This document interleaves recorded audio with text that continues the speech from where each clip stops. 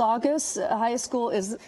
I can't actually see that. We're going to go to Scott Reif in Air 7 HD over the scene. Scott, what can you tell us? Yeah, Leslie, we are over Saugus High School. We're just getting acclimated, getting a look at the campus right now, and you can tell it is a huge response. Now, you're going to be looking around with us as we look. Right now, we know the school is in lockdown, and we're trying to identify that location where we have the 7 victims. As you mentioned, we don't know if those are gunshot victims, but we do know that shots were fired, and you can tell, at least I'm seeing someone walk around the campus in this situation right there by those benches that doesn't appear to be looking for someone with a weapon. Now, I don't know if that means the individual, the shooter, has been secured, because the information we have right now that is not the case. But the stance of the officers that I see doesn't look like they're in the immediate vicinity thinking someone is shooting at them. So what that tells us is really kind of unclear at this point. But as we try and get an overall look at Saugus High School, such a sad day to see this. You know, just yesterday there was a shooting at Esteban Torres High School. That was, there we go, we see, that was someone on the campus that was shot by officers. But we do see what makes me believe they don't believe there's an active shooter right now shooting at students at this school, and that is that they're walking some of the students from one area to another. So the school is on lockdown. You know, you can speculate a lot about that. We can speculate that the shooter's no longer on campus because he got away. The shooter's no longer on campus because possibly he's been shot by officers. And I am speculating when I tell you it just doesn't look to me like they are searching for an active shooter right now, because I've never seen them walk students around on the campus on a lockdown situation if they still believe there could be a shooter on campus. So bear with me with that. That's pure speculation on my part, but we do see the fire department just walking around, and it looks like this is the area. There's some benches underneath that covered area where the shooting possibly occurred, and there you do see some of the students walking into the gymnasium, it appears to me, at Saugus High School, but not running. They don't appear to be scared. I'm sure the students here are terrorized and frightened. There's no doubt about that with a shooting on campus like this. And then tragically, 7 victims. I know we don't have the update on those 7 victims, the extent of their injuries or anything like that, but it's a sad day to see this happen here. So we're trying to get more information. Let's open up a little bit and give you a wide shot and just give you a little perspective of what is going on overall. You see that area right there where it's been taped off. You see the front of the school. You see the huge response. As you mentioned, 7 victims. We don't know their condition at this point in time. We can only hope that they were only injured. We certainly hope that that is the case. Philip, you mentioned it. Don't come to the school if you're a parent. I know you're panicked, but they're not going to let you on. They're not going to let you on here. They're going to keep you away. There are some students that they're allowing to get out of some of the classes or moving them around. And as you look at this, Philip and Leslie, you can sort of tell this isn't the stance we see with SWAT going in trying to get a shooter. What that tells us exactly, I'm not sure. We just don't have enough information to know.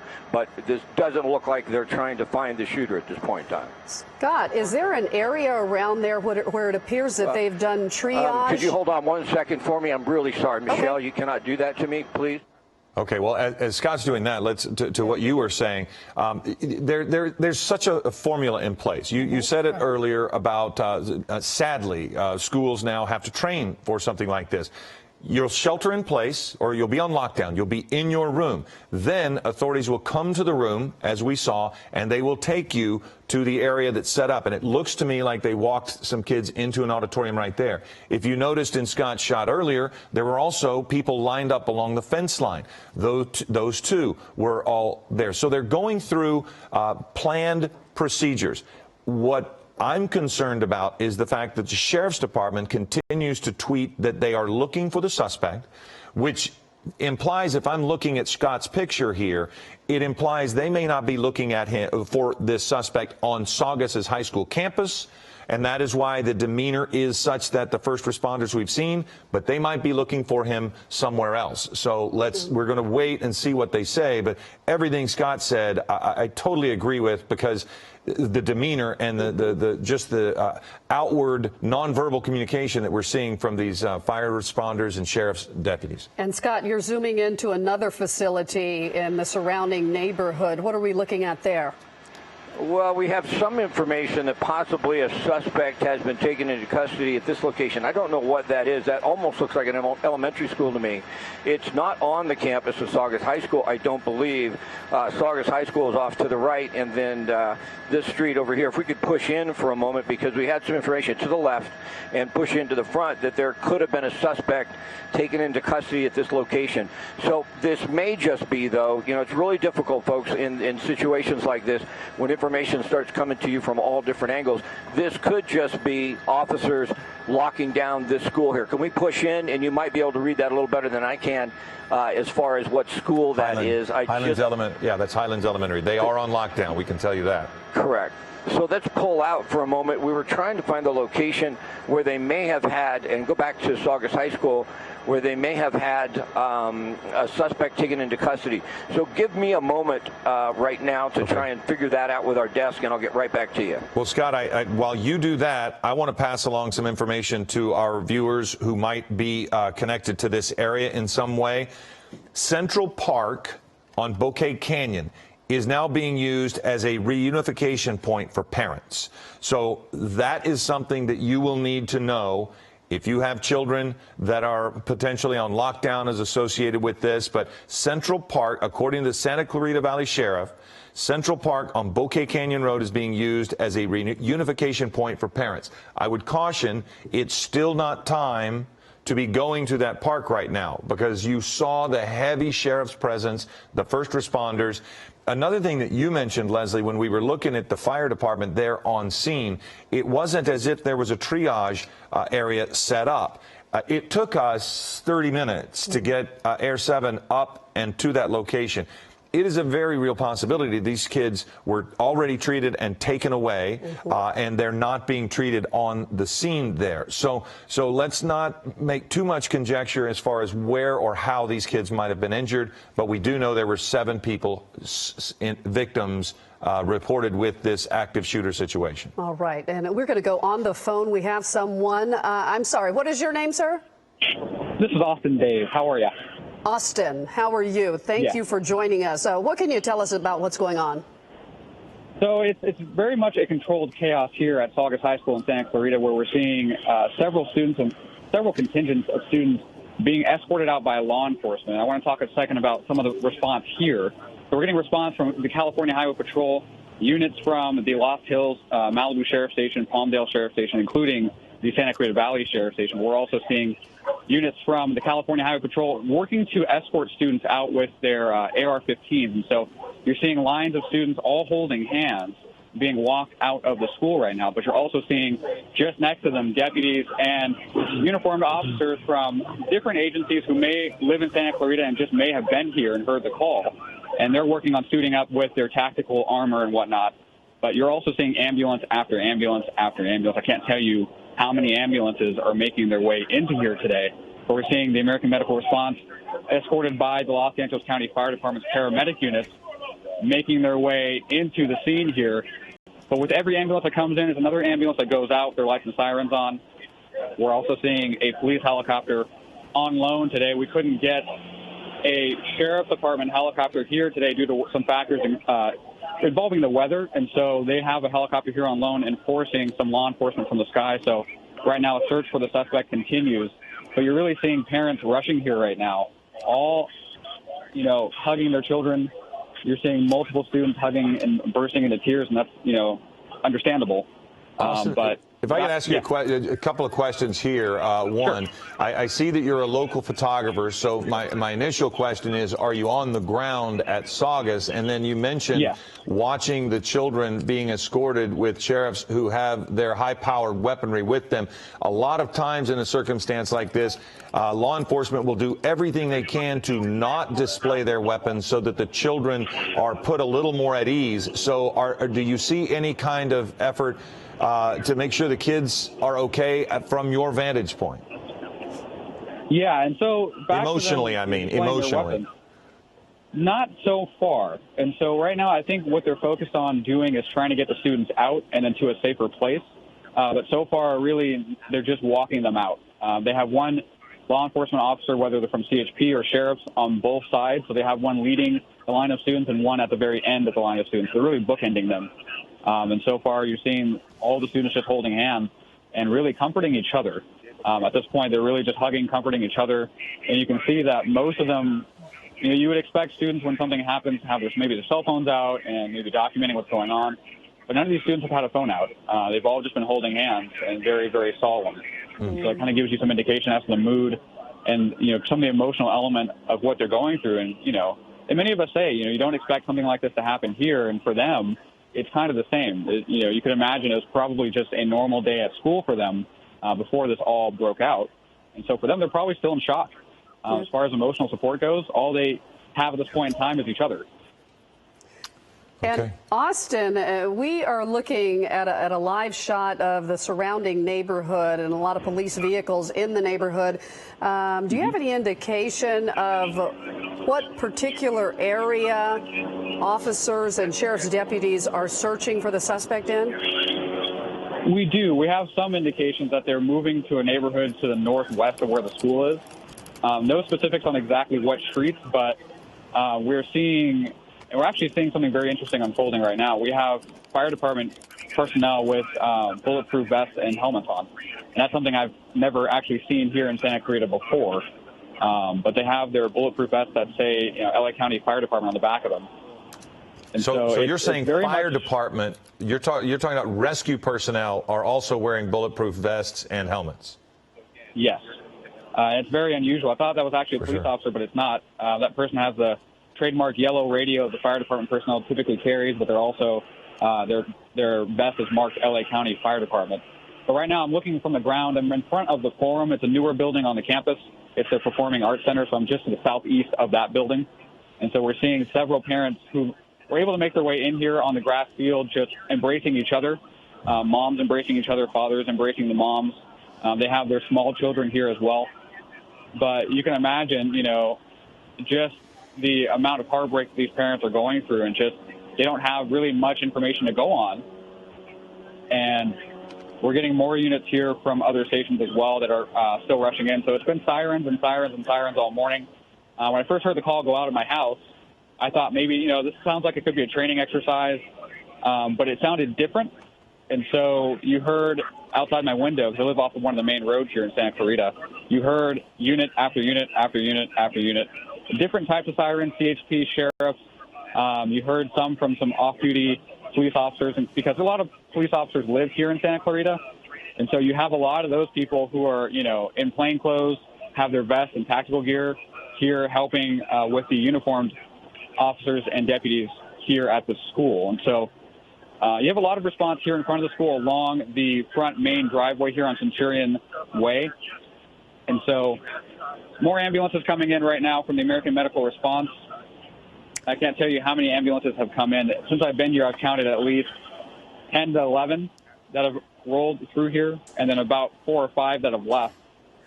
Okay, Austin, we're going to ask you to stay with us here. We're going to go to Scott Reif in Air 7 HD. Meanwhile, we've got updated information about possible victims. Initially, we heard 7, but now we are hearing 3. That's good news. That is very good news, possible victims. Scott, what can you tell us? Boy, that really is fantastic news, and let's hope that if those injuries are just minor in effect. We are at a home off of Sycamore Creek Drive, which is about a mile to the west of Saugus High School, and from the information we have, they believe that is the home of the shooter. So that tells us they know who the shooter is. I can also tell you that there is a massive search, not just here, but in other areas along the riverbed, along Bouquet Canyon. So it appears to me there's some information that the authorities have, the police have right now, that the shooter has left the campus. That's not confirmed by any means. I'm just sort of giving you an overall focus of what I am seeing. And they're responded to a house. This is the house they believe that is the home of the shooters. They believe that. That's what we have been told. That has not been confirmed, but you can tell there's an all-out search for this individual. And in some ways, it is good news if he's no longer on that campus, although that has not been confirmed. So we're going to get back over the campus here in a moment. We're going to try and show you some of these other areas, but it is a massive response at this time and a huge search for the suspect. But some of the initial information that we have sort of tells us that they may know who this suspect is. And now we're seeing a little more information, a little more activity, not at the initial home, but maybe the suspect is in this area and tried to leave his home when they first responded, because it appears we're hearing radio calls, or we're looking at officers responding to radio calls, that there's someone behind this home, which is about 4 or 5 homes south of Sycamore Creek Drive, where the initial response was to where they believe the shooter's home was. Now, what I was talking about earlier at the school, if you've got a shooter on campus, this is the type of activity you see. You see officers down, taking cover, making sure no students get out of the classroom. And we did see students walking from classroom to classroom. We saw fire department officials, firemen, just standing around, not hunching down, thinking they were going to be shot at. But this is a different situation here. This is a situation in where these deputies believe, these sheriff's deputies believe that there's someone here with a weapon, and they are searching for that shooter. So some tense situation. I want to give you where this is. It's west of Saco Canyon Road. It's on Sycamore Creek Drive. I'm not going to give you the exact address because I don't think that's a good idea at this point. We haven't confirmed that that address is actually the address of the shooter. But the activity we see here right now indicates to us they believe the shooter is in this area. There are several searches going on. You can tell how chaotic it gets in a situation like this. They respond. They get an initial report that maybe there's someone with a weapon in this area, or this is where he lives, and all of a sudden officers swarm into this area. Hopefully they can get this individual into custody without incident and quickly before anyone else gets hurt. But officers are doing the best they can right now. They're trying to make sure that everyone in this area is safe. Well, Scott, hold quickly, if you don't mind, and you're right, the activity that we're looking at is significantly different than this activity we see at Saugus. I want to let you know that if you live in the neighborhood near Saugus High, you're asked to lock your doors, stay inside, and if you see the suspect, who is a male wearing dark clothing, in any backyard or anything like that, call 911. We're joined right now by the Sheriff, Alex Villanueva. And Sheriff, thank you for joining us. We got the news that we've lowered the number of reported victims to 3, which makes people happy, unless, of course, you're a victim family that is immediately affected. What can you tell us about what's going on right now in Santa Clarita? Well, the 3 victims have been transported, and they're receiving treatment right now. The school is obviously on lockdown. We've done some evacuations. We've extended lockdown to the local elementary schools that are in the area. We have a full deployment of our personnel on scene. We're working hand in hand. Our Special Enforcement Bureau, the SWAT team, we're doing searches. We're following up on all the leads, and we're trying to determine the exact whereabouts of the suspect. Sheriff, do you know if those victims are in fact gunshot victims? We do know of at least one that is a gunshot victim, yes. But you don't know about the other 2? Don't know the details yet. It's a little bit too early to have the details, but we'll have that available hopefully within the next hour. Sheriff, do you suspect there could be other victims, or do you feel confident that that's the number of people directly impacted with the initial shooting there at Saugus? And I'm not trying to project what the other 2 injuries are. I'm just saying, do you feel confident that at the scene, those 3 are all we're going to find at this point? Yes, I'm fairly confident that we've the worst of it is what we know so far, and then if there are other victims or injuries, it might be just people fleeing and stuff like that. Okay. Wow. And what can you tell us about what's going on? It looks like a search is intensifying in a neighborhood south of Sycamore Creek Drive. Is that for the suspect? Is there word that he is in that neighborhood? Well, we're following multiple leads at the same time. We rushed to get all the video evidence possible to ascertain what exactly happened. We're getting interviews of victims who are on scene, or witnesses, and using their descriptions and last known direction of travel of the suspect and how the suspect fled on foot, vehicle. And we're following all the leads at the same time. Eventually, we're going to get our hands around the entire thing, and we'll hopefully get to the conclusion we have a suspect in custody, and then we can say it's definitely in our lingo code 4. Well, Sheriff, let me ask you this. You know, Scott Reif was above the scene of a home that apparently had been identified as the suspect's home. Standard procedure, my assumption would be, once you've identified, you're going to go to the home, lock it down. That doesn't necessarily mean you think he was there, correct? I mean, you're going to secure that location for possible evidence collection, yes? Exactly. We will be definitely, if that is the home of the suspect, then there will be a search warrant executed, and we'll go through a very lengthy process of gathering all the pertinent information. Sheriff, preliminarily, what can you tell us about the suspect? Was the suspect a student? Is it an adult? What can you tell us? My understanding that the suspect is a member of the student body. Okay. Does that change anything for you as far as what you do moving forward?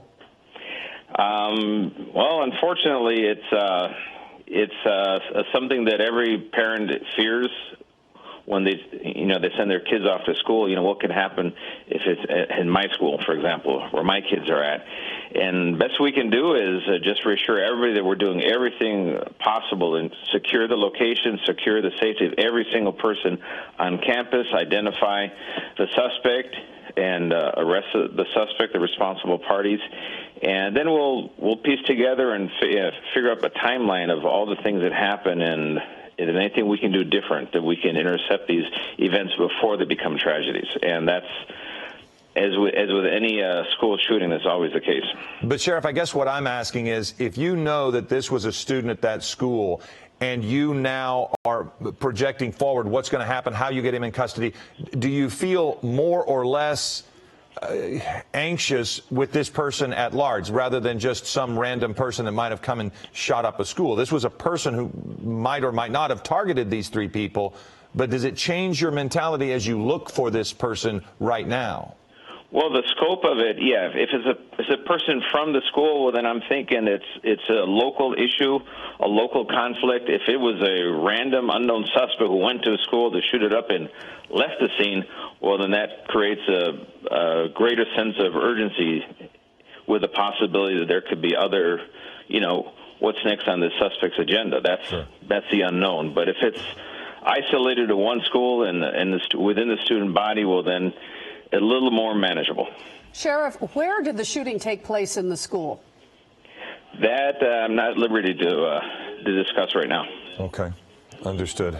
Sheriff Villanueva, thank you very much for joining us. And I know it's incredibly busy, and I would assume this is one of those things that when you took over as sheriff, you had hoped and wished would never happen.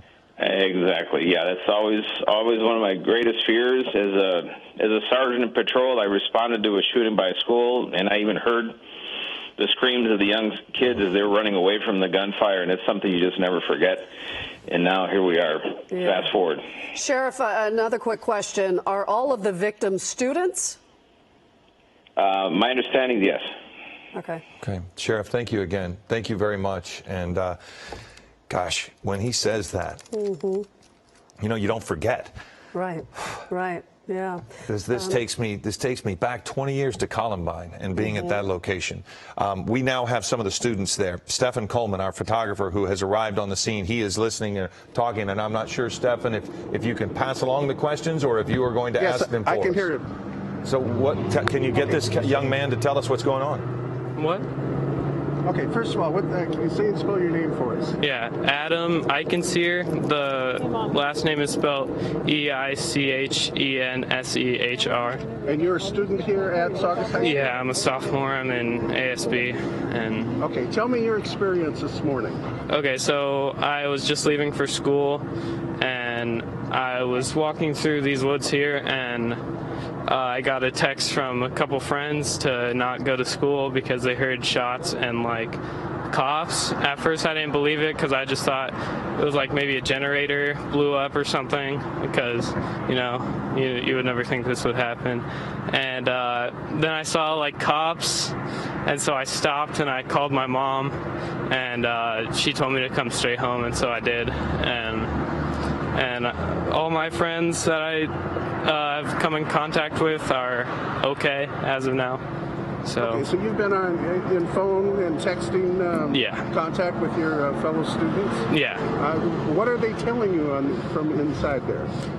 They've been telling us about when they get evacuated by police, and they've been talking about how many kids have gotten shot, or people, and just making sure everyone else is safe. Did any of them say that they saw or heard anything?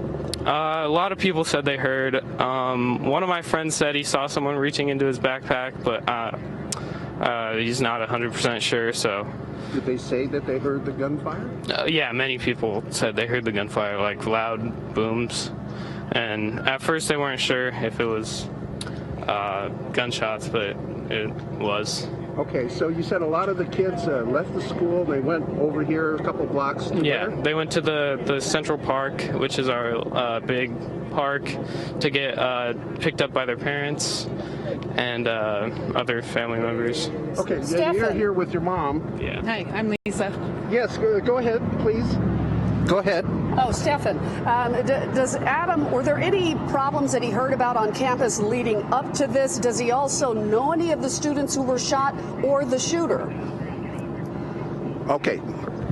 Were there any problems leading up to this recently? Anything that might lead you to something like this might happen? Not that I've noticed. I mean, we just had a big course on not to drunk drive, and we had a big simulation about that. I never expected this to happen, really out of the blue. Okay, does anybody say that they know who it is? No.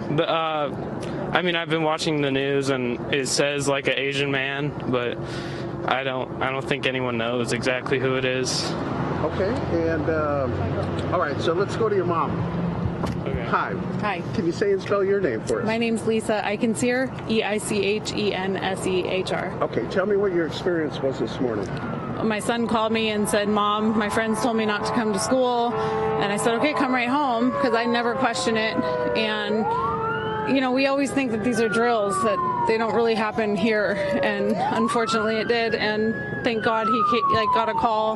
His friends told him, and we've just been here watching everything unfold. Now, have you been speaking to other parents? Yes. And what are they saying to you? I have a parent friend who's at the junior high, and her daughter's on lockdown. She tried to pick her up, but she can't. And everybody's just in shock. We're all in shock. We're horrified. It's a great community, and for something like this, it's too close to home. Now, has the school been doing drills, shooter drills throughout the year? Yeah, they do multiple drills, and I always said, oh, I hate that this is the new normal, but I see why now. Do kids know what to do in an assault like this? Yes, they know. What are they supposed to do? Hide, shelter in place, or run if you can. Okay, what do you understand as to what you're supposed to do? I know if you're in a classroom, you should just stay if there's a teacher. And if you're already outside and really close to an exit, you should try and run. But if you're not close to an exit, you should duck into the nearest class. So this is what this school is teaching you?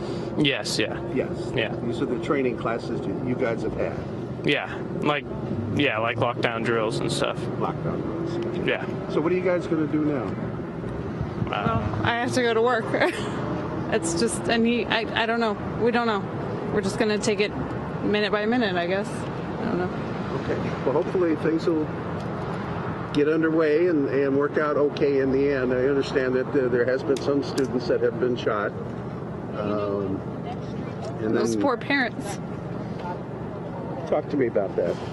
I just can't even imagine. Can't imagine. Well, I'm glad that your son and you are okay. Yes. All right. Thank you. All right, that's Stefan Coleman. Stefan, our photographer, who was one of the first people there for us on the ground. And I will tell you, it is... It's difficult. It's listening difficult. to the kid have to explain that he knows so well what to do with a shooting. And we're now getting word that there are 2 patients in critical condition, at Henry Mayo Hospital, and there are 3 en route. Yes. And we are getting word. I saw a tweet from the Sheriff's Department, and you know we had been speaking with Sheriff Villanueva a moment ago, who agreed that he thought there were 3. But again, with this fog of war, so to speak, it is a very active situation. Now there are approximately 5 victims. So it sounds like there were 3 that are en route to the hospital, 2 that are already there in critical. So there's the possibility that Sheriff Villanueva was referring to the 3 that are currently being transported. So the information is going to be very fluid. We're learning this with you as it's happening. And it is just crushing to think that these children are having to go through this day in, day out, or not day in, day out, but so regularly that they know specifically what to do in a time like this. And of course, they and parents are shocked and horrified. The woman was so emotional. Her son is right there. He managed to not be a victim, but just a horrifying thing to have to deal with. And we are looking at the live shot, and we see students walking in single file. Authorities are there moving them from place to place or to safer locations. It doesn't appear that the suspect is on campus, but we had a shot earlier of a neighboring area, a neighborhood nearby, and it appeared as though they were searching for a possible suspect in that neighborhood on one of those streets. Let's go to Scott Reif in Air 7 HD. Scott. Yeah, Leslie and Philip, so we've been watching the authorities clear all of the classrooms, and then they're taking the students all to the auditorium here. It looks like they must believe that there's not a shooter on campus, or they wouldn't let the children walk like this. I shouldn't say children, but the students walk like this to the auditorium to gather. I want to go to the right, though, and in this quad area where the students come to gather, you can see some backpacks up on that area underneath the trees, and it appears to me that's where the shooting happened. I say that because it's been taped off. We had a lot of fire department personnel, paramedics there, first responders in that area initially, and then they have now since left. But that's the area. It looks like they've cordoned off with the tape, the crime scene tape, that they're trying to keep people away from so they can comb through that for evidence. You can see a lot of firefighters still here on scene. We're seeing more ambulances arrive. That could be because they want to make sure they have enough personnel here to treat any of the students that are having some sort of traumatic event because of this. The stress, if you will, but you can tell the large response out front. Of course, the crisis counselors will come to try and ease some of the tension of the students that have to have gone through this. The campus itself has calmed down quite a bit compared to what we saw when we first responded. Now, we did see a search up on the hillside where we heard that some tear gas was shot into a possible drainage ditch that they thought the suspect may be hiding in. That didn't pan out. They're also searching along Bouquet Canyon and the riverbed. There's a park to the south. It looks like they set up a command post there. So, you know, as you mentioned, such a sad day. And at least at this point, though, it looks like the initial threat at this school has passed, because we wouldn't see this type of posture if they hadn't believed they've cleared the surrounding area. Just the fact that we saw the students walking casually towards an area to gather. So we're going to keep you updated, keep looking around, but there's an active search, probably a 4-mile radius from here. About 2 miles to the west was a home that was initially reported on Sycamore Creek Road that could be the home of the suspect. They were searching that area. So a lot of the surface streets are shut down. Trying to get in here, you just can't. They're really trying to lock down this area and see if they can't locate this suspect as quickly as possible. All right. Scott, thank you very much for that. We're going to go back out live to where our photographer Stephen Coleman was on scene there. He is with Josh Haskell, and Josh Haskell has another parent to talk to. Josh. That's correct. We just arrived on scene. We want to interview these parents right now, and you guys are looking at your phones. Tell us what your kids are telling you right now. She's not saying much. She's okay. She's in class. They're keeping her in lockdown. I'm not able to pick her up yet. She had a first period, so I guess first period is the kids that are still in class. The second period was not in class yet when this happened, I guess. That's all I know. Can you tell us what she told you happened? No, she didn't know anything. They were not letting her. They were not letting her know anything. So she just knew that they were in lockdown. That's it. And just so you know, there's been a tweet from the Santa Clarita Valley Sheriff's Department that... They're letting the kids out. Say that again? They're letting the kids out right now. And that's what your daughter just told you? Her son. Her son is letting her know that. My son is coming. They're coming to you Yeah. right now. Yeah. Tell us what this feeling's been like, not allowed on campus.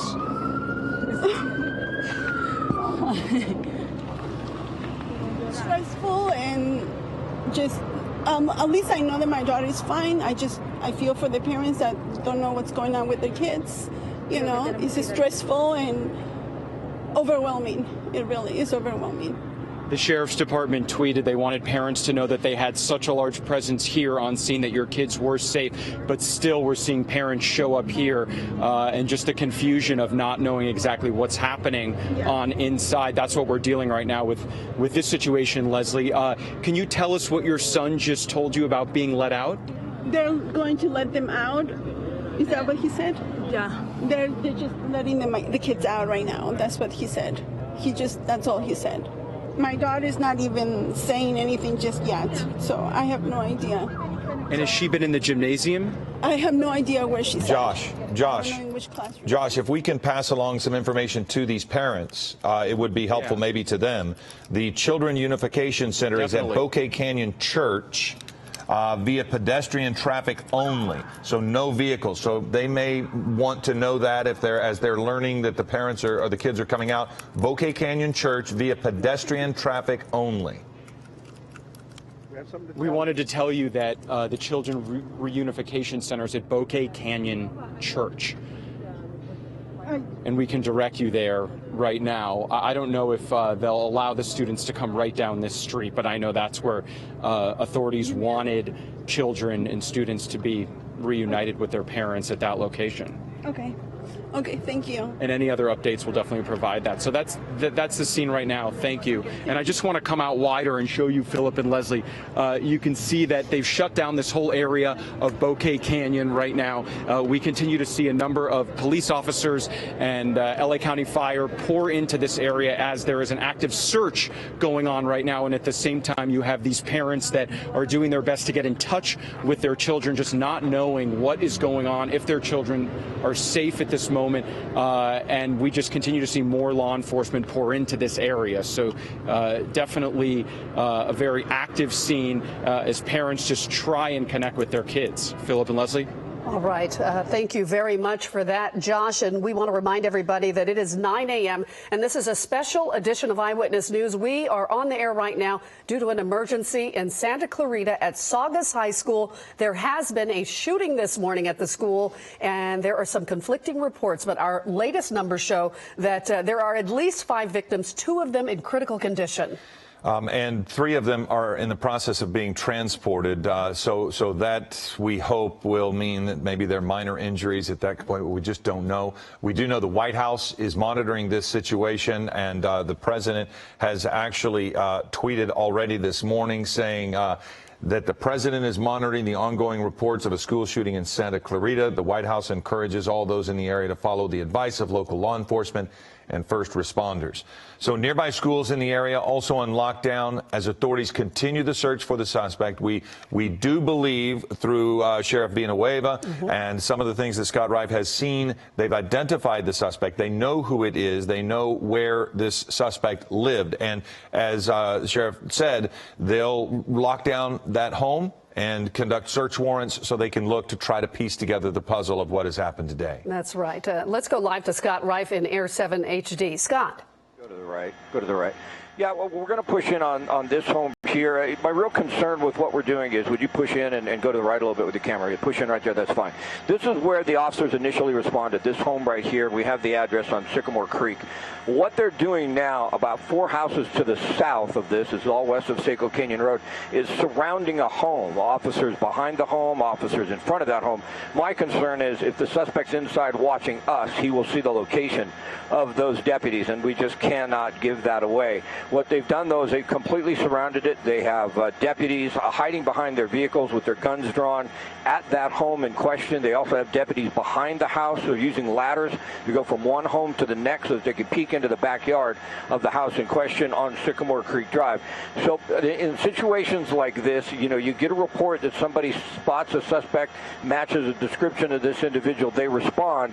This could be happening in several different areas. You know about a search on Bouquet Canyon and the riverbed, but this one seems to be the most prevalent. The most activity is here on Sycamore Creek Drive. I'm just really hesitant to give away the position of the officers, so hopefully you understand the rationale behind that.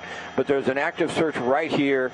It appears that the deputies, LA County Sheriff's deputies, do believe a suspect may be in one of these homes. So if you live in this area, I know you put this information out already, but keep your doors and windows locked. They certainly don't know where the suspect is. They have some idea possibly, but you know, a lot of times they respond to a situation and it's not the individual. So the suspect could be anywhere in this area, so just keep that in mind.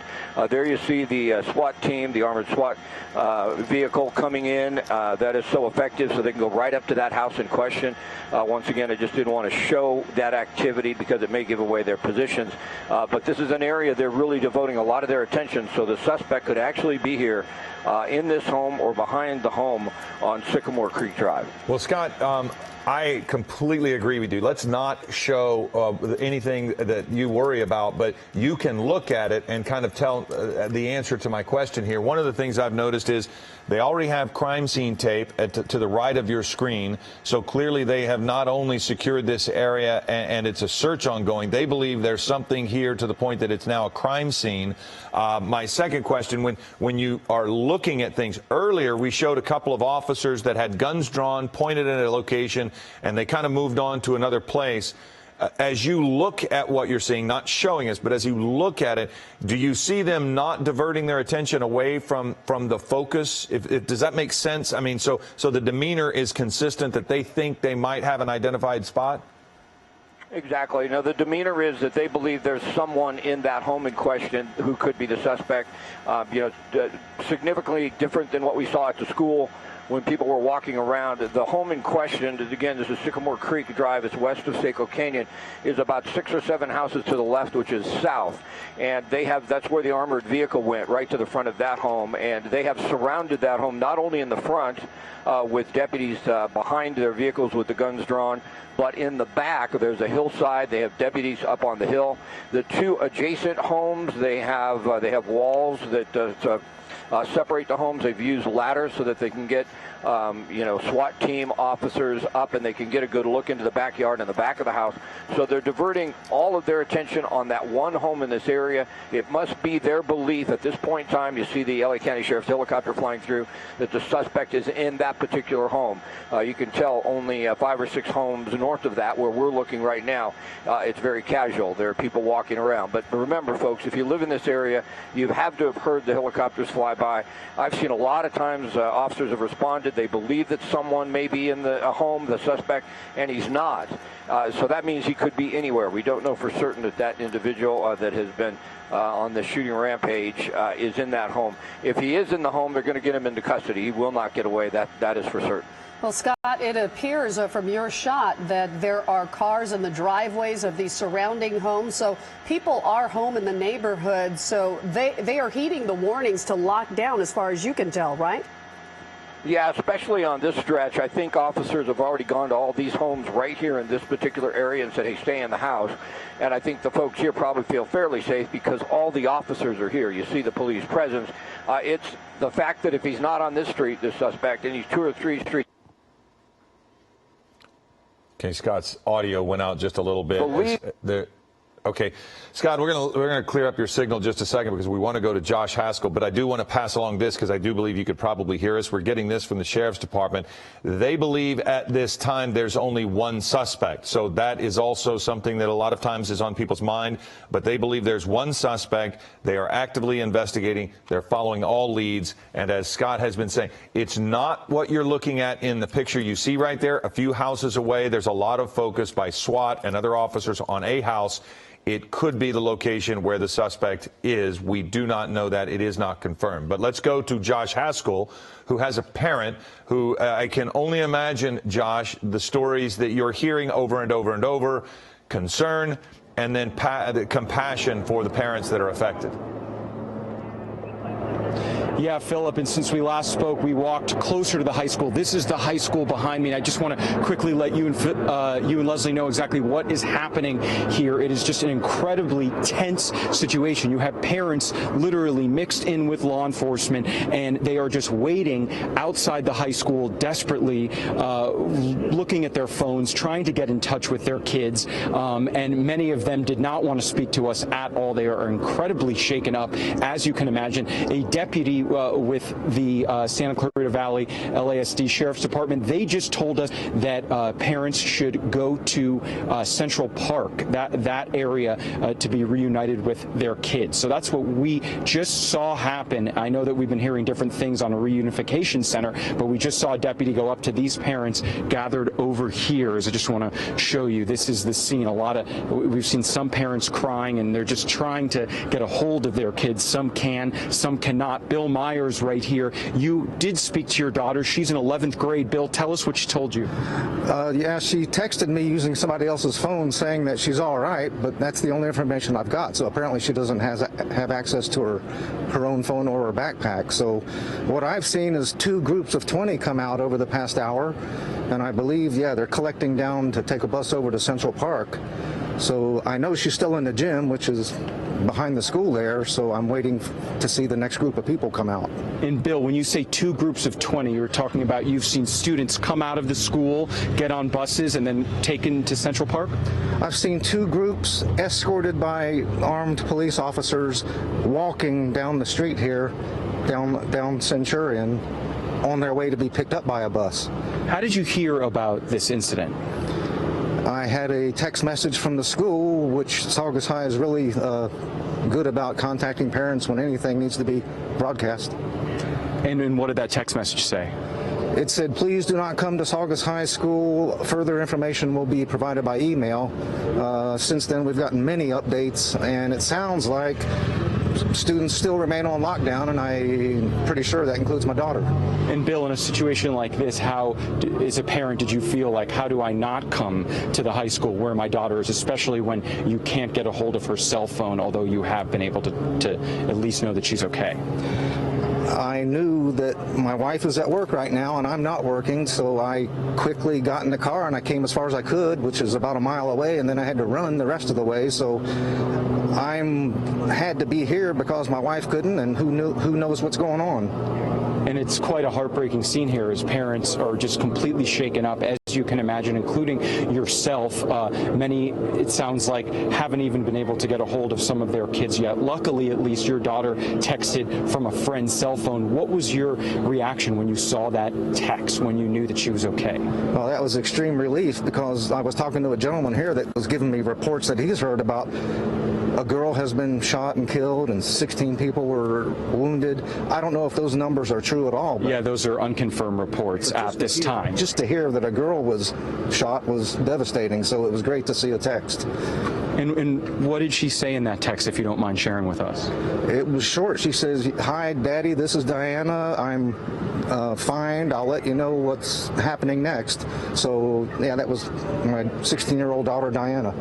And I assume you wrote her back and you said, "I'm here outside the school"? Yes, I said, please keep me updated and post it. And she's texted me once or twice since, but that's been a while now. So I guess they're trying to get ready to lift the lockdown, I hope. Well, they are looking for one suspect at this time, so that is why you're seeing such a large police presence, and it's obviously still very tense here, and that's why I can imagine why your daughter has not come out of the gym yet. Are you going to go to Central Park where it sounds like some of the students will be taken, or at this point you're going to stay here? I'm going to stay here, hoping that I'll be able to retrieve her when I see her walking out, because I hear that Central Park is so crowded now that the people that are there are stuck, which is okay, but yeah, I plan to stay here. Thank you so much for talking to us, Bill Myers, and we wish you and your daughter the best. Thank you very much. Thank you. So that is the scene here, and I just want to show you just eerily quiet right now, Philip and Leslie, as parents just are not being allowed past these patrol cars, but we are pretty much at the entrance to the high school, so many of them have been able to get very, very close, which, as you can imagine, Philip and Leslie, only makes this situation worse because they know that their kids are inside this high school. They know they can't go past this point, and they are seeing the urgency of these sheriff deputies really engaged in this active search right now. Philip and Leslie? Okay, Josh, such a difficult situation for those parents. Our hearts are going out to them as they are waiting to find out if their kids are okay. We're going to go on the ground at the scene as well to Miriam Hernandez. And Miriam, looks like you have a student with you. Yes, I'm with Brooklyn Moreno. She's a sophomore here at Saugus High, and I even haven't had a chance to talk to you about what you've been through. Where were you when you noticed something happening? I was in the quad sitting down. I was waiting for the first bell to ring so I can go to class, and we heard all my friends were around. We heard the first gunshot, and we all thought it was a balloon popping, but it was too loud for a balloon to pop. And then they went 1, 2, and then we all just started running, and people were falling in front of me. And I ran across the street to someone's house and stayed there till my parents picked me up. I understand that there was quite a crowd of kids that just scrambled to get off the school grounds, and they went to a home where somebody opened the door and just let everybody in. Yeah, we were all just staying there. A lot of us left our phones at school because we dropped everything, so we were given water, and we were waiting for our parents to come pick me up, and we were getting phone calls. When you heard that sound, could you tell where it was coming from? It felt towards me in the quad, but I heard it was somewhere else towards the choir room, but I have no clue. And then as you were running, can you describe that moment when everybody just kind of took off? Was it just kind of the spontaneous moment, or did some people think it was just perhaps a drill? I was in shock. I didn't even process it yet. I just started running because I started seeing people run, and once I started running out of the gate, I'm like, oh my goodness, this is actually happening. Never thought this would happen to my school. We hear that a number of people were hurt, possibly in the stampede, just to get away. Yeah. Is that the kind of situation it was? Yes. There was girls falling in front of me. I was trying to help them up, and then I just kept running because I didn't want to get hurt either. So. The school has had drills in the past. Have you been a part of any of those drills? I've been a part of maybe about 3 drills, 2 last year and 1 this year. Did it seem to help, do you think? Yes, there was a lot of kids in school at the moment because they have a first period and I was in second period. So they were all safe, and then I saw them being escorted out. So it probably did help a lot. How about connecting to your dad? Your dad is here nearby. I didn't have my phone on me. I just dropped everything. That was the last thing I was thinking about. I called my dad and my mom on my friend's phone here and there, and just letting everyone know that I'm fine and I'm safe and I'm at someone's house. Had you ever discussed this with your parents, the possibility, what to do, etc.? I haven't really discussed it with my parents, but I did discuss it at school and let my parents know, oh, we had this discussion at school today. We've heard that there were a number of deputies off duty who are parents of students here. Did you see anybody trying to respond to the emergency that appeared to be a civilian? I didn't really see anything. I just ran right out of school as fast as I could. Brooklyn, how are you dealing with this emotionally? I'm still kind of in shock right now. I've been shaking and crying a lot, worried for my friends, and I just don't know how. I can't do anything to help, and I've just been an emotional wreck right now. I understand. Well, I hope you can get home, and I'm sure your dad is very, very glad to have you safe and sound. I hope your friends are fine as well. Okay. Thank you. Okay. We're going to be talking to more students as they become available. A number of deputies are talking to them right now, want to get their narrative of what happened as they continue this investigation and search for the shooter. Reporting live from Saugus, Miriam Hernandez, ABC7 Eyewitness News. All right, Miriam, thank you very much for that. Such an enlightening interview with Brooklyn. She was in the quad, heard 2 shots, and then they all started running. And then the training, the repetition, the fact that they've been through the drills, and then you think some of the drill goes out the window when you are just trying to get out. I found it amazing. You go to a nearby house, just a house, and the people take you in. Right. They all piled into a house. And then you start calling mom and dad. Yeah. It is 9:18 right now, and this is a special edition of Eyewitness News. We are on the air right now because of this emergency in Santa Clarita. It's at Saugus High School. There's been a shooting at the school this morning. You're looking at the young woman we were just talking with and her father. And as you can imagine, she was saying she was an emotional wreck. And so many times in these circumstances, most of the emotion comes from the unknown. You don't know of your friends. You don't know. She wanted to get away for herself. But now her emotions are about her friends. Right. And feeling that is powerless. And there are so many people that are feeling that right now because of what happened this morning. There are some conflicting reports about the number of injuries, but at the most recent check, there are 5 victims, 2 of them in critical condition. We do know that the White House is monitoring the situation. The 3 remaining victims that we heard were just being transported. So we don't know. There could be more critical. There could be minor. We just don't know. We know that 2 were in critical because they were at the hospital, and then 3 are being transported. And we have word that at least 1 person is a gunshot victim. That's what we have so far from Alex Villanueva. But we have CHERYL Green on the phone with us. CHERYL, you're a psychiatrist or a psychologist? A psychiatrist at Loma Linda, yeah. Dr. Green, thank you so much for joining us. This is such an awful situation, and you are watching, as are all of us. What can you tell us about what people need to do to try to deal with this tragic situation?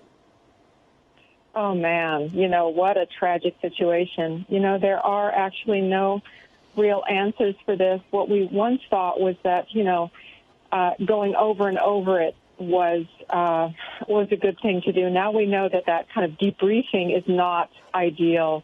Really what you should do is just get the kids to safety, make them feel secure, get them into something that's familiar and comfortable for them.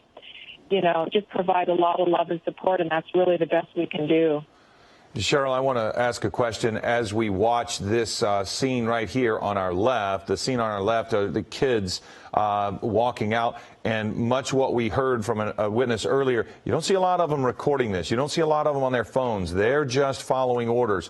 CHERYL, what I wanted to ask you as an adolescent psychiatrist, what should parents try to do in the sense that parents are overwhelmed with emotion? Parents are just trying to hold and grasp their children. Should we try to caution and hold in our emotions so that the kids don't see that? What would you advise to a parent who's seeing their child healthy and surviving in this? You know, what we recommend is just being as real as possible. Just be as real as possible. If you're feeling a lot of very strong emotions and, you know, feeling a rush of empathy for the children who are injured, show that to your kid. That is a normal response. You know, trauma is, traumatizing. You have to be real with it. The only way these feelings can be dealt with is if they're expressed openly and honestly. So please do let them see your sorrow. Dr. Green, you deal with troubled adolescents. Let's talk about the suspect, believed to be a member of the student body, a male student, believed to be the only suspect in this case. How do you size that person up? What can you enlighten us with about a person like this? You know, why would he do something like this? Right. You mean why he would do something like this? Oh man, we don't know all of the factors that cause this kind of uptick in violence in the schools. There have been upticks in homicidality and suicidality starting in since 2014 or so, and we're not completely sure what's causing these upticks. Some strong possibilities, though, are media influences, social media influences, the increases in video gaming. Video games have you in a hypnotic state, rehearsing killing tens of thousands of times. And, this can't be good for the developing teen brain to see this and to maintain that difference from reality. So, okay. We don't know, but that's one of the big culprits. Well, CHERYL Green, Doctor of Child and Adolescent Psychiatrist, we want to thank you for joining us and trying to share a little bit of light as to what people are going to be going through as they leave. We want to pass along the new information that we're getting. This is an update from the LA County Fire. 6 patients have been transported. Now, they're not giving us conditions. The condition that we reported about one of the victims being in critical condition came from the hospital itself, from the Henry Mayo Hospital. But now we're getting word from the fire department that 6 patients have been transported. Now, it is also very important to note, we've been talking about the reunification centers and where you need to go. That's still Central Park. If you don't need to get to Central Park, please don't go there, because the north end of Central Park is overly congested. It's so congested that parents and students, they're having a hard time getting in and out of there. So you need to be cautious as far as going there. A lot of kids are making contact with their parents using someone else's phone. Right now we have 6 patients, and you have hundreds of families that are trying to get back in touch with their children. We've gotten also another note here that says the lockdowns have been lifted at other schools. So, we're seeing some of this develop. We're starting to get the information. But if you've never, and I pray that you've never had to go through this, these reunification spots, they're tough. It's tough to go to those locations with these parents just not knowing, and you're watching parent after parent after parent wait and watch and look off in the distance. It's a tough thing, so don't go there if you don't need to be there. Yeah, they certainly are very tough, and we were watching them on the left side of the screen, consoling one another, hugging and crying. And, many of these students did not have their cell phones because they just had to up and run out. So it's not like a lot of them were able to get on their phone and immediately call a parent. You see the bus right there on the left-hand side of your screen. Those buses are going to be taking the students to the Parent-Children Unification Center, which is at Central Park. Right now, let's go to Josh Haskell. He is on the ground and has been speaking to parents and students. Josh. Yeah, we were just walking with students. They're now being taken to these school buses over here. I'm here with Jeff Sharp. Jeff, you were in touch with your daughter, and then you just saw her. I know you've not been able to connect with her, but what was that like? Well, it was relief. She was locked down in the library, and really communication was intermittent. So, we had an idea that she was safe, but until you actually see her, you never know.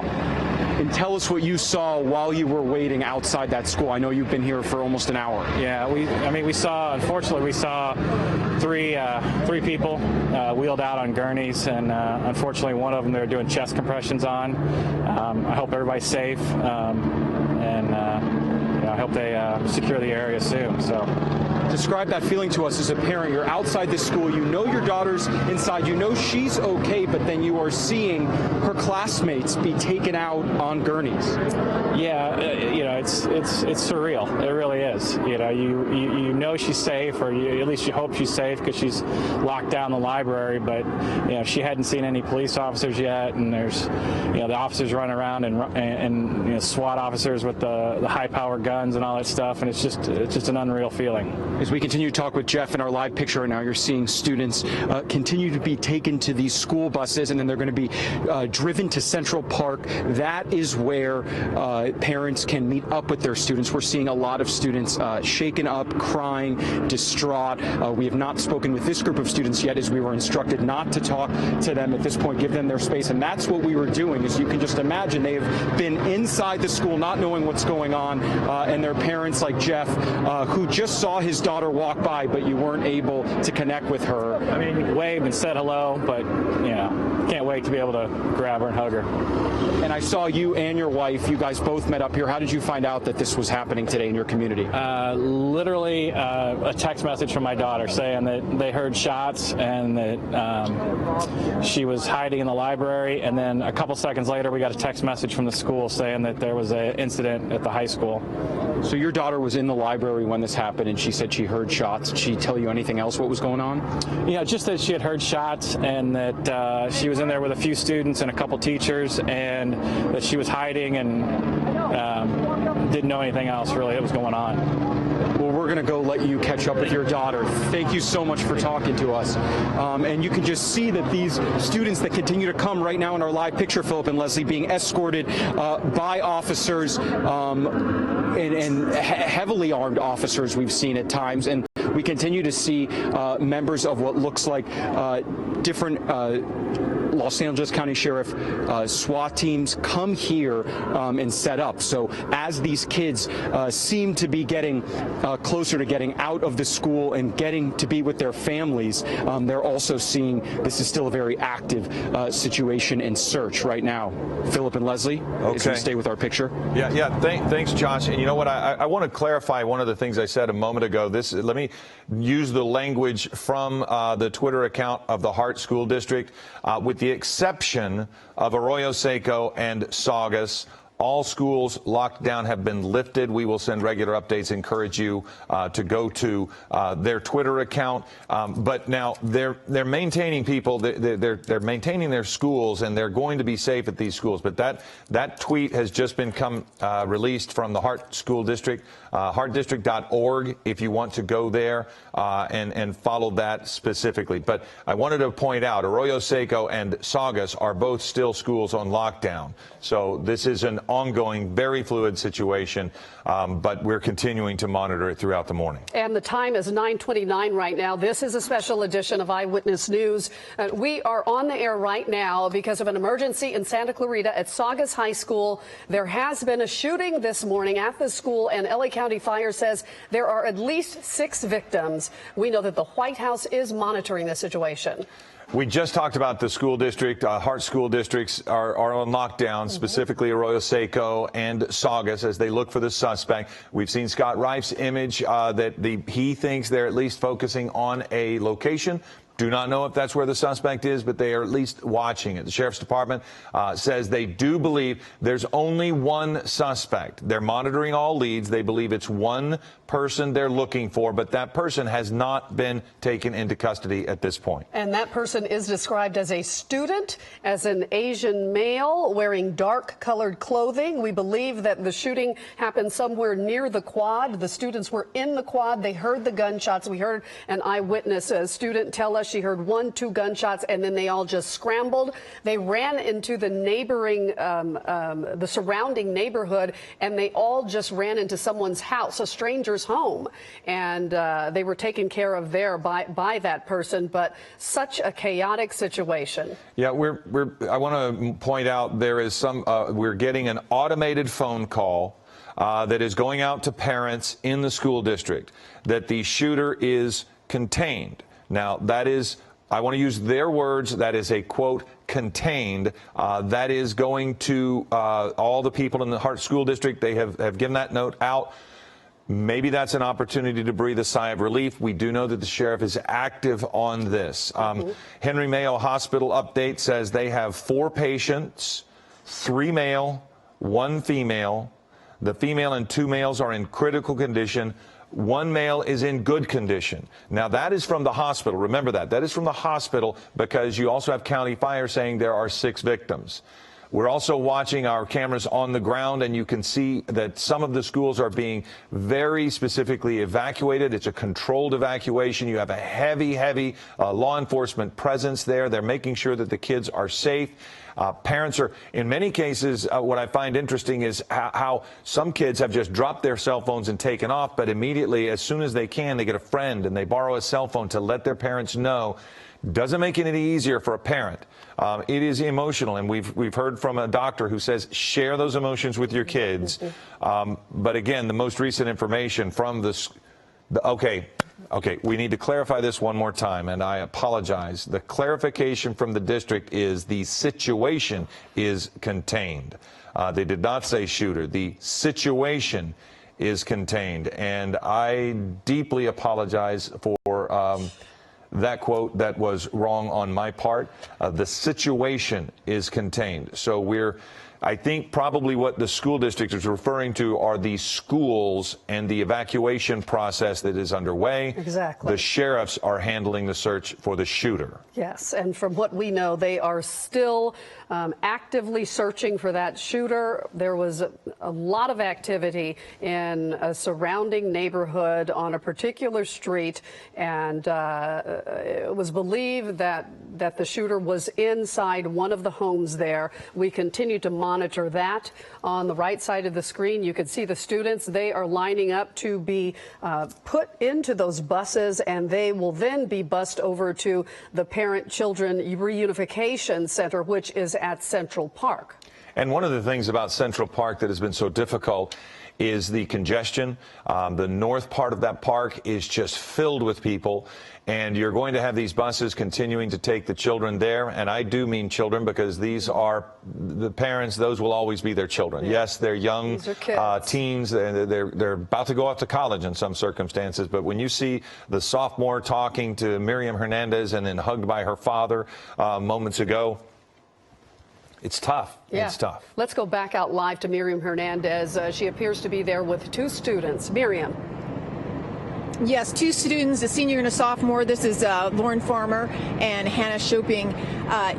Tell me where you were, and you heard something that sounded kind of familiar, but then not familiar. Yeah. Tell me what you were. We were standing right outside the library, thankfully by the front steps and like the front big stairs. Yeah, with a few of our friends. And then we heard what sounded like binders dropping, because that happens, or a birthday balloon popping. Especially by the library where it echoes. But then there was still something in our gut that told us that it was wrong. That doesn't sound exactly like a balloon. Like, so everyone went quiet. And then we heard two more. And that's when we're like, this is not okay. Something is wrong. This is not normal. Yeah. And then another pause, and three more, and that's when we grabbed our friends and we just ran. We had no idea where we were going to go. We just knew to get out. Yeah. And then we ran out to school, and we went right there to Jason's house, and he let us in, and everyone was crying. We were all terrified. It was surreal. When did you realize it was a gunshot? I feel like I didn't really process it until the set of three. The set of three, when we saw people running out of the school, because you never think that it's going to happen. Yeah. You think that maybe it's just something, your body, it goes into like this self-defense mode where you think that you don't understand what's actually going on. It felt like we were standing there for like 3 minutes, but it probably was like 5 seconds. Yeah. And is this following the training you've had from drills? No, before? absolutely not. The drills that we do are during classrooms, and like during class. And some of our teachers don't even follow through with them. They lock the doors and we do school. And the thing is, in the situations that they put us in situations where we're calm. But the thing is that when that happens, it'll take a while for us to get calm. But we need to be trained when we're terrified to get out of the school, because you don't think. If we were at the quad, I'm pretty sure we would have been shot because we paused. And it's just scary to think that if the shooter was where we were in the wrong place at the wrong time, you could be dead right now. So could you tell where the shots were coming from? Not at first. I feel like we knew that they were outdoors because we could hear the echo.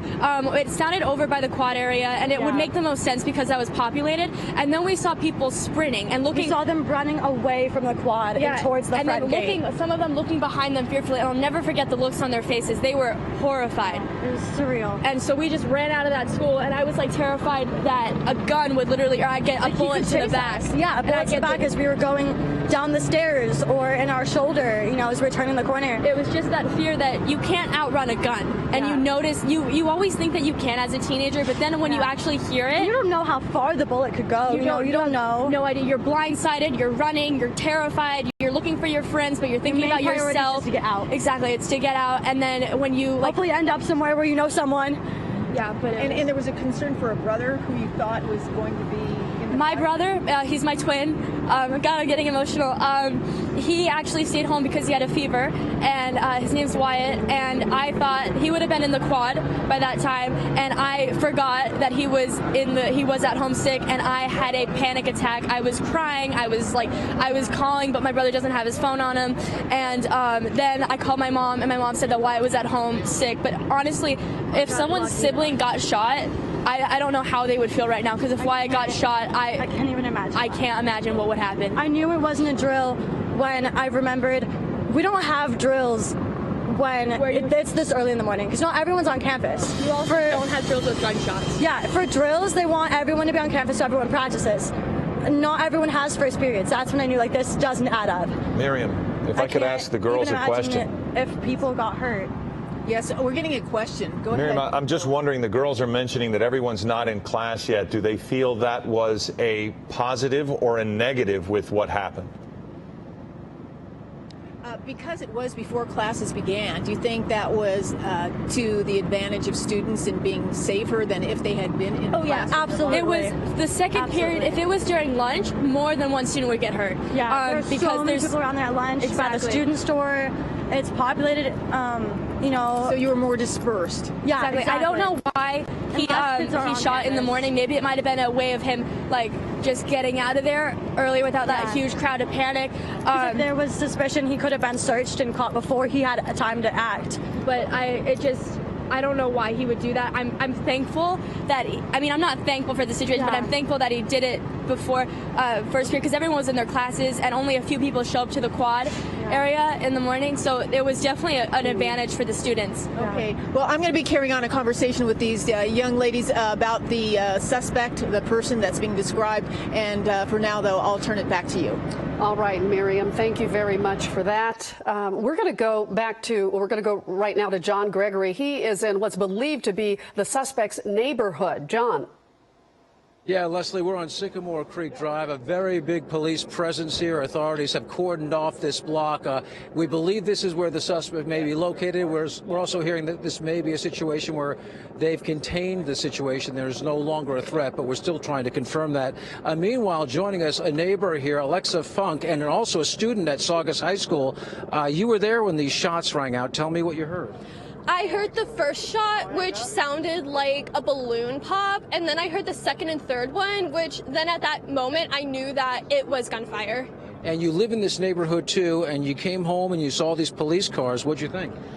I thought that they did a very well job maintaining the situation and area, and that they're doing a very nice job with what they're doing, containing and making sure that all of us are safe. So you feel okay. When you heard those shots, did you know what was happening? When I heard the first one, I didn't. But then when I heard the second and third one, I knew that it was gunfire. So I ran to the closest building that I could, which was the office. Did you see anybody injured? I didn't see anybody injured, but it was a very scary moment. What would describe that moment? Were there just kids running everywhere? There were kids running everywhere. I saw people like falling to the floor. I also fell and got a little thing on my knee. And I ran into the office.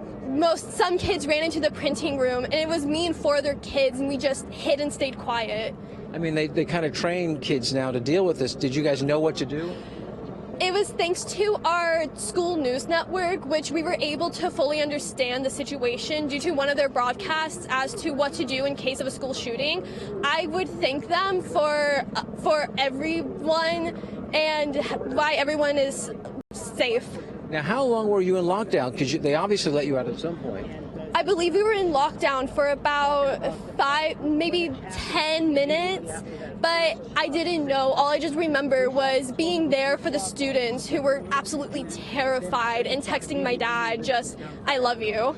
And you have a brother who goes to the junior high, which is right down the street. Yes, sir. You're concerned about him? Yes, sir. I'm also concerned for the elementary school since that's where I grew up. And I just pray that my brother and everyone that's over by that area is okay. Have you been able to reach them? I've been able to reach my family members, but not my brother. But from what my dad has told me, he is okay. And when you were on the Alexa, thanks for talking to us. We certainly appreciate it. That's Alexa Funk, a 15-year-old who John, if I can break in amazingly well. Yes, go John, ahead. I want to break in because we're just now getting word from Sheriff Villanueva that says the suspect is in custody. He's being treated at a local hospital. So I wanted to let you know that. I want you to continue with your interview there. But this is breaking news that is just coming through from Alex Villanueva, the sheriff of LA County. The suspect related to the Saugus High School shooting is in custody. And remember, we told you they were only looking for one person, and that suspect is being treated at a local hospital. Now, I wanted to go back to your conversation there that you were having.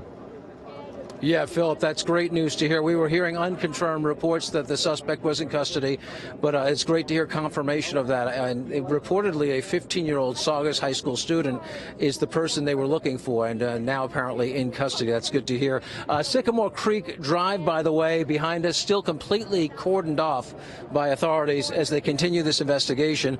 You were hearing from Alexa Funk. She was a 15-year-old student at Saugus High School talking about the situation. She heard the shots. She ran like everybody else. She said it was quite a panic situation.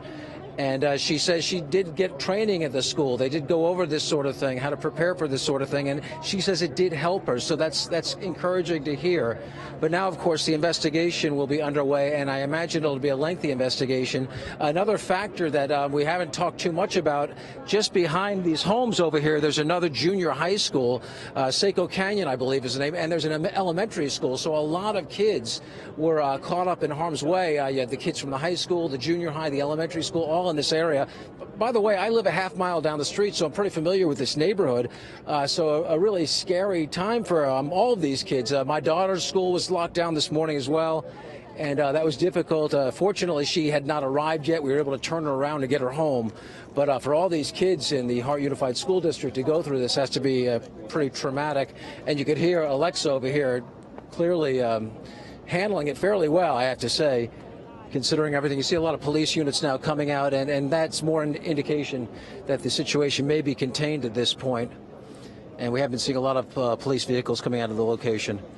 Okay, John, thank you very much. Very fluid situation, Leslie. I'll check back with you guys. I'll try and get more information for you. Okay, John, thanks very much for that. We do know that the suspect is in custody and is being treated at a local hospital. Let's go to Scott Reif in Air 7 HD. Scott.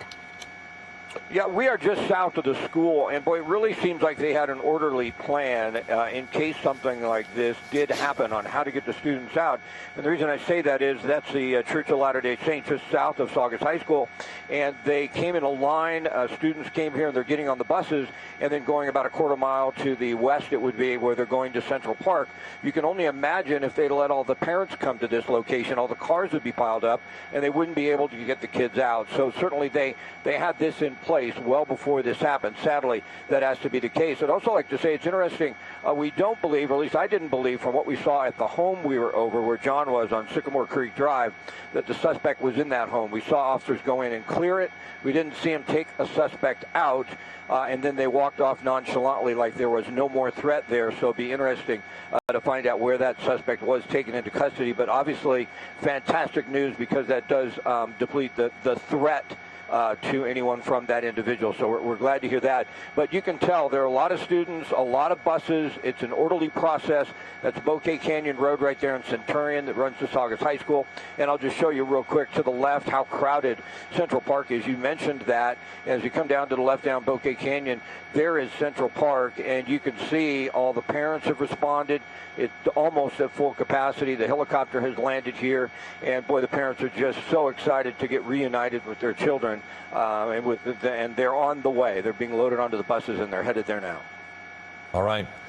Scott, thank you very much. It is 9:45 right now, and this is a special edition of Eyewitness News. We want to get you updated if you're just joining us on this school shooting at Saugus High School. Yes, the latest information, the good news that we have is that the suspect has been caught. The suspect is being treated at a local hospital. Now, local fire officials telling us that there are 6 victims from what they understand. And we do not know if the suspect is considered one of those victims at this point.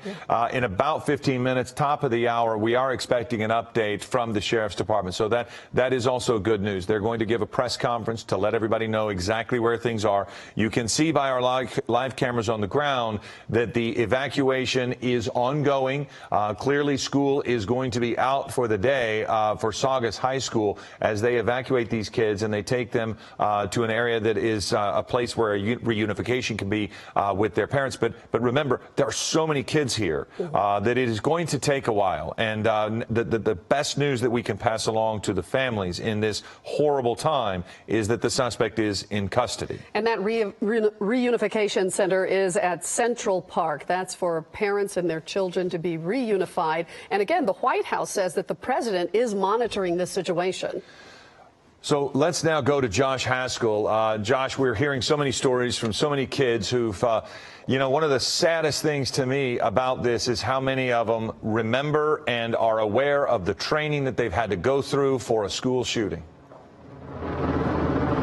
Yeah, that's right. And I have to tell you, Philip and Leslie, that there were so many rumors circling about what the status of the suspect was. And once you guys announced on air that the suspect was in custody at a hospital, I was able to tell some of these students, and they were so incredibly relieved because some of them were still shaking knowing that there may be somebody still out in this neighborhood. And so we've been able to share that with these students. We also shared it with this student, Andrew Reese. You're a senior. Tell us what you heard. So I was in my classroom stats, and we were all doing a worksheet, and all of a sudden this loud bang happened, and then people were running through the door. Our teacher comes out to the door. He brings all the kids in. They say there's a shooter. Everyone gets down. We put up the desk all over in the door and everything. We get it, and then we just waited and waited, and then they kept telling us to like stay down. We saw cops show up. Helicopters were coming, and it was just like a big mess. What class were you in? And you're telling me that you guys barricaded yourself in your classroom? Yes, we were in statistics with Majora, and it's upper class, so we were pretty far away, but not like close enough. And tell us what you've been hearing, and I know you've been in touch with your parents and obviously all your friends texting each other. Tell us about that. It's been pretty crazy. I heard the shooter killed himself, and then which is not true. Let's just clarify, not true. He's in custody, but that's just obviously there's a lot of rumors in this situation. Sorry, keep going. And then I heard that I've heard about 7 people got shot, I think, and then everyone's just been kind of going crazy. It's a swirl. Can't really take anything. Did you ever think that something like this would happen at Saugus High School? I mean, with the amount it's been happening so much, like, you got to think, oh, is it going to happen to my school, you know? But really, not really, but, I mean, I wasn't surprised. And you guys have trained for this. Yeah. I mean, it's a sad reality that we live in a world where you do active shooter drills. Tell us about that, and did you feel prepared? I felt very prepared. My class was actually really good because as soon as it happened, we got all our desks and put them all into the door and barricaded the whole thing, so I was actually really thankful that we're my class. And we've been practicing every year, just doing lockdown drills, so we were really prepared for it. Tell us about the communications with your family. I have to imagine that they're pretty shaken up right now. They are, but my parents are pretty good. I told them everything, and I called them. I calmed them down, and they're happy I'm alive and good. Are they going to meet you at Central Park, so you're waiting to get on the bus? And tell us what their reaction was when you told them that you were okay. I mean, no one wants to hear that their child's there's a school shooting at their school, and my mom's pretty freaked out right now, but I finally got her. She was crying, screaming and everything, but we got her to calm down. She's all good. And Andrew, is there a school resource officer, do you know, assigned to Saugus High School? No, I don't know any. You don't know, or you haven't seen that presence normally? Which doesn't mean that there isn't, but you just not something that you saw. Tell you, yeah. All right, well, thank you so much. I appreciate it. We'll let you get on the bus. And just so you know, Andrew's going to get in this line right now, Philip and Leslie. And school buses, a steady stream, continue to show up here from different school districts, and such a massive response from a variety of law enforcement agencies, fire departments, even coming on the 5 freeway on the way here. We saw just a line of ambulances speeding up the 5 to get here. And just such a harrowing tale there from Andrew Reese, barricading himself in his classroom the desks, and that answer is just chilling. When I asked him about whether he thought something like this would happen, and he sort of didn't seem that surprised and said that he felt prepared. So that's what students are telling us here. We'll send it back to you. And he also comforted his parents, also calming his mother. We want to pass along the update of the Henry Mayo Hospital. They have 4 patients there, 3 males, 1 female. We do not know the ages. The female and 2 males are in critical condition. 1 male is in good condition. Now, that again is from the hospital. We have reports of 6 people in this that have been injured. We also understand that the shooter is in custody. That's from the sheriff. The shooter is in custody and I'm using their words, treated at a local hospital. So we do not know condition. We don't know how he was injured. We know nothing about that. That is simply that the sheriff says he's in custody and being treated. Of course, we'll get a much more in-depth discussion of that at the top of the hour. We're expecting a press conference. We want to go to Scott Rife. You actually see in the bottom corner of your right there, that's where we'll see the press conference. But Scott Rife is in Air 7 HD. Scott, it just allows us to exhale, knowing that the suspect is no longer a threat to anyone. Certainly does. It lets the whole community and everybody just take a sigh of relief. There's absolutely no question about that. The students probably all have that information by now. They probably got it before us on some sort of notification. What we've been watching is a real orderly line of students come through this church just south of Saugus and get on the school bus.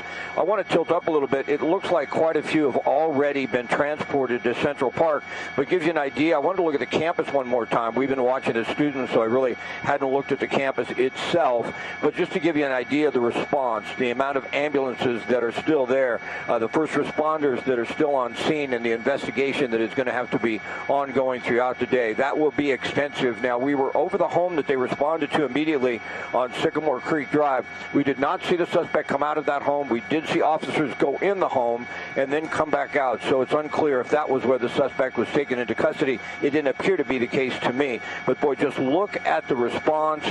Sadly, as you mentioned so many times, everyone is aware that something like this could happen, and because of that, they're prepared for it. Now, here comes another line of students. They're going to walk through the parking lot down towards the church, and then they'll get on a school bus and, joyfully be reunited with their parents that are all, waiting and such tension there. But as far as the scene, you mentioned quite some time ago with the suspect in custody, the scene at the school is contained. Now it's just a matter of investigating. It's a matter of taking care of these kids, getting crisis counselors down there to speak with them and try and get them counseled as best they can. Scott, thank you very much for that. And on the right-hand side, just a scene that we've gotten too used to watching. Students in a school being let out because of an active shooter situation. On the left-hand side of the screen, the school bus, they will be taking students to be reunited with their parents. We're going to go on the ground to Mark Cota-Robles. And Mark, are you with a parent and a student who have been reunited? Mark? Yeah, this is the reunification center. This is at Central Park. We're just about a mile away from the school. Some of those school buses that you referenced, they just pulled up, so we know more students are being brought to this location. This is Tamara Felix, one of the mothers here associated with Saugus High School. You just got your daughter reunited with her. What are you going through? All kinds of emotions. I don't know what to think. Glad I have my daughter, and I was in contact with my son and know that he's safe. And I'm waiting for him to get here. And you have been in contact with him. Yeah. Thank God we have these cell phones. I know some kids, left their cell phones behind. Yeah. Your son had his. He had his. She did not. So it was emotional, but luckily she had friends with her that were able to loan her the phone to get in touch with us, so we knew she was safe. Let me tell you, it's not easy just standing here watching everyone's faces, the tears, the emotions, because we know it's not easy. There's so many of you, all these parents here behind us. What is it like to be gathered all together and all of the emotions compounded this morning? It's just good to know that the community can come together like this and support each other. And let me ask your daughter, if I may, were you on campus already? What did you hear? What did you see? Just saw kids running, and then we heard gunshots and ran into the core. And again, this was just before 7 a.m., but that at first period is already happening at that point? Timing-wise? Yeah. Any idea of the injured, who they are, of the shooter? If you hadn't heard, we believe he is in custody. Do you know any of these people who were involved? Can you tell us anything? Don't really know that much, but, you know, we haven't, you know, we've seen who we think is the shooter, and we know him, so.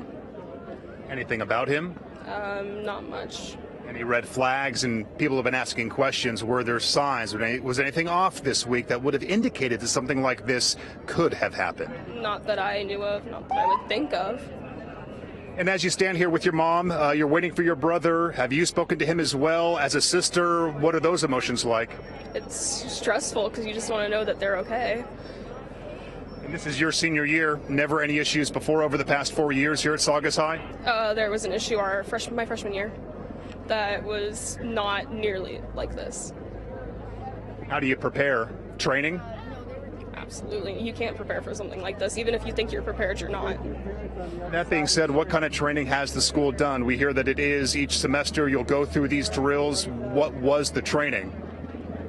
Training was just as usual, was to turn off the lights and hide and lock the doors and make sure that you're silent and you listen and follow directions.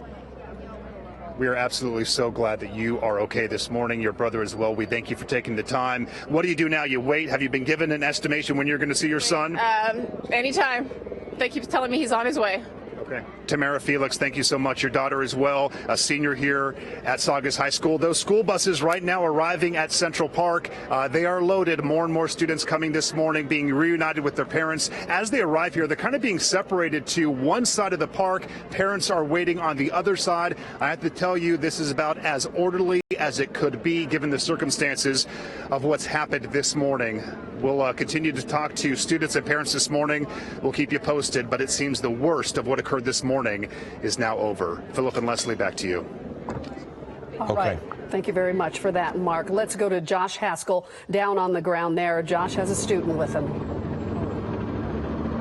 Yeah, I'm here with Malaya Sargosi. Malaya, tell us what you heard when you were on campus. You said it was near the A building? Yes, I was in class and I just hear gunshots go off outside. I thought that it was something else. I didn't think there were gunshots. A girl in my class got up and she looked outside and she saw kids were running out of campus, and we turned off the lights, went down and hid. And one student told me they thought maybe it was balloons popping. It sounds like you weren't even sure if it was gunshots, and then once you saw students running, what did you do? Well, I didn't see it. I just heard it. We turned off the lights, we locked the doors, we blocked it, and we just sat in silence until we heard the all call and saying go into lockdown.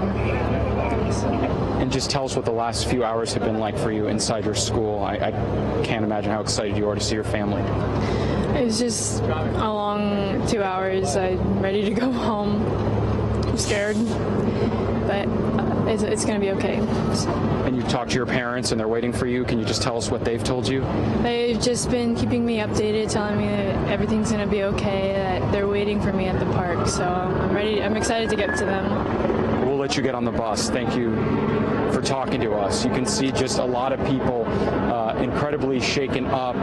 Some want to talk with us because they want to share their stories and they want their families to know they're okay. But at this point, just with technology, Philip and Leslie, all of them, even many of the students who didn't have their backpacks on them, didn't have their cell phones on them, they have been able to get in touch with at least one family member through friends. So that is good news. And a lot of people crediting, especially parents crediting that text message service that Saugus High School sent out to let parents know and keep them updated exactly what was going on. It really sounds like that happened, minutes after this event started, and that has allowed parents to be informed.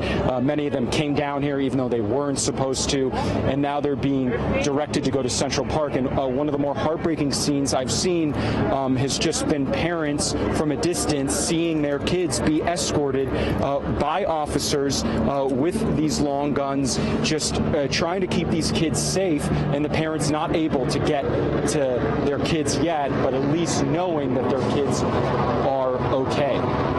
And that is kind of the scene here. I also want to share that some of the teachers have been going into this church, Sean, as we show, to counsel some of the students that were just not ready to get on the school bus. A lot of these are teachers here, and I was speaking to some of them, and there is some counseling already taking place for some distraught students inside this church here, right next to the high school. So that is just the scene, some students breathing a sigh of relief now that they know that that suspect is in custody. And as we see even more students continue to get on these school buses, we'll send it back to you. Josh, right. Thanks. And everybody deals with it differently. Yeah. You know, good that they have the people there to talk to the students, and some will feel it weeks later. You never can tell. I will tell you, some will feel it forever. Yeah. Some will feel it forever. We've been informed that the press conference by the Sheriff's Department is going to be a little bit delayed. So it was expected to start at 10 o'clock. It has been pushed back a little bit. It has been incredibly impressive to hear some of these young people and their very grown-up description of what has happened. It moves you to hear them handle this, and it also is incredibly sad that they have had to learn how to do this over their young life. It is 10 a.m., and this is a special edition of Eyewitness News. We are getting incredibly sad news right now from the hospital. One female student has died. Two men are in critical condition, and one is in good condition. So there is a female, a young woman, somebody's child who has died this morning, and we are just now getting this word from the hospital where they were taken this morning. This is an update on the Saugus school shooting that happened at about 8 a.m. this morning. And this touches families all across Southern California and the nation and the world. It is continuing to happen. And a young life has been lost today at Saugus High School. Well, the LA County Sheriff's says that the suspect is in custody. The suspect is being treated at a local hospital. LA County Fire says that there are 6 victims who have been transported to the hospital. And as Philip mentioned, the latest information we do have is that a female victim has been killed. A female victim has passed away. Right. And as you mentioned, the suspect in custody, and the sheriffs said they is being treated at a local hospital. We do not know through official channels the condition of that person. There are any number of rumors. And that was one thing that when Josh Haskell was talking to the student, they had heard that he had killed himself. But we don't know that. It is not official yet. We only know and will report what the sheriffs are telling us. And we're expecting that press conference at any minute when they will let us know. Scott Reif is in Air 7 HD, and he has watched this develop. And Scott, it's just gut-wrenching. Yeah. It really is. The pain of the parent. I mean, if you're a parent, it's almost unimaginable. It really is. I feel so sorry for them. We are looking at the quad area, and this is where we believe the shooting did occur. And I can't look at this without thinking what it was like moments after. You see the backpacks up on that area. The students must have just took a run for it as soon as the shots rang out. You can see some papers in this area. You can see it's been cordoned off with the tape. So this is where that shooting did occur. And as we open up, you can only imagine a little bit here at Saugus High, the chaos as the students started to run, but they did have a plan. And by the time we got here, most of the students weren't just running around. They had gone with the plan. They got into a classroom. They locked themselves down. We'll open up and just show you such a huge response initially when this happened with first responders getting on scene. And then we'll show you what they're doing now. It looks like just moments ago we saw a group of students come out. A lot of them have come out already, and what they're doing is walking them down to the church. And then it appears to us what they're doing is they're taking a group inside. They're counseling them. They're seeing if they need treatment of any type. And then once they've been cleared, they're putting them on the school bus. And then it's only maybe a quarter mile or so down Bouquet Canyon Road to Central Park where they can be reunited with their parents. But such a sad day and such horrible news. I mean, as a parent, I feel the emotion, too. It's tearing at me right now. It's just horrific. It absolutely is, Scott. Everybody's feeling it at this point, but no one more so than the parents of the students who are victims of this horrendous mass shooting. So this all started about 8 o'clock this morning, roughly. We're getting a lot of reports from the students who were saying, some of the students were saying that they felt it was a plus for them that school had not started for everyone, that many students were in their first period.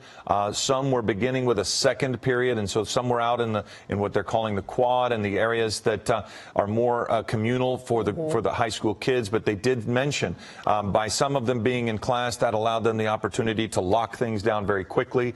We've watched from Air 7 HD the very disciplined evacuation, and they've moved these kids very efficiently. And sadly, another common theme with so many of these kids who've discussed this is that they were prepared for it. Yep. I don't know how you prepare for that emotion that you're seeing in that shot right there when you are safe and you are leaving, but you know someone has lost their life today. Right. And those drills were helpful to them. I mean, they had been practicing, and as the one young man said, when it happened and they were in that class, they all immediately just put the desks, put the chairs up against the door, barricaded themselves inside, and waited. So we're awaiting a news conference from the LA County Sheriff's Department as you're looking at multiple different cameras at the locations. We've had Scott Reif in Air 7 HD for some time now. That is a gut-wrenching shot of a young man looking through and looking out that window.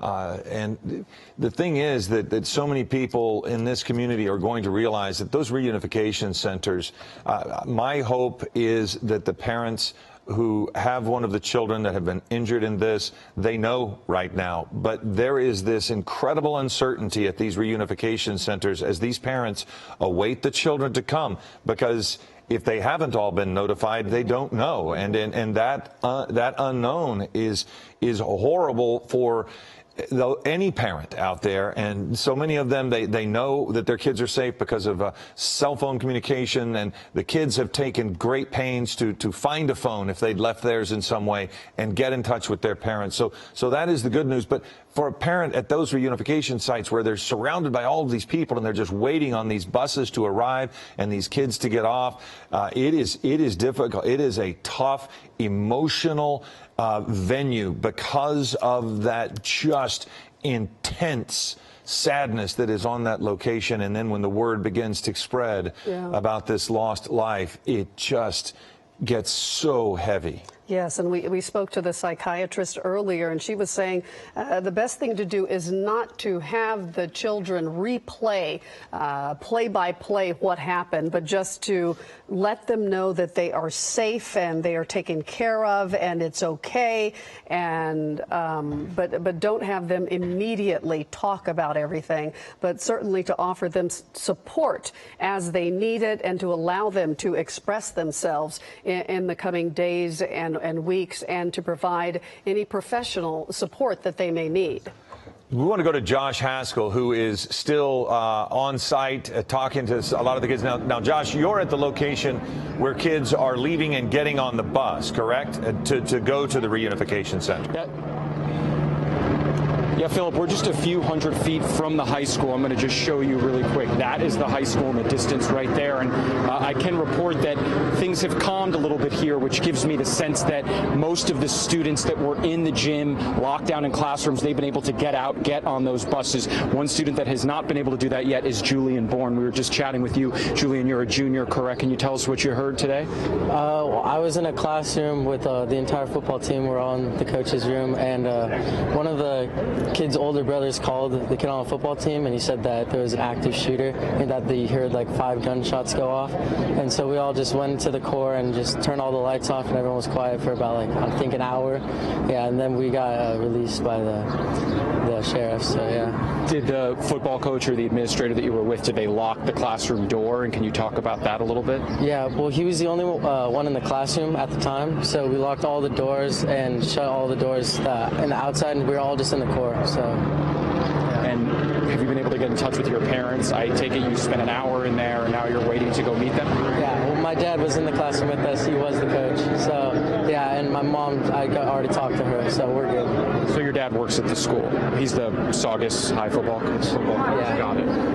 And so what was it like to know that he was there with you, more than just a teacher or a coach? He's your father, and you guys know you're both safe. It was definitely very reassuring. Me, my sister, and my dad were all in the same room.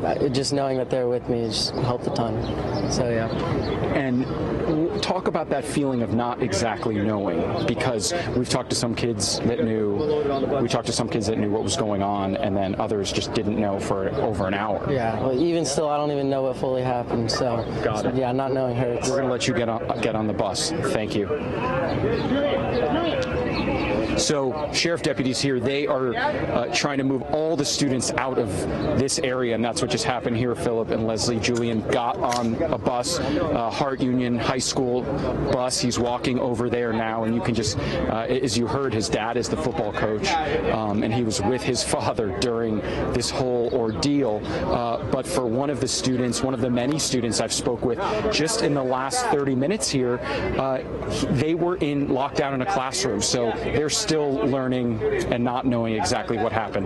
We'll send it back to you. Okay, Josh Haskell reporting live right now at the scene. Josh, thank you. I'm joined by David Ono, Brandy Hitt here, Philip and Leslie, for their continuous coverage are done, and we're going to pick it up from here on out. And I can tell you from so many people in Santa Clarita right now, just a heartbreaking day to bring you the latest updated information as we wait for a news conference that we've learned one of those students, we believe it to be a student, but not identifying the age, just we know that she's a female, has died from her injuries as we continue our coverage here of the shooting at Saugus High School that's impacting all of Santa Clarita. We don't know. Right. We don't know if the deceased person is a student or a teacher. We're trying to get that information.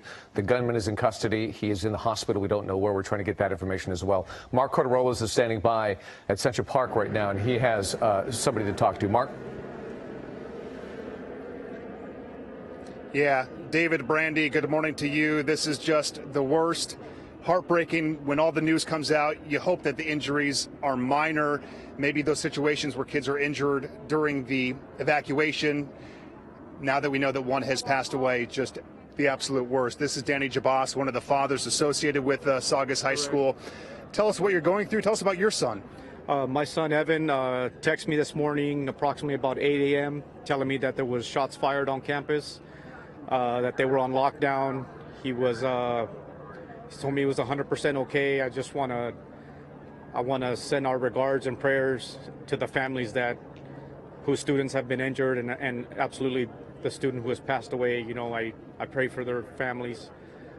This is unexpected. You never would expect anything happening in your community where your son goes to school, your daughter goes to school.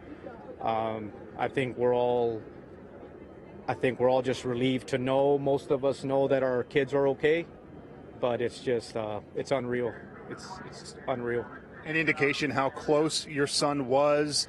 Did he know any of the victims? No, he doesn't know. He doesn't know. That's what he told me. He's like, Dad, I don't know if any of the people that were injured, are my friends, but at the end of the day, these are somebody's babies, so whoever it was, our hearts go out to them and to their families. Right over here to our left, one of the reunifications happening. Looks like his son kind of hugging his mom right now. As a dad, you watch this and you're kind of waiting to do the same. We're waiting to do the same, correct. Our sons actually go to school together. I've known her since high school, since the 90s. And it's just when you see somebody and, the first thing you ask them is your child okay, and you cry, you let out some tears of relief, that they were watched over, and I wouldn't put this on any parent to even think or start thinking, is my kid okay, As parents, you go to work every day to provide for these kids, and the last thing you want to hear is they've taken a bullet, so. Extremely tough. Yeah, and they're just kids trying to get an education. I was in the service. When you go out and serve the country, you're putting your life on the line for that. These kids they're not prepared for that. They're just trying to get through school. And they shouldn't be. They shouldn't be, correct. Danny, we appreciate it. Thank you for your insight, perspective, and we're sorry you're going through this morning. As we saw this a moment ago, I was corrected saying, well, it's not Mom, but almost, because this seems like a very close group. Yeah. What are you going through? I think I'll feel better once I see my son. You know, I heard that he was okay. I wasn't able to talk to him, but the parents had gotten in touch with me, just letting me know he's part of the football team. So the team was together, and I know they were safe. So I'll feel better when he's in my arms. And your name? Yvonne Westover. And your child? His name is Dylan Reynoso. Hoping for the best. That being said, so this is a close family friend then. And are you, Dad? How are you doing? I'm pretty shook up. I was pretty scared when I heard everything was going on, and I thought I was going to be stuck in traffic and wasn't going to be able to get here. But Matthew stayed in contact with me the whole time, so I made him text his brother and sister, and I don't know. I'm just still kind of all jacked up. Kind of crazy here to be here with everybody. You see the emotion in everyone's face, and it was Matthew, your son, here. What do you remember? What happened? You were at school very early this morning. Yeah, I had to use the bathroom, so I asked my teacher, and as soon as I opened the door, I see people running and a campus supervisor screaming for everybody to get out. So I told my teacher that people are running and screaming, and they went to lockdown. And then I was just talking to him the whole time. You said school resource officer. Is that the type of person it was? Do you have police on campus? Supervisor. Campus supervisor. Do you have like armed security or officers on campus each day? Are you familiar with that at all? I think we have one deputy just to take care of like the hoodlums and stuff, but that's about it. How organized was it for you to get over here? There are a ton of students. This is a large campus. How easy was it as far as the organization? I'd say it was actually really good because we all got onto the buses after being escorted to the church by lots of police, and then we made it here, and it was all just really good. So. And Matthew, it's a new era. Everyone's texting, communicating as fast as they can. We have received the news that one person was killed during all of this. Have you received any word of knowing who it was? Any information that friends are texting about? No, not at all. Dad, how do you handle that news? I think it's just tragic. I mean, to be honest, I didn't think all that's. I mean, you hear about all this stuff on the news, and you see it, and you don't ever know. You don't ever think it's going to happen in your own neighborhood, you know. And the only thing that I've heard is that whoever this person was, and this might just be hearsay, I guess he had made a threat a couple of years back, and it wasn't taken seriously, and now here we are. So I don't know if I'm angry or sad or shook up or right now I'm just mostly angry. And all of those emotions are justified, certainly. I never asked your name. My name's Matt. Nice to meet you. And Matt Jr. Yeah. Okay. Glad you're okay. Thank you for taking the time under the circumstances. We appreciate it. So that's the situation out here. Again, this is Central Park. For the family members who are unaware, it seems most people are, that this is the official reunification center. This is about a mile away from Saugus High School. Over on one side, you have students who have been bused here to this location. Their names are checked and then reunited with their parents. There is just a ton of emotion out here this morning, as you can imagine. We'll keep you posted here as our coverage continues on Eyewitness News. David, Brandy, back to you. Okay, Mark, thank you. One of the largest parks there in Santa Clarita, because they know the crowds that are going to show up today. Right now, 10:18, and we're continuing our special edition here of Eyewitness News. We want to update you on the school shooting that's taken place at Saugus High School. We now know at least one female has died. We understand that at least 2 other people are in critical condition. Sheriff Alex Villanueva says that the suspect is in custody, is being treated at a local hospital. Again, the White House says the president is monitoring the situation as well. When it comes to that suspect, though, yes, he is injured. We don't have details yet on how he was taken into custody. There are rumors that he may have somehow shot himself, but we don't know that. You've been hearing that, but we have not been able to verify that or confirm it. So what we're hoping is that press conference that should be coming up in a matter of minutes with the sheriff involved will get more details on what exactly happened here, how the suspect was taken into custody, and of course, most importantly, we are still anticipating a press conference from the Mayo Hospital with some details on the injured. 2 people we're watching closely that are in critical condition, and of course, as you mentioned, Brandy, a female has died. And you can't imagine what it's been going through the parents' minds, the students who saw all of this, listened to it, saw the chaos. Adriana is standing by. She's a sophomore at Saugus High School. Adriana, what can you tell us about what you experienced this morning and what you saw? What I heard was I was at home because I live right by Saugus High School, and I live on Diane Marie Circle, and I get a call from one of my friends, and she tells me that she heard gunshots, and I didn't know how to respond because I didn't know who was hurt at the moment, and all that was running through my head was I'm hoping that everyone's safe and that everyone's getting to their families, and I didn't know how to react, and this is just all really heartbreaking. Adriana, about what time did all of this go down? About 7:30, I think I got the call at when she told me that she heard the shots, and I actually happened to hear the shots from my window, but I wasn't too sure if it might have just been something else. But when I got the call from my friend, she told me that everyone was running out of school and they didn't know which way to go, and everyone was just trying to get to their families, and that everyone was just calling their families. And Adriana, is that considered like a zero period time for students, and not necessarily everyone has to be on campus, because this could have been worse had the campus been full at the time? Well, our first period is usually for seniors and juniors, and sophomores and freshmen usually arrive to school at 7:30 because we start school at 7:52, and I think if this would have happened during the day or anything, it could have been a lot worse, because I mean, luckily most people weren't at school, including myself yet, so I mean, it could have been way worse than what it is now. Have you heard any details on what exactly happened?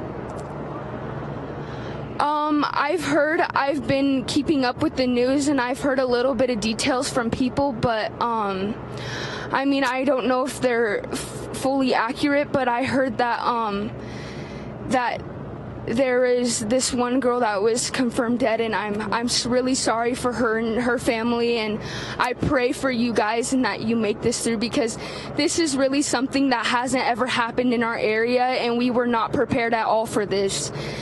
And I mean, maybe next time we should be more aware of things that are happening, because I mean, this world is sometimes really not a safe place. And I mean, I heard that it was some boy on the track team, and I heard he was a student body president, and I mean, it doesn't seem like this is something that would happen. And I mean, I've seen him around school a couple of times, and he looked like a great kid, like he had it together. And I mean, and for the ones that are in critical condition, I'm really sorry for. And I mean, even the ones that are possibly hurt and not in critical condition, but still are traumatized. And I mean, there's still family and friends that have to go through this, and I'm sorry, because I mean, this is heartbreaking for me. I go to this school, and I mean, we don't have metal detectors or anything, and we kind of just walk into school with an open gate, and I mean, we don't really expect anything to happen, but for this to happen is just, it's heartbreaking, and it's just something we weren't prepared for at all. You know, so many of us live in Santa Clarita, and it is an area that this is one of the least expected things that you would imagine ever happening there. The entire area put on lockdown for 250,000 people, all the schools. What can you take us through? Are you told when you guys start a new year of high school about how you prepare for something like this? Do you go through drills? What are those like?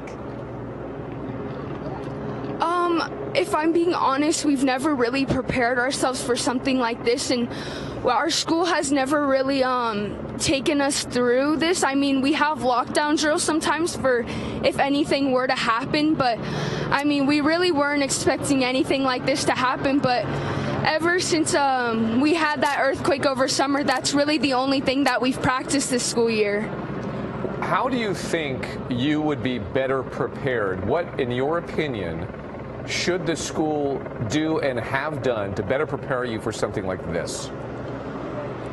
Well, I think our school should really start checking IDs for students, because we kind of just, our school, we have open gates. Students can easily walk in and out. I mean, it's just we were not prepared for something like this. We don't have any metal detectors. I mean, to really prepare ourselves for maybe the next time this could happen, we need to start having metal detectors and possibly backpacks being looked through, because I mean, if maybe we did have metal detectors, something like this wouldn't have happened.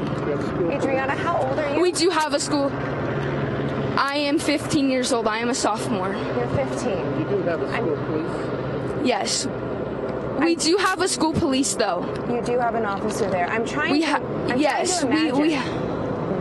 What is it going to be like for you the next time you go to school? You're just 15 years old. Is this something, are you scared to return to school? How, I guess, your mindset and how you return to class after experiencing something like this on your campus?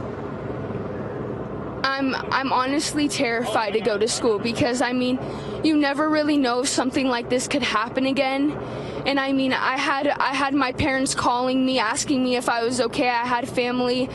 And I mean, when we go back to school, it's going to be heartbreaking. I mean, I don't know any of the people that were hurt yet, so when I find out, I'm gonna cry, because I mean, not only am I gonna feel really sorry for that family, but if it's someone I know, I'm gonna be extremely hurt. And I mean, walking around school is gonna be really sad for a lot of people, because people are gonna have to go through this, and they're gonna have to try to put on a smile. And I mean, it's just something that's breaking everyone's heart. Even people that were really close to the people that were hurt, it's going to be very different. Right. Adriana, thank you so much for talking to us today. It is, I know, extremely emotional for you. We hope the best for you. Thanks for your input as well. And these are all worthy discussions as this day goes forward, and how to keep our kids safe. That's Adriana. She is a sophomore there. She's 15 years old, and she was not at the school during the shooting, but she lives right next to it. She heard the gunshots. Her friends called her right afterwards, and it's been a traumatic experience for her ever since. It's interesting to hear a young girl, 15 years old, talk about perhaps the need metal detectors in their schools these days. That's the America that we don't want to have.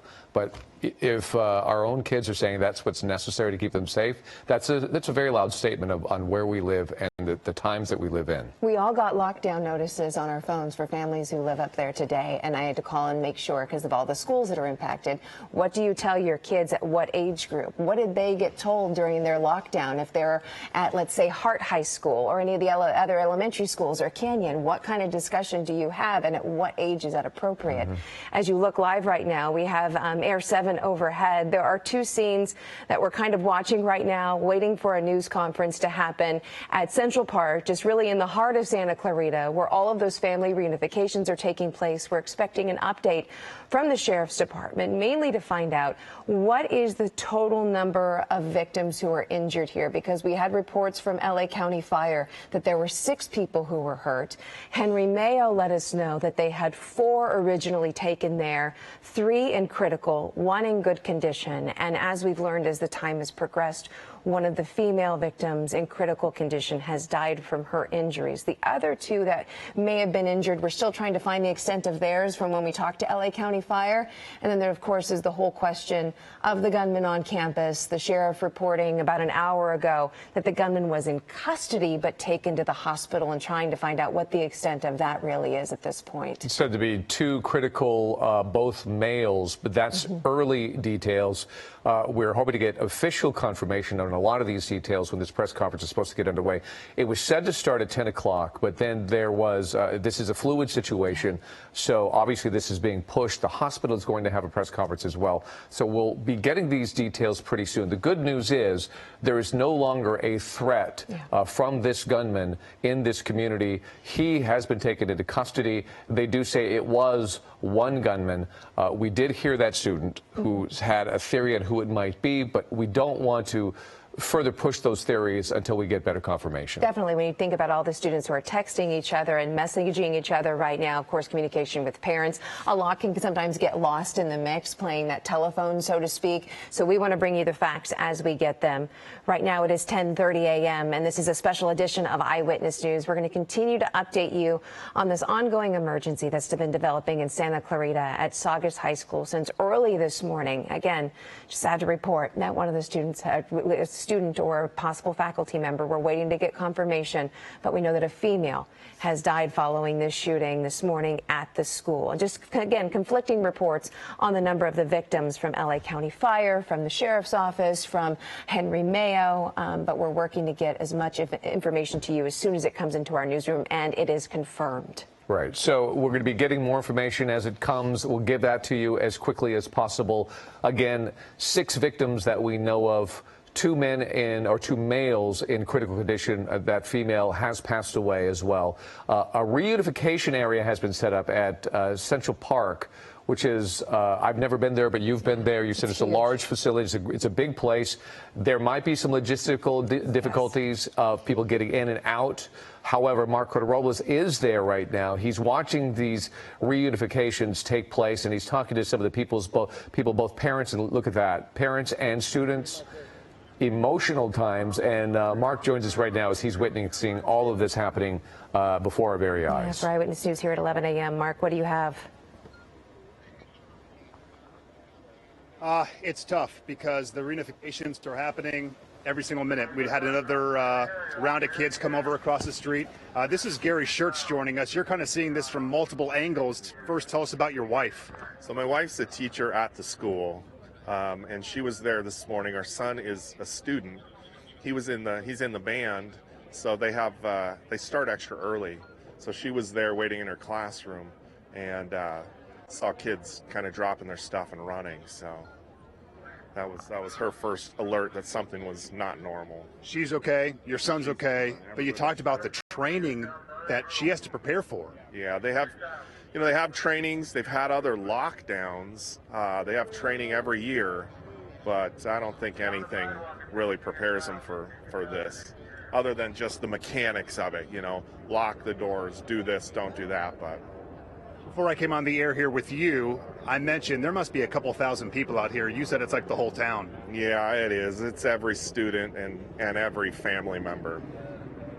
So, it's a pretty tight-knit community, and everybody's here who can be. Because you're being separated right now, students on one side of the park, you're on this side. Deputies doing as best as they can to keep everything orderly. You made eye contact. You made a wave. Was that your wife, your child?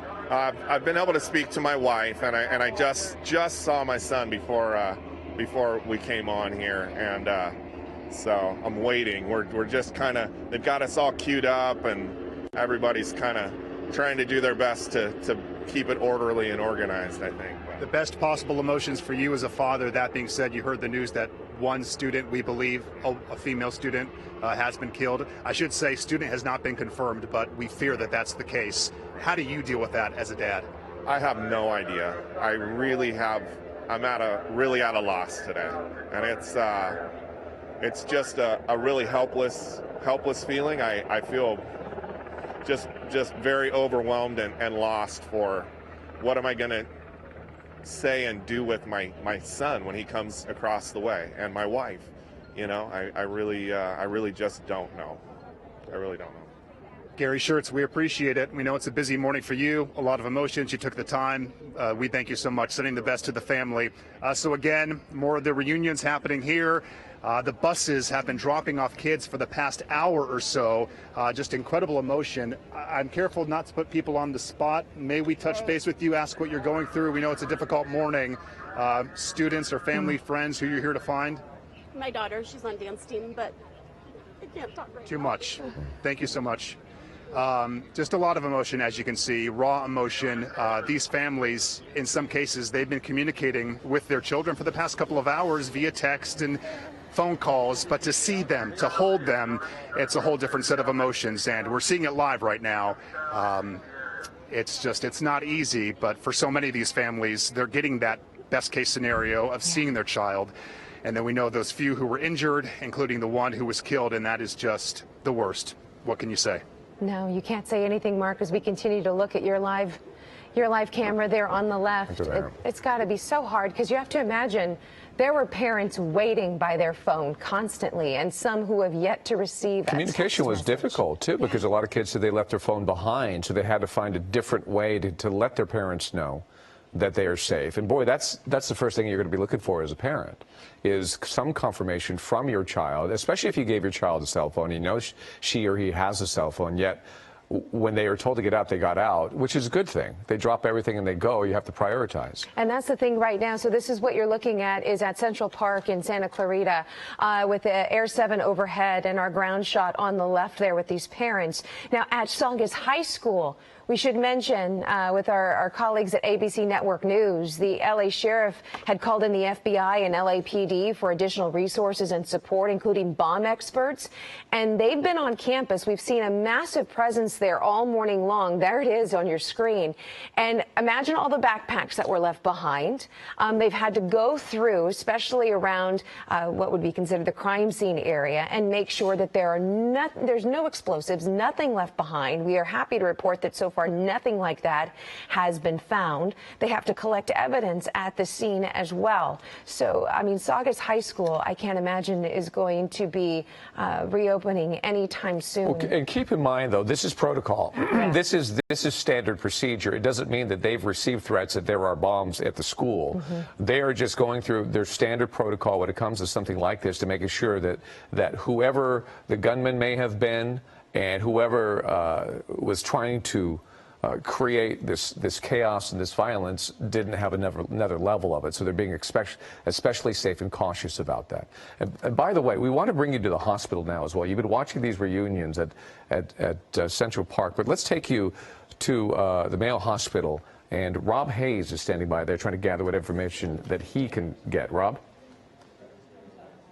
David, we were expecting to have a news conference at 11 a.m. However, the hospital has pushed it back now, saying they're delaying their news conference until after the main news conference is held at the command center. Now, the hospital has confirmed that one woman has been killed. 3 males were brought here as well. 2 are in critical condition. 1 is in good condition. The hospital has not said whether or not these are students or teacher or staff or anything like that, just that they were involved in the shooting. Now, the sheriff has tweeted that the shooter has been brought here as well, but the hospital has not confirmed that. So we have a lot of questions yet. Again, the news conference is slated to begin after the main news conference that will be held at the command center. So when that happens, we will definitely bring it to you. Okay, Rob Hayes for us. Thank you so much, Rob. Again, you're watching a special edition here of Eyewitness News at 11 a.m. Rob Hayes is standing by at the hospital location. Josh Haskell is standing by at Saugus High School. And Josh, we've just learned from the undersheriff that investigators are going to have to interview every single student before they can be released to their parents. And so this is going to be a long, painstaking process for them. That's right, Brandy. And not only are we hearing the same thing, but we're also hearing that there are some students still inside the school. The students who were closest to the shooting, closest to the incident, witnessed it. They have not been able to walk to those school buses and go to Central Park. They're still here. She didn't want to speak with us, which we totally respect and understand. But this woman right here, she is in contact with her daughter, but her daughter is still there, and she is scared, and she's been texting with her about every 20, 30 minutes, knowing that her daughter is okay, but has not been let out of the school. I want to bring, as we show you a shot of the school right now, but I want to bring in Maricela. You raced here because you have 2 students at the school, and your husband is with your kids at Central Park, but you're here because you essentially can't leave at this point. Tell us what this morning has been like. Well, it's been a terrible morning. It's difficult because you don't know what your kid's going on, and I didn't know what was happened. So right now I feel better because I know they're safe, but I feel sorry for the kids that they went being shot. So yeah. And you're still here. You were just talking to this mother. Her daughter's still inside. In there, and she's texting her, and she's still waiting for her daughter. And you can see a pretty emotional scene here right now. We're just right outside the high school. We're still talking to Mary Sella, but just a lot of confusion. And then as people start to get news of exactly what happened inside and if their loved ones that are still inside the high school, if they're okay, you can see that emotion from that. Mary Sella, what can you tell us a little bit about what your kids have told you about this morning? The Saugus High School sent me a text telling me that it's going shooting. So I came here and stay here, text my kids, and they told me there is something going on outside, but we're safe. That's what they told me. And I couldn't text them anymore because it was for safety. So, but now I know they're at the Central Park and they're fine.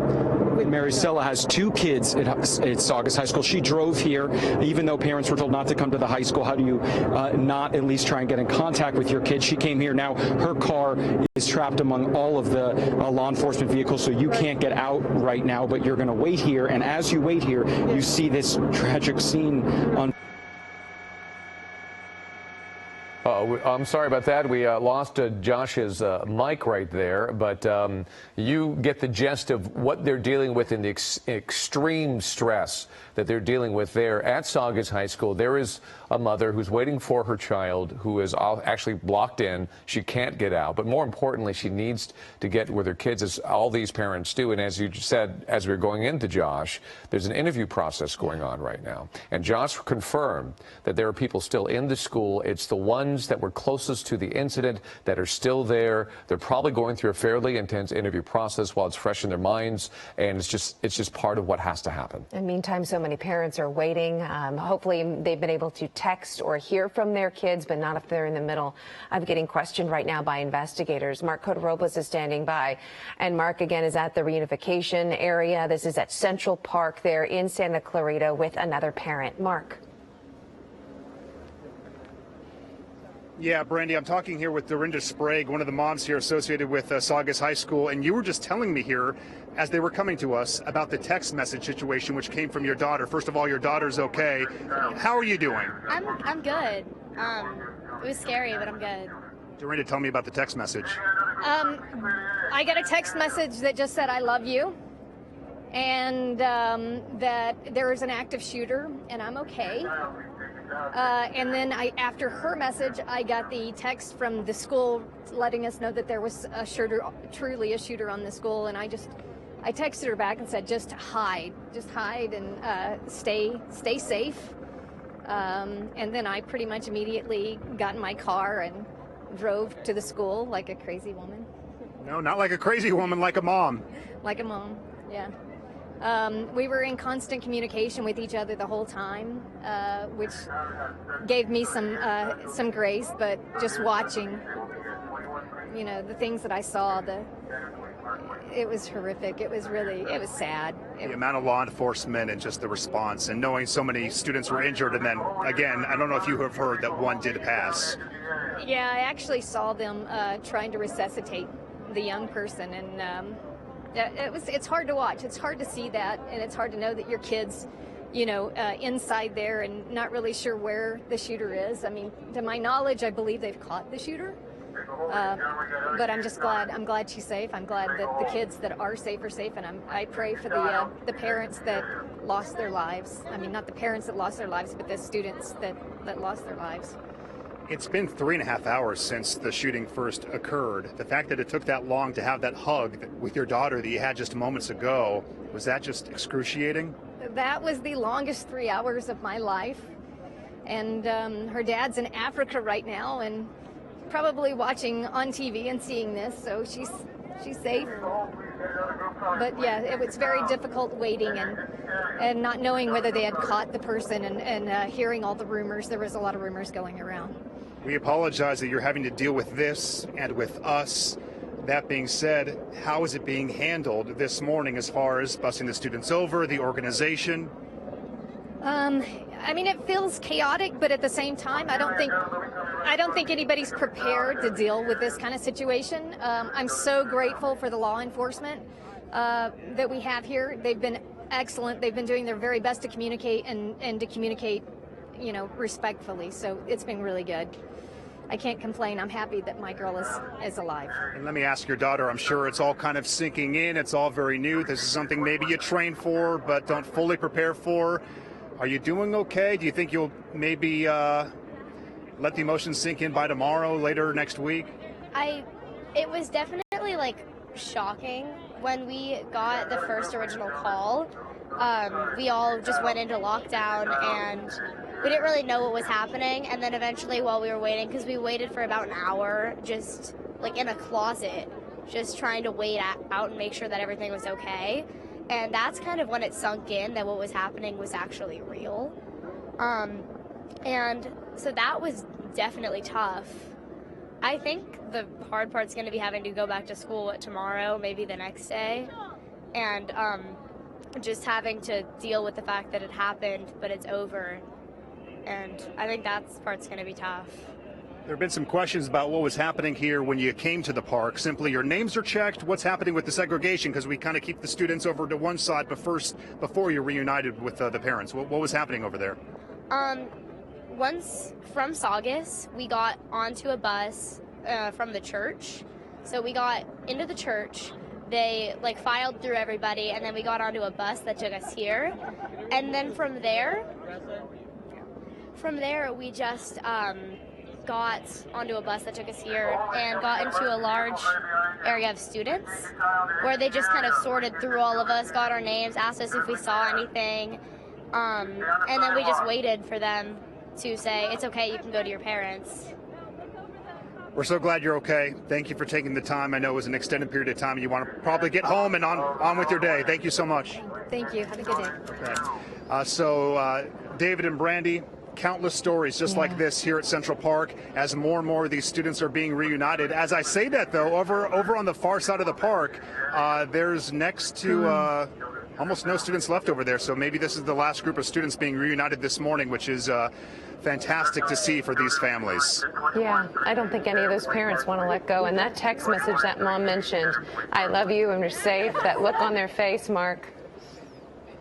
Look at that. Let's see. Go ahead, Mark. Yeah, another mom here. Tears in your eye. Tears of happiness? Yes. Yeah. And sadness because we heard someone has passed away. So You look like a medical professional, a nurse of some sort? I'm actually a school nurse in a different district. Oh, wow. Having that training, being on a school campus in general, this has to be so real for you, knowing the danger that we now live in. When you first found out, what was it? Was it a text from your student? Was it a text from the school? Yeah, my daughter texted me saying, I love you, Mom. I hope I get to see you again. So, yeah, it was heartbreaking. You knew it was real at that point, obviously. Yes, I did. The emotions right now, I mean, we see it. I'm a parent with a new kid at home. Can you even put it into words what the last few hours have been like? Just on edge, very much on edge, texting the girls quite often, trying to make sure that they were okay. Their teacher kept them safe in a nice secluded room, thank God.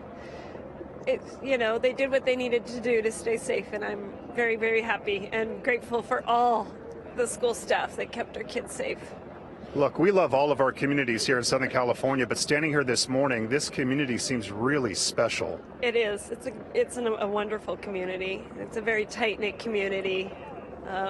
We all love each other's kids like they're our own. Is there then that mindset that this can happen anywhere? Was there an issue at Saugus High? No, I would never have imagined Saugus High being a place that this would have ever happened. Even though I know that's very cliche because everybody says that when this happens. But yeah, we never would have imagined this in our community ever. May I ask your daughter, and how many daughters did you have? Was it 2 or just the one? 2.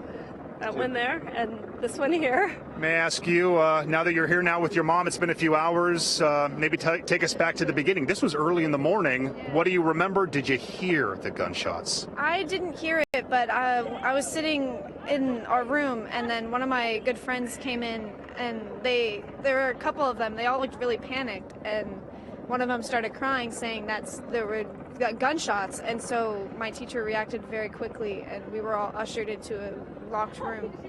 When the teacher says, those are gunshots, you hear those stories, I thought it was fireworks, I thought it was a balloon popping. Did you recognize immediately? I didn't hear them, but I could tell from the look that my friends gave that it was serious, because it definitely wasn't just one shot, and it probably wasn't. It has a different sound than like fireworks or balloons, so I believe them. Did the training help? Because I know what happens on campus. It helped a lot. We all knew, like, oh, stay off your phones, oh, be quiet, and we all reacted very quickly, so it did help. I didn't get your name. My name's Isla. You got to be proud of Isla here as a mom to stand here and hear her explain everything and the training. Absolutely. I am proud of both of my girls. I'm sure they both kept their cool and did exactly what they were told to do. I'm glad. And Isla, we've been careful not to confirm because we can't, but we believe that it was a student, this young girl who passed. Yes. Students we know text, they talk. Have you heard yet? Does anybody know who she is? I haven't heard anything. I don't know. We've just been looking at different news articles from different news stations. Lumping everything together with what you've been through this morning, are you doing okay? I'm doing fine. For now, it just doesn't seem real. I feel like it'll kick in at some point, but it just doesn't feel like this actually happened. Isla, thank you so much. And Mom, your name, I'm sorry. Oh, Carrie Wright.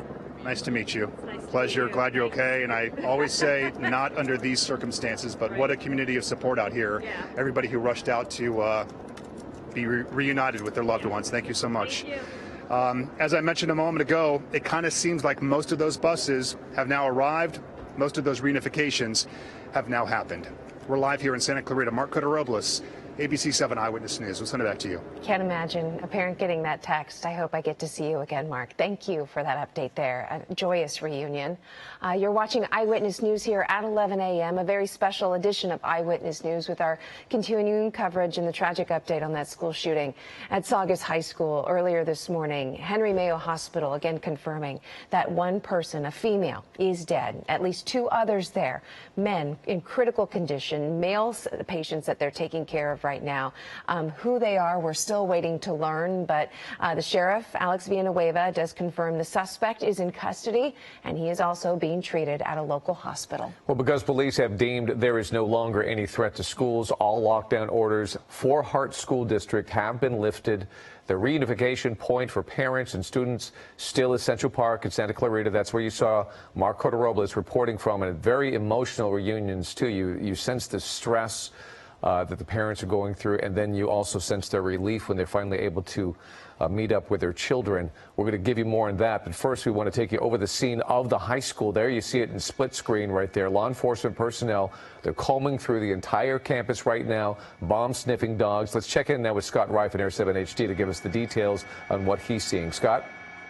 David, yeah, the campus has been cleared of all the students, but now the investigation. There are two bomb-sniffing dogs. They sniff for explosives, and they are unbelievable how well they can do that. And we want to show you, it's so surreal as we do, that is the quad area, and that's where we're fairly certain the shooting occurred. And you can see the papers spread out, scattered.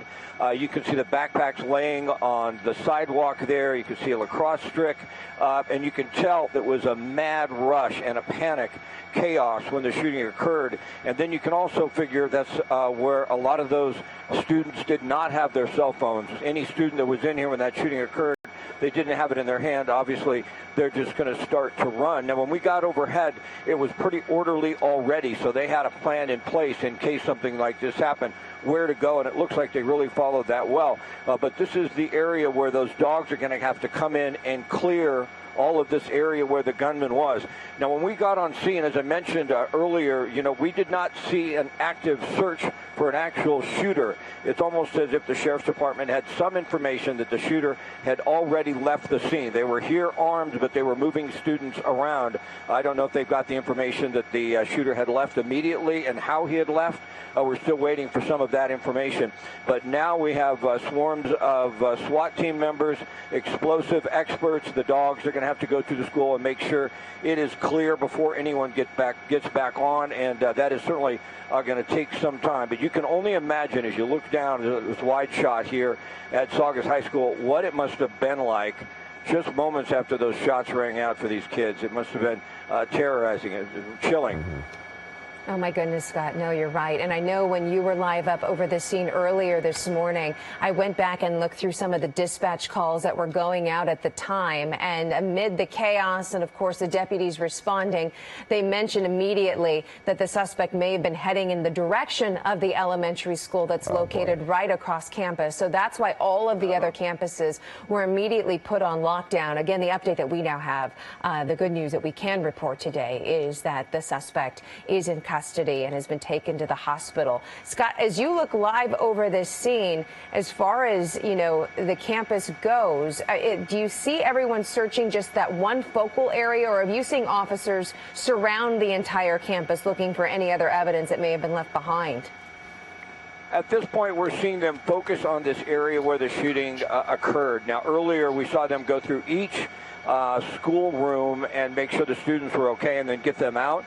It looks like they're paying more attention to some of the surrounding buildings that may be next to where the shooting occurred at the quad. They may have some information from witnesses, from students that saw maybe where the suspect came from, and they'll be searching that area a little bit more thoroughly. But most of their attention right now is on the area where the quad area where the shooting occurred. But I have a feeling the entire campus will be searched thoroughly. Yeah, absolutely. And it does give us a reminder about, remember, the Vegas shooting, and everybody left so much behind, and they had to comb through that as well. It's a sad reminder at that. Scott, thank you very much. We're going to go back to Josh. Excuse me, Scott. Let's go to Josh now, who's talking to more folks out there. Josh. Yeah, I'm here with Lauren Farmer. She was in the school, and she actually went to a house for safety off campus. Lauren, tell us what happened. I was standing by the library with my friends in the morning, and we heard one gunshot, and at first we thought someone dropped a binder or a balloon popped, and then we heard two more gunshots, and I think that's when we really realized, like, this isn't normal. This isn't a drill. Drills happen during class, and it's, you know, during first period. Not everyone has first period. We knew, like, we just, gut instinct, we knew something was wrong, and then we heard three more gunshots, and that's when it really hit us. So, you know, we were just in shock for a moment, and we couldn't really move, and then we started running down the stairs, and we saw a bunch of kids running from the quad, just fearing, with pure fear on their faces, and everyone's priority was just to get out, which is a flood of students, just terrified. And you ran to a house with 10 other students. Tell us about that. Yes, when my priority was just to get out. I didn't really know where I was going to go. It was just run. I was going to run, you know, as far deep into the neighborhood as I could, just farther. And as I was running, there was a boy standing outside his front door, and I heard another girl yell and ask him if his house was open, and he was actually coming out of his house to go to school, and he said yes. So I followed in, and a crowd of other kids got in, and everyone was just really, really shooken up. Have you been interviewed? Why are you still on campus, and why have you not been able to get to those school buses to Central Park? The school buses evacuated students from the campus, not, you know, they didn't go to house to house. My friend's mom said she's going to drive us home, but we've just kind of been trying to stay and watch the news and keep updated with stuff, you know, worried about our friends we haven't contacted yet, and just still trying to process everything.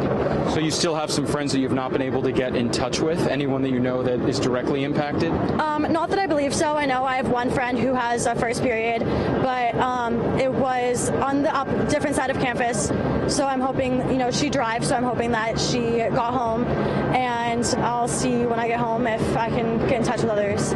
Still being here, we heard that they are sweeping the school again right now and seeing all of the activity. What is this like on a Thursday morning to see your high school in this situation? It's so surreal. That's the only way I can describe it. I mean, like 2-3 hours ago, it was just a normal Thursday. We woke up in the morning, got ready. Our biggest problem was, you know, about the dance on Saturday, and, you know, whether you forgot to do your homework or not. And then all of a sudden, it's life or death within a matter of minutes. Thank you for talking to us, Lauren. We'll send it back to you guys. Hi.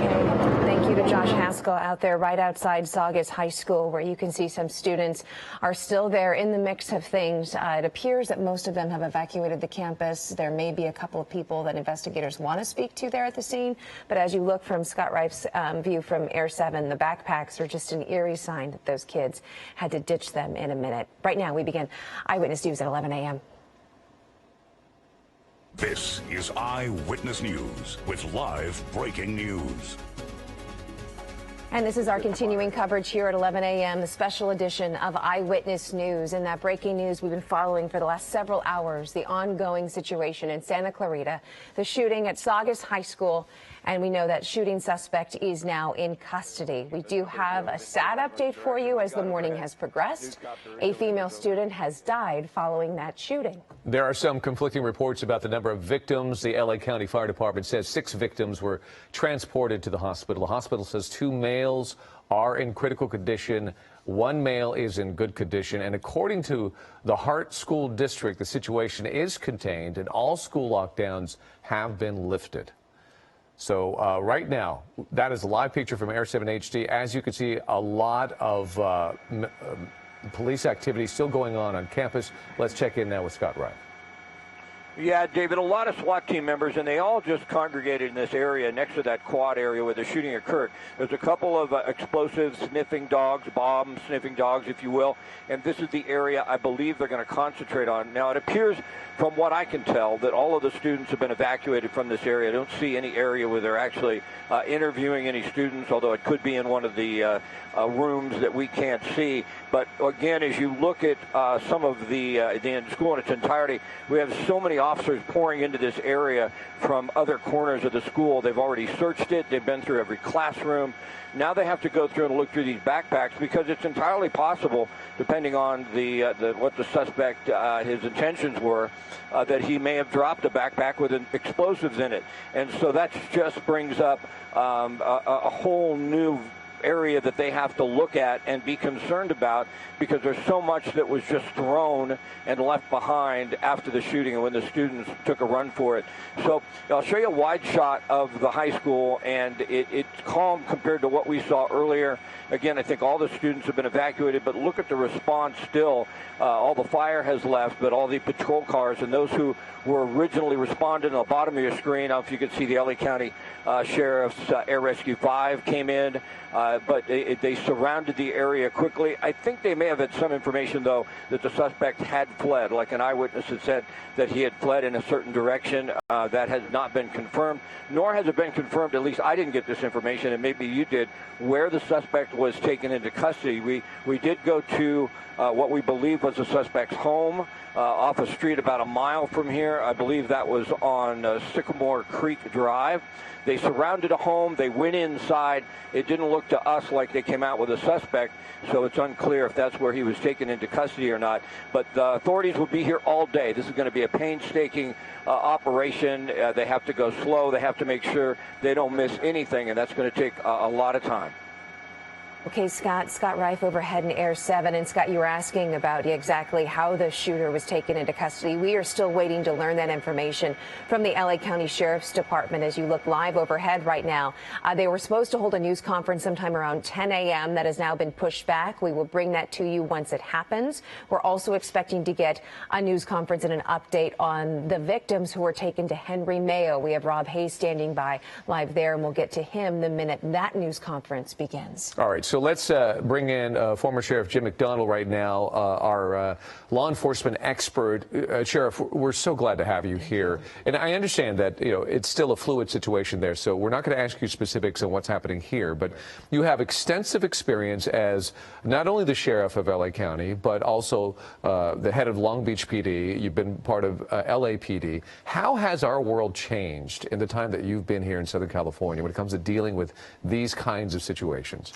Well, I think it's changed in a number of ways as it relates to this kind of issue. First, just the number of these that occur. It's become sadly routine across America to have a school shooting, where in previous times that was something that was shocking to the conscience of everybody across America, and that's a sad commentary on our society today. The way that police react to shooters in an environment like this has changed dramatically since Columbine. It used to be surround, contain, call in specialized resources, SWAT elements to be able to deal with the situation, crisis negotiators. That went out the window. Lessons learned from Columbine, where you don't have the luxury of waiting. Yeah. If shots are being fired inside, you have to put together a contact team and immediately rush to the source of gunfire and be able to neutralize that. That's job number one. And then to be able to do force protection for paramedics and fire personnel, to be able to get them inside and operate in a safe environment so that they can then extract those that have been injured and get them off to the hospital for trauma care.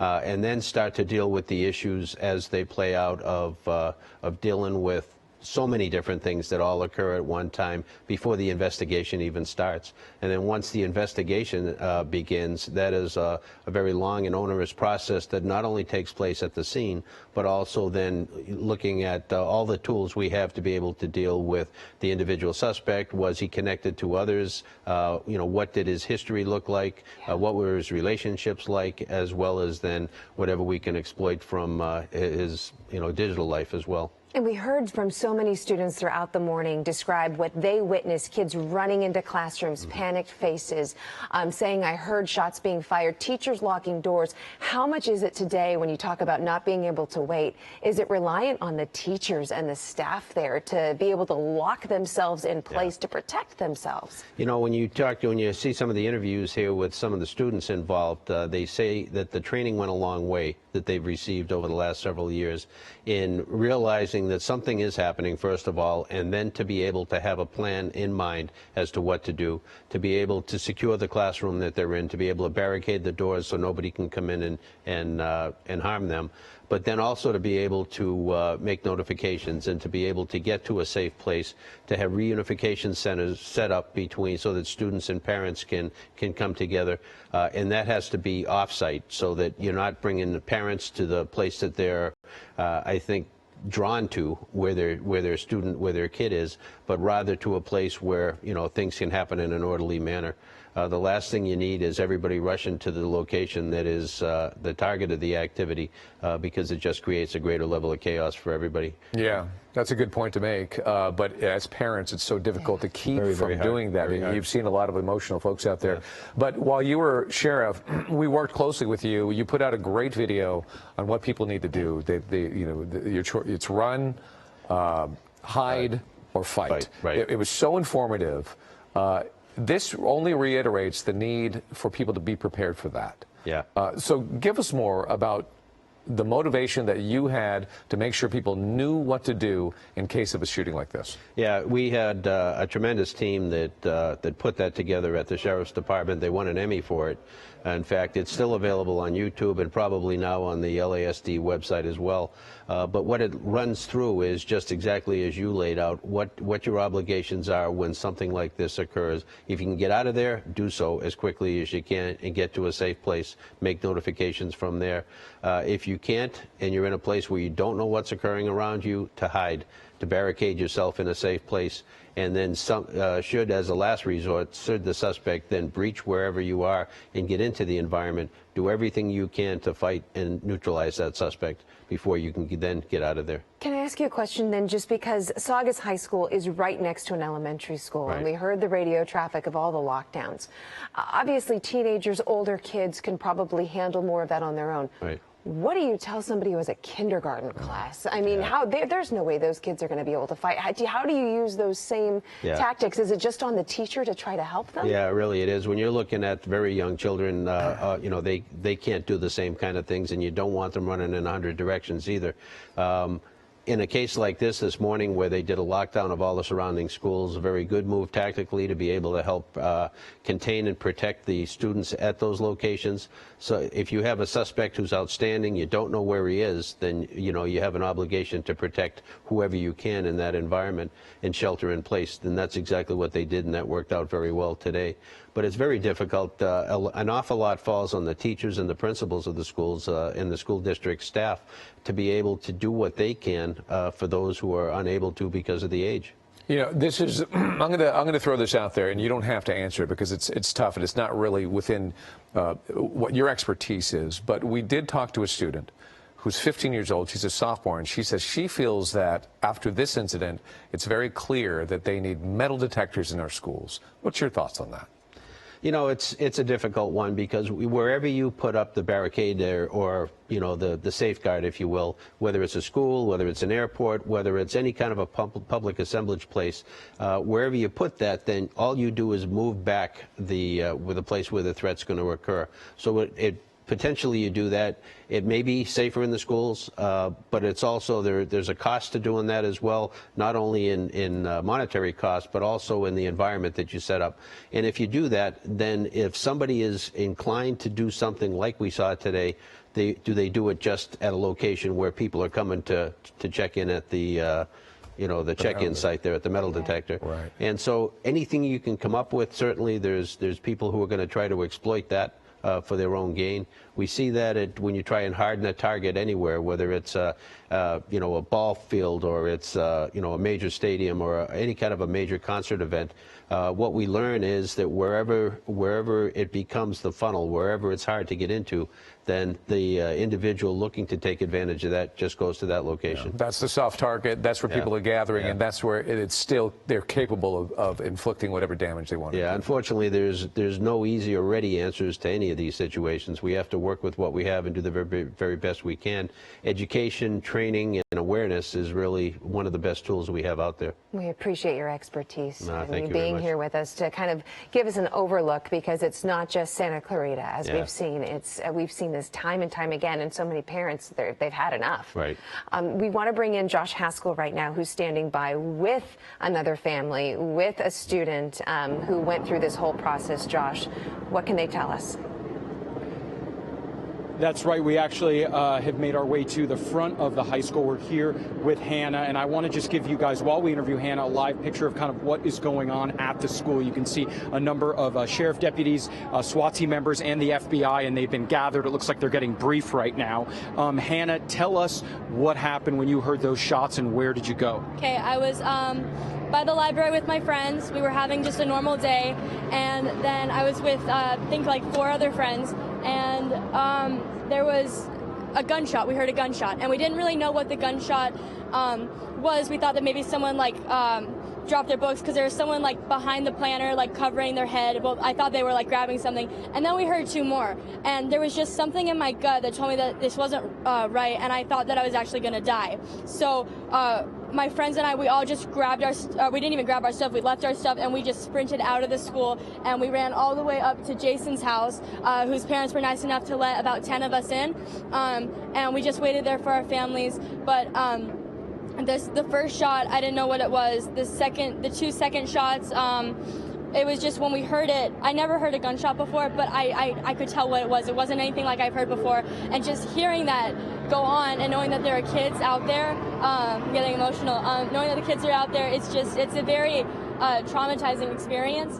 And then there were 3 more gunshots as we ran out of the school, and I am just so lucky that I didn't get hit, and neither did my friends. But I'm really sorry for those parents whose kids got hit.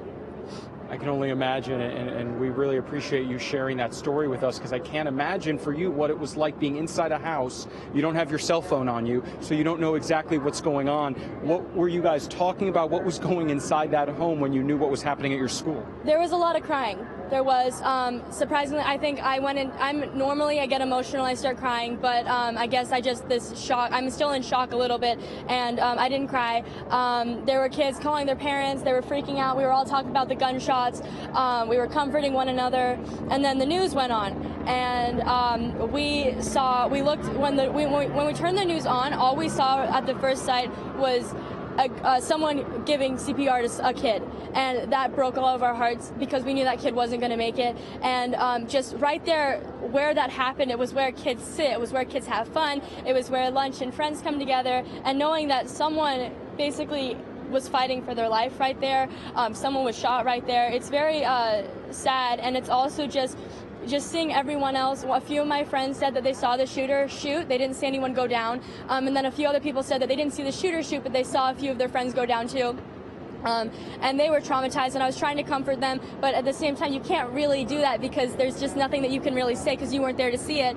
And it was just it was absolutely heartbreaking, and everyone was frantically calling their mom. I remember I had to borrow someone's phone and my hands were shaking. I actually called 911 because the people inside, they said that someone else would call 911, but I was like, I don't care, I got a call. So I was calling and my hands were shaking and they took a while to pick up, so I was like tearing up, and when I called them, I was like, there's a school shooting at Saugus, and I didn't even believe the words that came out of my mouth.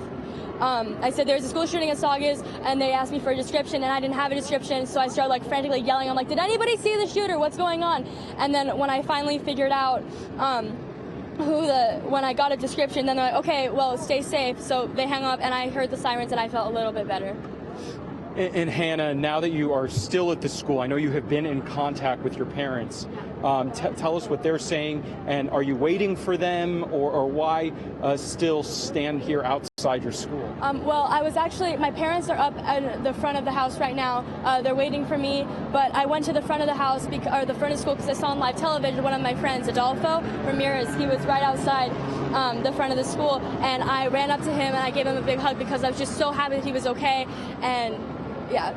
Thank you. Just a harrowing tale here from Hannah, from everyone we've spoken to all morning, and still a very active scene. You can just see that law enforcement presence behind me here at Saugus. Over 2,000 students attend this high school. So many impacted. I know Marco de Robles has been reporting how most of them have been at Central Park, but some, as I've been reporting, are still here, not just outside the school, still inside being interviewed. And we've run into some very anxious, terrified parents trying to get a hold of their kids and trying to get them out of the school. But those closest, we're told, closest to where this shooting took place, they are going to be the last to be released. So we'll send it back to you, David and Brandy. And that's got to be difficult for those parents, knowing likely what their kids saw or heard being right there, Josh. Okay, thank you for that update there. Right now, it is 11:15. You're continuing to watch a special edition right here of Eyewitness News at 11 a.m. And again, we're expecting a news conference now at any minute. We just got another update. It's expected to happen soon on this unfortunate tragic school shooting at Saugus High School. The latest information we have ahead of this news conference is at least one female has died, and we understand that at least 2 people right now are at Henry Mayo Hospital in critical condition. The suspect is in custody, we're told, and he's being treated at a local hospital. The extent of what led to that, the arrest and the injuries, is unknown. And again, as we reported earlier, the White House says that President Trump is monitoring this situation. Yes, so we've also heard from California Governor Gavin Newsom, and he gives us a statement. I'm going to read it real quickly. I'm closely monitoring the incident at Saugus High School in Santa Clarita this morning, and my administration is working in close coordination with local law enforcement. Jennifer and I extend our thoughts to the parents, families, and friends of the students and faculty and the Santa Clarita community. We also have with us Sheriff Jim McDonald, and I just want to throw a little question at you, because we just heard Josh talking about a lot of kids are still there actually at the school. They can't go to the reunification. They're being questioned and interviewed, especially the ones that were closest to this incident. Clearly, logic would say that their investigators have to get to them quickly while everything is fresh in their mind. Is that correct? Right. As best they can, and that varies depending on the condition, psychological condition of the young people who've witnessed something as horrific as this. They're not going to go beyond where they should go in that. They'll be guided as well by the teachers and the psychological staff from the district who will come in and be of assistance with this. It's a very sensitive topic. You want to get as much information as you can. Now that we have the suspect in custody, there's less of a sense of urgency to do those interviews. They'll be certainly in place for the follow-up investigation and for the prosecution down the road. But the sense of urgency is lessened in that they believe that they have the shooter in custody and there is no further imminent threat. And as we wait for this news conference to get more information, the sheriff did mention this morning that the suspected shooter, is a member of the student body. And a lot of students who've been talking, of course, there's rumors that swirl. They were mentioning that this person may have posted threats on social media before, and it's forced the sheriff's department to then comment about that, about just the idea of today, if you even learn of the idea of a threat. I mean, some people think it's no big deal. It's just one thing or something slight.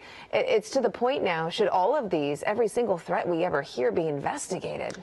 You know, we need to talk to our own kids about making threats or being aware of other kids making threats, and to make us aware of that as parents. and then parents to make authorities aware of it, because you can't take any threat and say that there's nothing to it just on its face. It needs to be looked into. We have an obligation to the safety of all of our kids to do that. Some would say maybe you're overreacting, and in some cases maybe that's the case, but it's better to overreact than underreact and have something like this that could have been avoided, happen. Yeah. All right. Well, we are still waiting to get confirmation if those threats were actually ever made either, as we learn more about the motive behind why somebody would want to do this. What is interesting, we got some information that Sheriff Villanueva is getting briefed right now. He's trying to gather as much information as possible. You've been in this situation many, many times where the media is waiting to hear from you. Right. What is going on with the sheriff? How does he gather the information, and how is he briefed on situations like this? You know, generally you'll have a unified command for something as big as this. So you have all of the, the representatives from the different police agencies, from the school district, from the fire department, from all of the individuals that are involved in this incident. And from there, you can get an idea, what are we missing, from the sheriff's department, what are we missing that the fire department has, that the hospitals have, that others players maybe from the school district have. So to be able to have a unified command, bring all of that together, and then be able to brief the sheriff in this case, and then others will be at the press conference with everything they have, what they can share, what they're not willing to share for investigative purposes at this point, and allow them the ability to be able to go out there and not only provide information to the public, but also be able to answer questions and not jeopardize anything coming as a follow-up.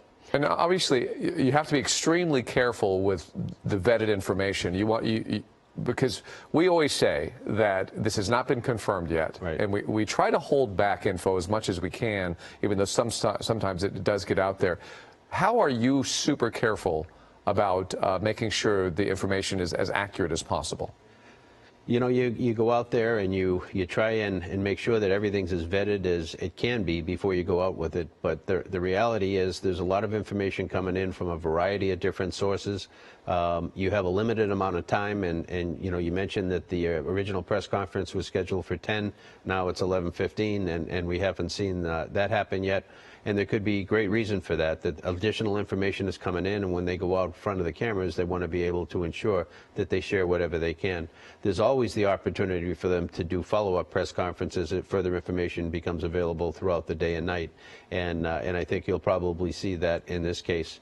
But I know that one of the major concerns is the sharing of information appropriately, but not to share something that would jeopardize the outcome of the case down the road. And I'd like to ask you, as we wait to get an update on this news conference here momentarily, we were talking moments ago about Santa Clarita. Obviously, it's in LA County.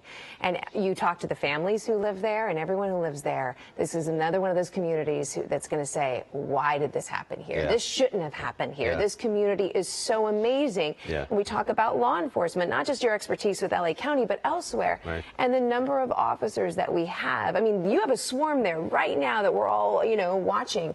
But are there enough law enforcement officers in just your expertise for this region in LA County and other jurisdictions here in Southern California to deal with this? We would argue, I say that there's never enough to be able to deal with something that happens, and then others would say there's too many when there's no major event occurring.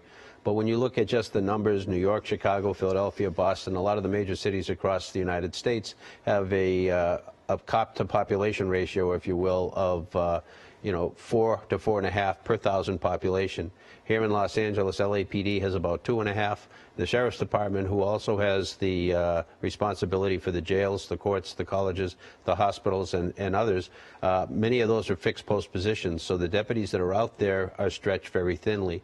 So when you look at that ratio, it's probably in the neighborhood of 1.2 per thousand, as opposed to what I mentioned that we see across the country. So it's very lean, and what that means is we have to work even harder at having our partners in the community, having our partners with other law enforcement agencies, with the school district, that we're all working together, that we all are training together, and that we're communicating on a regular basis.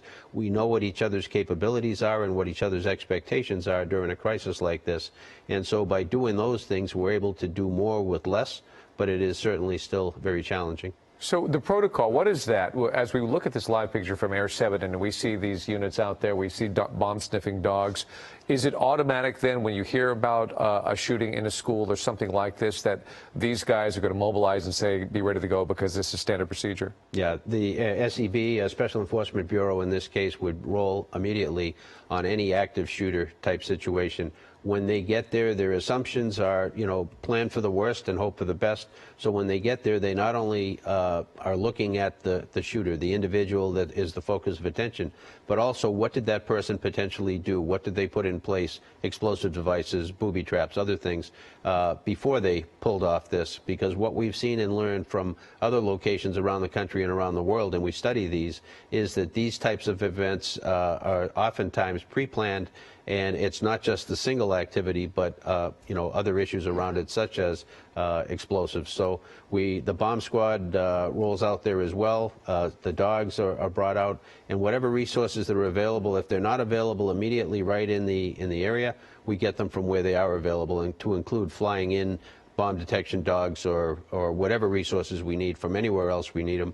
We work closely with our federal, state, and local partners. So it's not just one department, whoever has responsible for that area dealing with it. It's everybody working together, and everybody's welcome to be able to help. We have a unified command so that everybody knows what each other are doing, and responsibilities are then divvied up there and report backs as to what people were able to find or what the road ahead looks like is much more manageable. Wow, just an unbelievable sight to think about that at a high school. Yeah. Again, we appreciate you being with us and staying with us during this coverage. We want to check in with Carlos Grande. He's standing by. We're waiting for this news conference with the Sheriff's Department to begin. Carlos, what are you hearing there? Well, we were told that the sheriff arrived about 15 or 20 minutes ago, and he was being briefed, still being briefed at this moment, and that's what we're waiting for. He's going to come out with other members of other law enforcement. I know I've seen ATF here, also the supervisor for this area, Supervisor Catherine Barger, expected out here. But again, he's being briefed with what's going on, and that's what we're waiting for. Now, in our location, we're here at Central Park, which happens to be just a few feet of where all the families were being reunited. So we got a chance also to speak to some of those family members. And the stories that you've been hearing all day, they heard several students that heard the gunfire. They were all told to get in their classrooms. Several of them told us they were in the band room, and that's where they were told to turn off the lights and just hide. And then they didn't know what was going on. Then they saw some flashlights through the window. Good thing is that turned out to be law enforcement there to make sure they got out safe. But they tell me they were terrified. They just didn't know what was going on, had no information. And of course, the family members here picking them up, very relieved, very gratified that they were safe and all being brought in this location. So everything was really centered here in Central Park. This is where they were doing the reunifications of the children and their families, and also we're expecting the sheriff to come out in just a few minutes to give us an update. Again, they keep telling us that it's about 5 to 10 minutes away. That's what they've been saying for a while now, and that's kind of the way this works, where they're just being briefed on what's going on to be able to give us the most updated information. And we'll, of course, bring you this live as soon as it starts here from Central Park. Reporting live, I'm Carlos Grande, ABC7 Eyewitness News. Back to you. Carlos, thank you for that report. Carlos will check back in with us when this press conference gets underway. We have been talking with former Sheriff Jim McDonnell, who is now our law enforcement expert. We're so happy that you're here, and you've already given us so many really great nuggets of information. We were just handed an FBI report yesterday. I am not familiar with it. I haven't been able to go over it, but you are. So what are we getting out of this report right now? Yeah, this was put out yesterday by the FBI's Behavioral Threat Assessment Center in Quantico, Virginia. And they were looking at, over the course of many years, this one went from 1972 to 2015, and looked at the backgrounds, behavioral characteristics, and circumstances surrounding 52 different attacks. And the main finding from it was that bystanders often see clues but rarely act on them. So there are some pre-incident indicators exhibited by the individual involved in these, in the vast majority of cases, warning signs, if you will, where somebody could have done something but didn't. And I'm not saying that about this specific case. We don't have that information yet, but that's what the FBI report here has said based on their assessment of a number of different cases. It examined offenders who carried out the attacks independent of any direction from any terrorist group or organization. It shows here their key findings. 83% of the offenders had previously exhibited behavior that was hostile or aggressive. 96% of the offenders produced writings or videos intended to be viewed by others. Wow. In 25% of the cases, at least one other individual became aware of their planning or preparation for an attack. In every case, bystanders expressed concern over behaviors at some point prior to the attack. So often we hear incidents that occurred, and whether it's this kind of an event or even something not of this magnitude, where when something happens, people around say, you know, it was only a matter of time. And then they cite something that supports their feeling that way. But they never did anything about that previously to bring it to anybody's attention. Yeah, that's really super important, Brandy, because we were hearing earlier, not to add credence to rumor, but a number of parents have been telling us while they're meeting there in Central Park that they have been hearing that there were warning signs about this happening. Now, we don't want to give that too much credence until we get more information from investigators, but what you point out from this FBI investigation or the details, this study, is the vast majority of these situations are actually predictable. Right, right. Or somewhat anyway, and like it says here, it may be preventable with increased bystander education and awareness in recognizing concerning behavior and reporting it to authorities as soon as possible. You know, so often what we hear is that people have recognized it, not felt comfortable with it, but never taken that next step in reporting it to anybody. Right. It's another piece of valuable information. It's coming as we're waiting to get some new details exactly on the motive, what led up to this situation, as we continue to update you here on Eyewitness News at 11:30 a.m. This special edition of our coverage as we await a news conference right now. Again, following that breaking news of the ongoing situation as you look live right now. This is in Santa Clarita, Saugus High School. There has been another shooting in America, and now this shooting suspect is in custody. Unfortunately, we are sad to report, we do know that a female victim has died in this shooting, and there are some conflicting reports right now throughout the morning about the actual number of victims, because LA County Fire told us early on that 6 victims were transported to the hospital. The hospital tells us that along with the female who has died from her injuries, there are 2 additional males in critical condition, and there is 1 male victim in good condition. And also, according to Hart District, because this is the Hart District School District we're talking about here, obviously the situation is contained. School lockdowns have been lifted now that the suspect is in custody. So I'm getting word right now that Sheriff Villanueva is approaching the microphone. There is a shot of the press conference that we have been waiting for, and we're hoping that we're going to get some specific information now. And as Carlos had pointed out, Supervisor Barger is there as well. So as you can see, things are mobilizing. They're starting to get this press conference organized, and we're on the verge of getting some legitimate and confirmed information here. Keep in mind, we already know that the gunman is in custody. The threat has been basically taken care of now. What we don't know is who the gunman is, the condition of the gunman. We know the gunman is in the hospital, who the victims are, and especially the girl who is deceased. Let's see if they are prepared to start talking. Yeah, okay, yeah, why don't we listen in? Good morning. I'm Sergeant Benjamin Grubb with the Los Angeles County Sheriff Department's Sheriff Information Bureau. I thank you all for coming here today.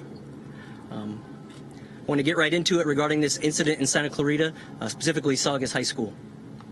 Without further ado, Sheriff Alex Villanueva and Sheriff's Homicide Captain Kent Wegener, W-E-G-N-E-G-N-E-R.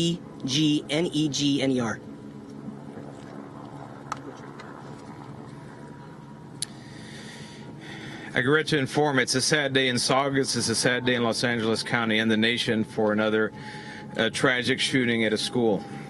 At 7:38 this morning, Santa Clarita Sheriff's Station received a 911 call of a shooting at Saugus High School. Within seconds, we received multiple calls, and within 2 minutes, at 7:40, our first units arrived on scene and encountered in the quad area of the school multiple victims, gunshot wounds. There were a total of 6 victims who were promptly triaged and transported to the local hospitals for treatment. Among those who were transported, it turned out to be the suspect, who is currently in the hospital in grave condition, and he's a male, Asian, 16 years of age, and a student of the school. The other 5 students, I'll have Captain Wegner provide their demographics. The school was locked down. They did partial evacuation. We also sheltered in place a portion of the school until we established who was responsible for this tragic shooting. The surrounding schools in the area were also placed on lockdown as a precaution. We did identified who the shooter was through firsthand witnesses, video surveillance. We confirmed it. We then executed a search warrant at the residence of the suspect, and now we're going through the very lengthy process of conducting a thorough investigation to figure out what happened and why. At the same time, we're busy now doing the reunification with the students with their parents, and all of the affected students have been notified, their families have been notified, and they're with them currently. So I'm now going to turn this over to Captain Wegner. Thank you, Sheriff. My name is Captain Kent Wegener, W-E-G-E-N-E-R. I'm the captain of Sheriff's Homicide Bureau. This morning at 7:38, Santa Clarita Station received a call of a 245 just occurred, an assault with a deadly weapon, a shooting that had just occurred at 21900 Centurion Way in Santa Clarita at Saugus High School.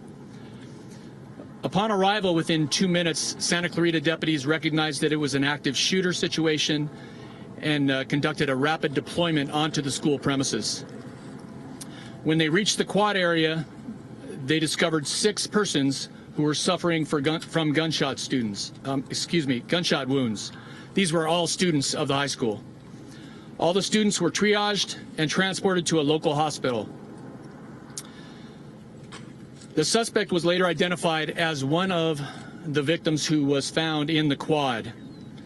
He is identified as a 16-year-old male whose birthday is today. The weapon that he used was recovered at the scene. It's a .45 caliber semi-automatic pistol, which had no more rounds in it, had no more bullets in it. He is a resident in the 22900 block of Sycamore Creek Drive in Santa Clarita. That location was contained by sheriff's deputies, and a cursory search was done to identify any other potential victims which may be at the location. There were none there. It is now being contained. A search warrant is being written, and it will be conducted to process that scene for evidence. We are in the process of interviewing students who were witnesses to this incident. Some of those students are being taken to, are still at the high school in a multi-purpose room, and other students are at Grace Baptist Church, where they will be interviewed by sheriff's homicide detectives. Additionally, we have scenes at the quad at the school to process the crime scene there, a team at the suspect's house, a team at 2 different local hospitals. And we have another team that's working with our tech crew to process any video which we may be able to get from the surveillance system at the high school. The FBI is here, and they are collaborating with us to preserve and capture any cell phone video which the students may have captured of this incident at the time that it happened. The suspect's girlfriend and his mother are at Santa Clarita Station with detectives currently. Detectives have reviewed the video at the scene, which clearly show the subject in the quad withdraw a handgun from his backpack, shoot and wound 5 people, and then shoot himself in the head. There are no other subjects who are outstanding as part of this incident or who took part in this assault. The victims who are hospitalized, and I regret to say that at 9:23 this morning, one of the female victims, age 16, passed away. Her parents are at the hospital. There's another female victim, age 14, another female victim, age 15, and 2 male victims, each 14 years of age. Again, this is preliminary information. I know there are rumors out there about social media posts and different videos that may have been posted from the scene. We will be looking into that. At this point, I don't have any information about that. I can tell you that we have checked for recent threats involving Saugus High School. We identified 2, which were both investigated and had no nexus to this subject. At this point, I thank you. Next, I'd like to introduce Los Angeles County Fire Department Chief Daryl Osby. Thank you. Hello, Daryl Osby, Fire Chief of the Los Angeles County Fire Department. And as mentioned today, the Saugus incident, this is a pretty sobering incident for those involved, including first responders. On behalf of the Los Angeles County Fire Department, our sympathies and prayers and positive spirits go out to everyone that was affected. As mentioned previously, along with the Sheriff's Department, the Los Angeles County Fire Department got a call at 7:38 this morning for a shooting at Saugus High School. Our resources arrived unseen, with the sheriff's already unseen. We trained routinely with the Sheriff's Department for these types of incidents. Our personnel went in with force protection, which means protection from the sheriffs to go in and assess the scene. At the height of the incident, the Los Angeles County Fire Department had 10 fire engines, 7 paramedic squads, 24 ambulances, 1 helicopter, and appropriate overhead on scene. Our objectives during these types of incidents is life safety intervention, triage, treatment, and transportation to the hospital. As mentioned earlier, there were a total of 6 victims that were inflicted by gunshots. They were considered critical on scene. The most critical, unfortunately, one was a headshot to the head, and the other was a cardiac full arrest. 4 victims were transported to Henry Mayo Hospital. 2 other critical were transported to Holy Cross Hospital, and then we had a non-critical that was transported to Olive for a total of 7 incidents. As we conclude this incident, from the fire department's perspective, working with the sheriffs and investigators, also there were several members of my department, and this is a very close-knit community, that had kids that were also at the school. And some of those members have already been relieved to get the proper peer support and mental support on behalf of the department and on behalf of the County of Los Angeles.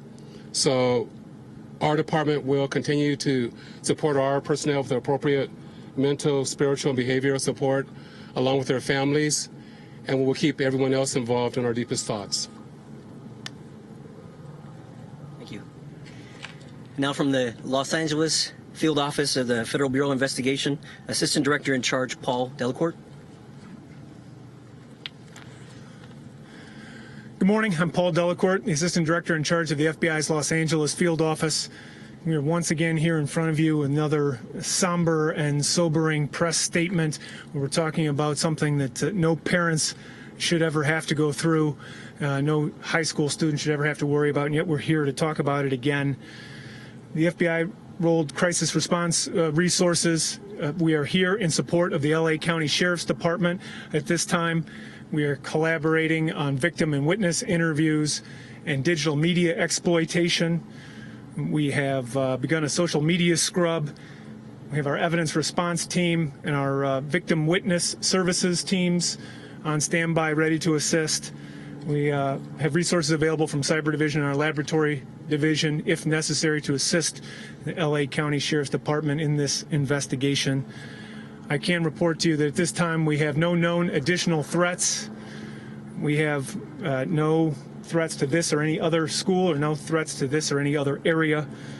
We're here at this point is a police cooperation matter.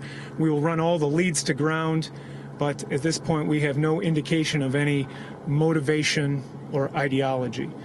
It's early on in this investigation. I'm pleased with the collaboration with our partners, proud of our response and our collaboration with our partners.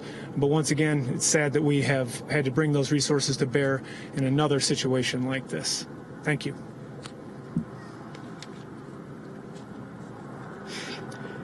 Next, Los Angeles County Supervisor Catherine Orger. I first want to thank LA County Sheriff's Department, who responded within 2 minutes of the call that came in regarding this horrific act. We have Department of Mental Health has support teams on site right now working with the students as well as the family members. As you can imagine, the impact this is going to have not only on the school but on this community is tremendous. And the Department of Mental Health stands ready to support the community in an entirety. I want to thank Assemblymember Christy Smith for being here. We've got the state, federal, and local officials all here working together. Many people are asking why. That will come with time, but right now our focus is on supporting the community. And you heard Chief Osby say that many of the sheriffs and fire officials that work here live here and either have children that attend the school or attend the school. So this is hit very, very, very close to home. My heart aches, but I stand ready to support this community and lead and make sure that we provide the resources necessary to help. Thank you. Next, we have Assemblymember Christy Smith. Thank you. It's a very tragic day for our communities. And I stand with Supervisor Barger in thanking our first responders, the law enforcement community with Sheriff's Department, our fire department for their immediate response and preventing further loss of life in this matter. I also stand with the county, the city, our school district allies in saying the state will bring all necessary resources to bear as we help the victims of this senseless tragedy to recover, as we help our community to recover, as hopefully we learn something from this tragedy about how we move on and hopefully prevent future tragedies like this. But we appreciate your cooperation and your sensitivity to what our community is going through right now. We are very close-knit. We will come together and we will survive. We just can't afford another tragic day like this. Thank you. Thank you, ma'am. Santa Clarita Mayor Marsha McLean. Thank you. We may be the third largest city in LA County, but we are a close-knit, family-oriented community, and our family sticks together. I have a granddaughter who was at Saugus High School this morning, and when I heard about it, the feeling that went over me was indescribable. So I felt the same thing that our families are feeling about their kids here in the community. And I just want to say that we, as a city, are going to be working with all agencies together to try and get through this terrible, terrible experience, including making our activities center available for this evening between 5 and 7. The school district will tell you more about that. I just want every single family member to know that we are with you, our heart is with you, and that's all I can say as to this horrible thing. There's no words to describe it. Thank you. From Hart School District, Colin Nielsen. Thank you. I'd like to first thank our first responders and the city of Santa Clarita for their tremendous response this morning. First and foremost, our hearts go out to the families of those affected by this terrible incident. Words are insufficient in times such as these. Nevertheless, we want to give you the facts that we have available to us at this moment regarding the incident at Saugus High School this morning. There was a shooting at Saugus High School before the start of classes. Law enforcement responded immediately and came on campus to address the situation with a massive presence. Several students have been transported, as you've heard, to local hospitals. All schools in the Hart District were initially placed on lockdown as a precaution to deal with and to allow law enforcement to deal with the situation. At this point, all schools have been removed from lockdown. Once the scene was declared safe by law enforcement, Saugus students were transported to Central Park via city and district buses to be reunited with their families. We are currently in the process of formulating a plan to care for our school and our community, and will continue sharing updates as we learn more, including for the plan for the days ahead. Tonight at the Santa Clarita Activity Center from 5 to 7 p.m., we'll have grief counselors and mental health professionals available for our community. We will continue to work together with law enforcement, the City of Santa Clarita, and our community partners. We encourage the Hart District family to check with our website for regular updates. Thank you.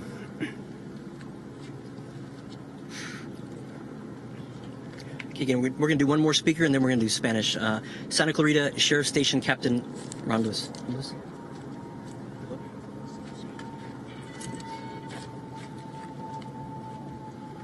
Good morning, everyone, and thank you for coming to get the message out to the community. My name is Robert Lewis, and I am the captain for Santa Clarita Valley Sheriff Station.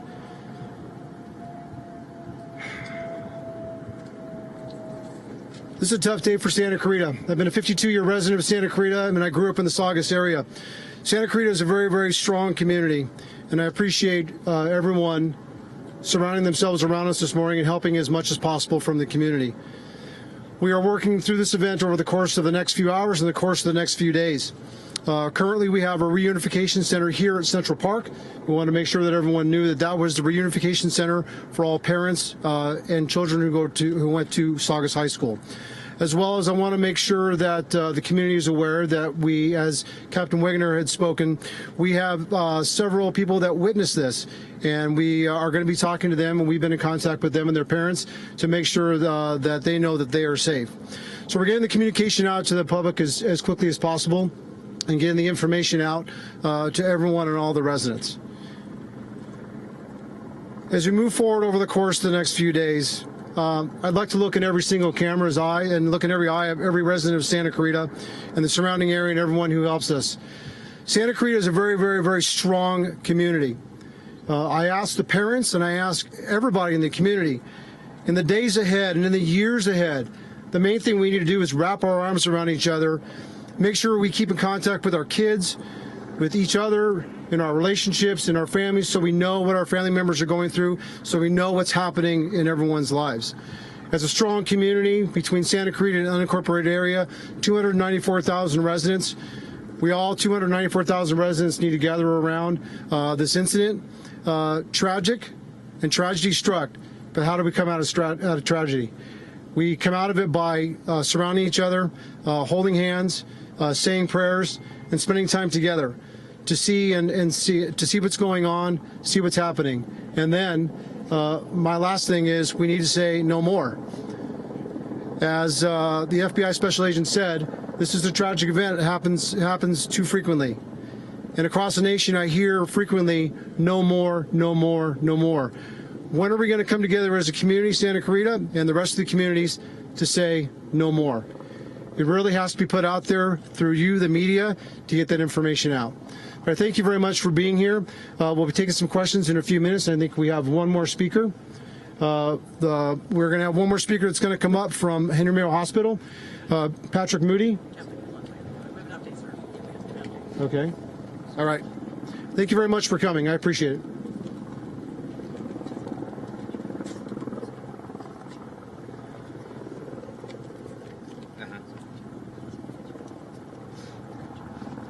Okay, now the sheriff is going to do a Spanish interview with the assistance of Homicide Captain Kent Wegener.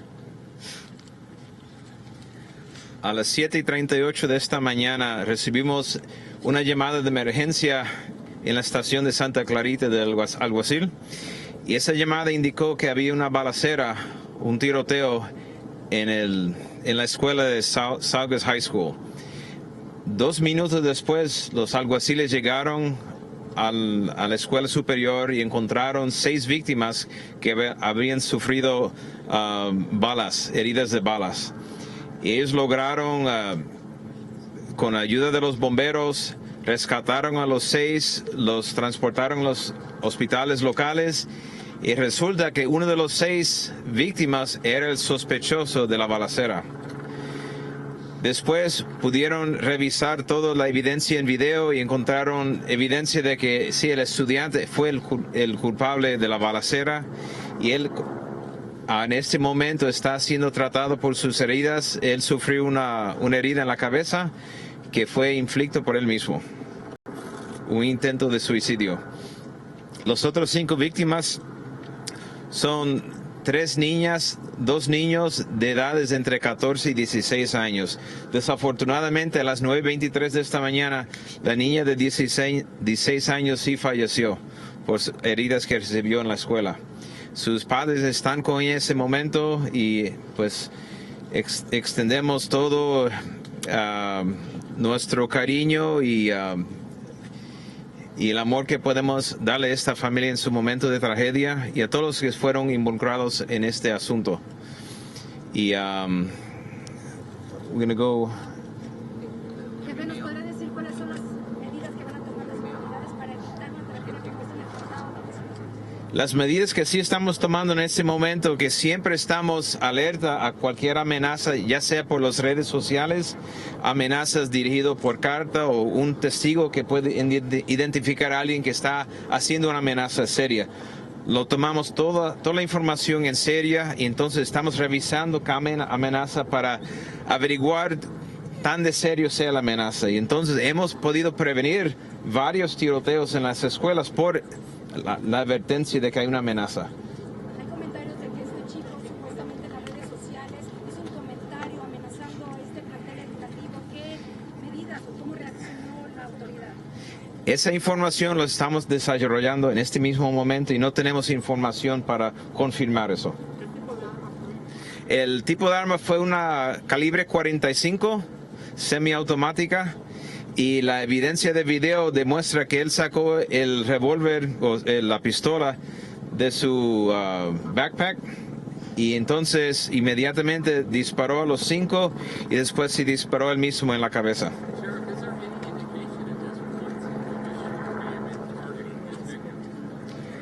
That information, we're going to develop it as a process the investigation goes through. We have a lot of witnesses to go through, a lot of evidence to sort through, and we'll develop that, but we're grateful that our homicide detectives are working on it. We have the collaboration of the FBI, the ATF, and so it's going to be a lengthy process, but we're going to be able to determine that. If I can pause in for a second.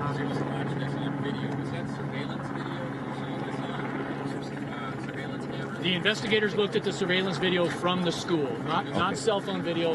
It's an established video system, and they watched it. And you know, I can't comment on that. I do want to update one thing. We just received word that one of the 14-year-old victims at the hospital has also passed away, just moments ago. So our fatalities now are 2. So with heavy heart, we're going to move forward with the investigation, figure out what went wrong. And I hate to have Saugus be added to the names of Columbine, Parkland, Sandy Hook, but it's a reality that affects us all throughout the nation, something we're going to have to deal with. And as Captain Lewis said, we got to figure out what are we doing wrong and how can we stop this from happening in the future. So we'll figure that out over time.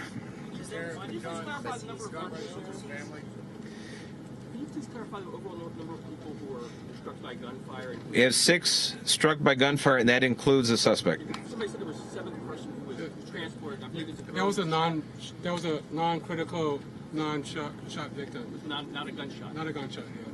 I interviewed a girl who was in a choir class who said there was a girl who was huddled with her sheltering for about 20 minutes. Herself was shot. Discovered she was shot, and then she was taken out, I guess, when police first arrived. So I wonder if she may have gone to the hospital later or something. Well, she'd probably be one of those 6, but we'll sort through all of that as time goes on. Is it male? No, it's a male student.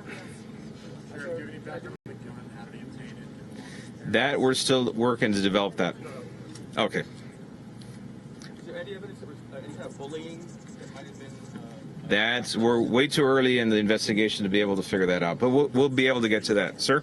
Yes, sir. There's a report that there were many off-duty deputies that have children in the school that were also able to be among the first responders. Do you know if that's true?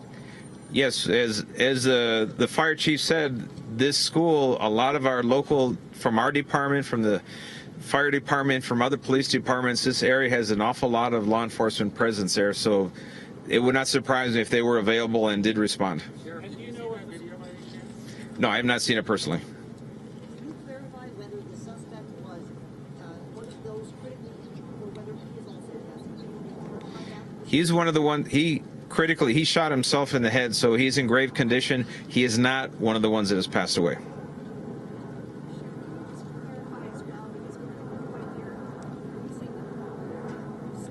Yes. Yeah, it was a 16-year-old female and a 14-year-old male. The information we have is that they're not in critical condition. The ones that were in critical are the ones that have passed away. And outside of the suspect himself, the other ones, I won't comment any further. I'll leave that up to a representative from the hospital.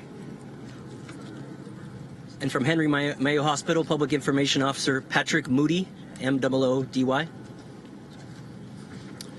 So I'll be brief. I'm sorry to be here today. About 80% of our employees live in the Santa Clarita Valley, so we are touched by this. Our hearts go out to the victims and their families. We train for this year-round. We hope the day will never come, and today it came. We were prepared. We immediately called the code triage, and we were prepared to receive patients. We had 4 patients at the hospital. 2 are deceased. 1 is in critical condition, and 1 is in good condition. The question that you're all going to ask me is the suspect at Henry Mayo? It's a question I can't answer. I'm going to defer that question to the Sheriff's Department. Thank you very much.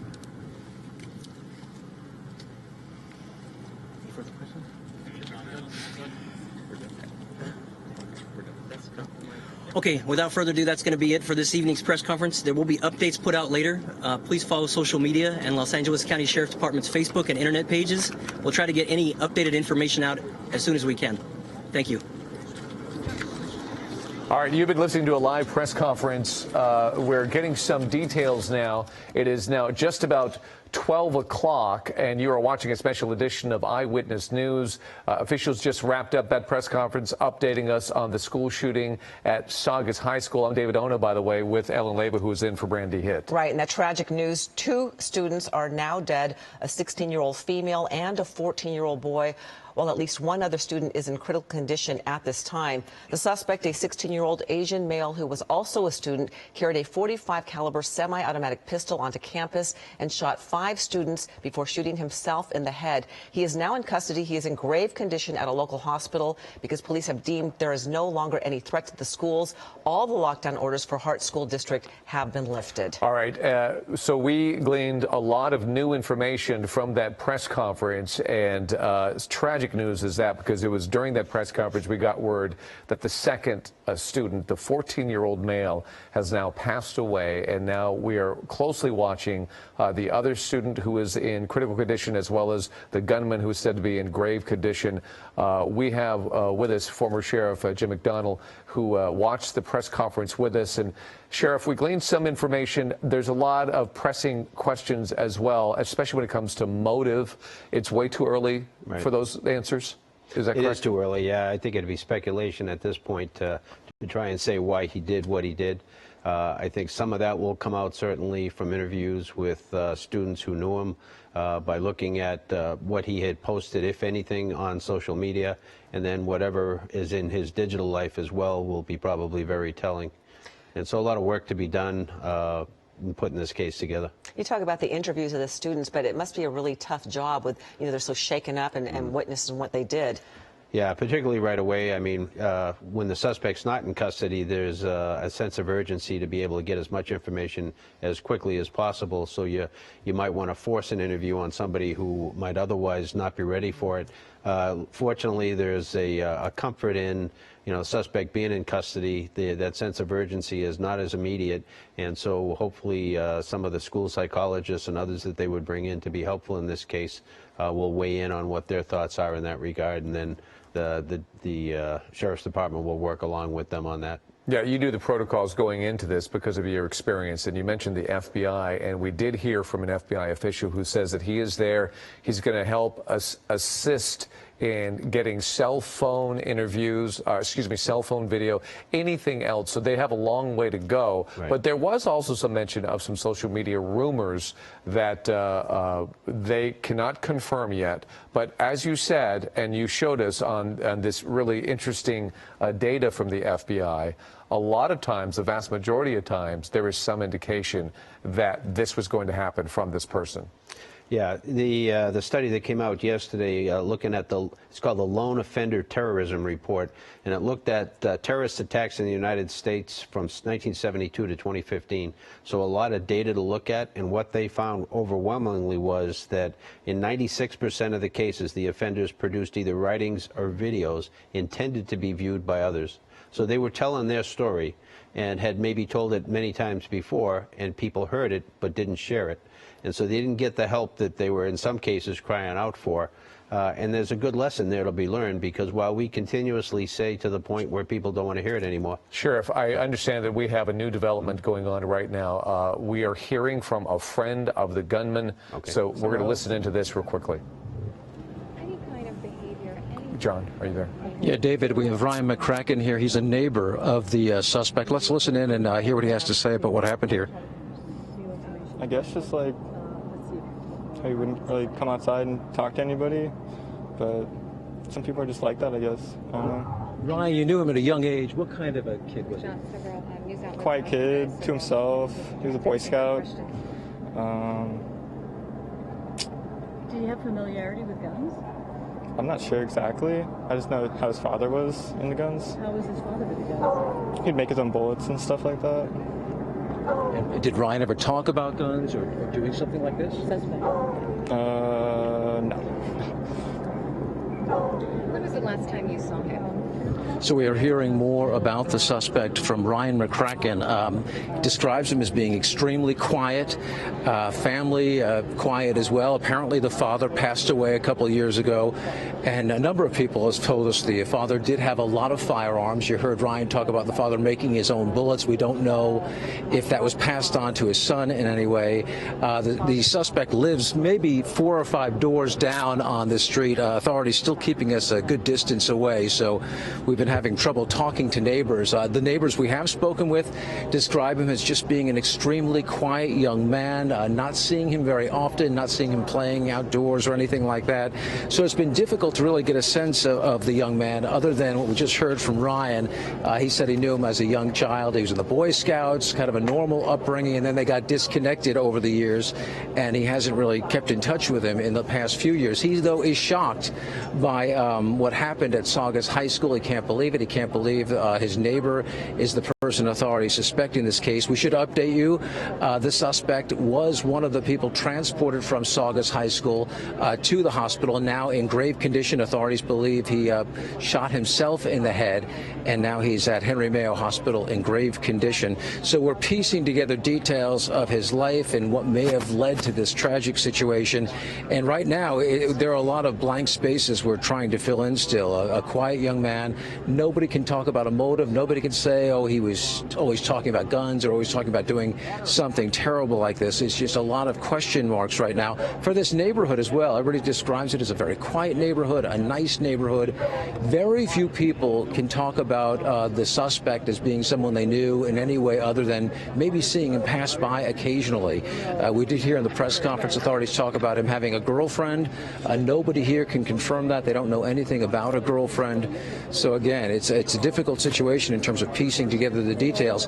Initially, we thought this was a crime scene. We thought this is where the suspect was cornered by authorities and taken into custody. In the press conference, of course, we learned that's not the case. The suspect actually was taken from Saugus High School, initially thought to be one of the victims from a self-inflicted wound, apparently, according to authorities, and now at the hospital. So there was a lot of confusion in the early hours. Authorities swarmed to this neighborhood. This is where the suspect lives, so they came here, obviously, to see if there was more evidence to gather, perhaps more suspects to apprehend. There are a lot of question marks. And of course, we, the press, followed as well, thinking perhaps that an arrest was being made here. But that's not the case. The suspect was at the high school the whole time. So it is revealing how we're learning this information and piecing it together. But the big question is motive. We don't have many answers from the scene or from the neighborhood right now. A lot of people asking the same question. Why would this young man commit such a terrible crime? We're live in Santa Clarita. John Gregory, ABC7 Eyewitness News. David, I'll send it back to you. Well, John, thank you very much. Ellen here. Very tragic news, and I'm sure the neighborhood is in shock. We're not revealing the name of the suspect just yet because we want to actually confirm the name before we release that name. But also his birthday, 16-year-old today. And John mentioned a girlfriend. It was revealed in the press conference that the girlfriend is at the sheriff's station undergoing questioning. Everybody's going to be looking for a motive. The sheriff just told us that it's going to be some time before we figure that out. But there is video surveillance that they're looking at, as well as a bunch of other information. Now, we want to go take you to Scott Reif right now, who is over part of this investigation, and he joined us with the latest. Scott? David, we're over the suspect's home. Now, originally, as John mentioned this morning, they surrounded the home. LA County Sheriff's deputies did, the SWAT team, and they made entrance. But now what they're doing is they're waiting for a search warrant before they actually go into the home and start going through things that may give them a clue. It's the FBI that is here and the bomb squad. It's not likely a 16-year-old would have the ability to put something in the house at this point, but they can't take any chances. So the FBI is here. There's push into the home. They just walked in now, so they may have just gotten that search warrant so they can get inside. But certainly at this point, where did the suspect get the gun? What the computer may have been used for? What websites he may have looked at? The FBI agent mentioned motivation and ideology. And now is the time that investigators will get inside this home and they'll start to come up with some of that, start to get some sort of profile, see if anyone else was involved, if he spoke with anyone else about doing this.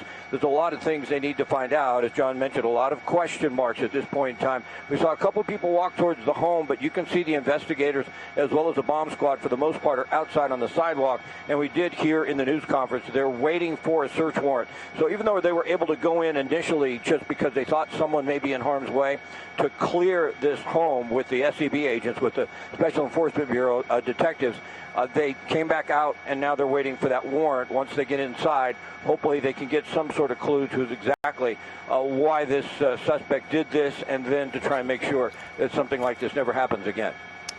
All right, Scott Reif, thank you very much. We have our law enforcement expert here, former Sheriff Jim McDonnell. And you mentioned about the search and how they were able to go in there without the search warrant. That is because they want to make sure that the mother or parents, whoever lives in that house, is okay. Yeah, they have the ability to be able, under exigent circumstances, to be able to go into the house to make sure that there's nobody there in need of medical assistance and be able to provide that and extract them if that was the case. Once they do that and ensure that there's no additional suspects in the house, there's no people down in the house, then they pull out and they go through the courts to get a search warrant and then go back in to do a systematic search of the residence. We're going to switch now to Josh Haskell, who is standing by, I understand, with a school board member. So let's go to Josh.